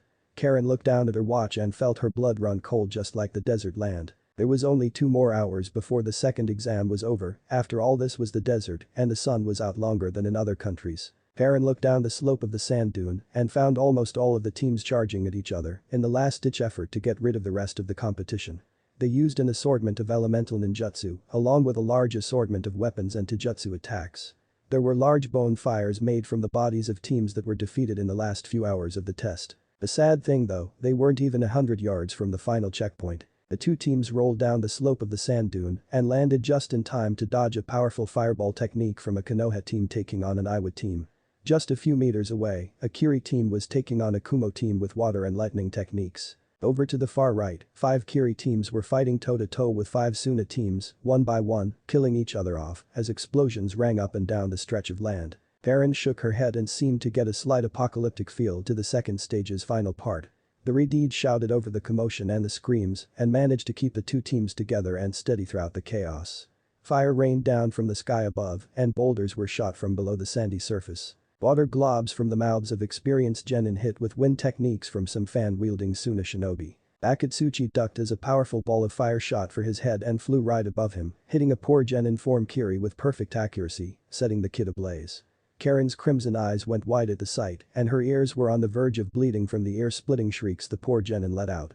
Karin was terrified. This was probably a good reason to add to the list of reasons to why she didn't want to be a ninja anymore. Well, not that it mattered anymore, she was going to become a chunin soon for Konoha. The group dashed forward dodging elemental attacks and flying kunai and shuriken that came from all directions. Men and women were pulled beneath the sand surface using the earth suicide technique and others were gutted with sharp kunai, stained with the blood of the desert animals and other genin. Over from beneath dunes that surrounded the arena, a large host of scorpions and snakes plowed from the sand, showering the battlefield with sand. Genin broke from their fights and turned their attention of the natural defenders of the desert and tried their best to kill the creatures while receiving some debilitating casualties and even a few deaths amongst their ranks. Karin looked at Kuretsuchi and shook her head, knowing that they were already running low on time and as of yet, they only had 30 minutes left to get through the rest of the battlefield and into the building. Kuretsuchi agreed, although half-heartedly, and followed after Karin who followed after Akatsuchi. The burly shinobi held Naruto tightly and made sure that nothing would happen to the blonde shinobi. It was a bit of a struggle, especially since Akatsuchi had already taken a few kunai to the knees and shoulders as he tried his best to keep Naruto protected from the projectiles. "We're almost there," Karin cried out. Suddenly, from the sand, a large stone golem shot up, spraying sand into their eyes and forcing Naruto from Akatsuchi's back and causing the blonde to fly through the air right before landing face first onto the sand below. Once the sand cloud dispersed, it came to reveal the golem ready to smash the blonde into the dirt. Karin's eyes went wide as her heart nearly stopped. This would have been the second time within the last 24 hours that Naruto was about to die right before her.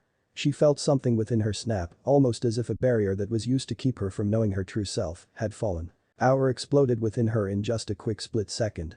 Her crimson eyes darkened and she sped through a hand-seal combination with almost lightning speeds and with perfect precision. There was a strange glint in the girl's glasses and she finished her technique with a half-ram hand seal. Chakra exploded out from her body, causing the golem to freeze just as its fist was about to make contact with Naruto's face. The golem looked up only to be wrapped up in chakra chains and suddenly crushed by the increasing pressure of the chains. Kuritsuchi was completely surprised, as were the others on her team. Their jaws were lax and hanging slightly. Akatsuchi was thinking about saying something, but deigned from it and dashed to pick Naruto up off the ground, but he was stopped when Karin grabbed the blonde boy and hoisted him over her shoulder. The glint still shining in her glasses and eyes showed that Karin was no longer planning on being useless anymore. Her heart pounded from the use of chakra like that. She felt that chakra reserves were already running low, but she felt that she could manage. She tightened her hold on Naruto's Haori and held him closer to her to make sure that he doesn't pass out again. She could feel his chakra and how it was withering for some strange reason.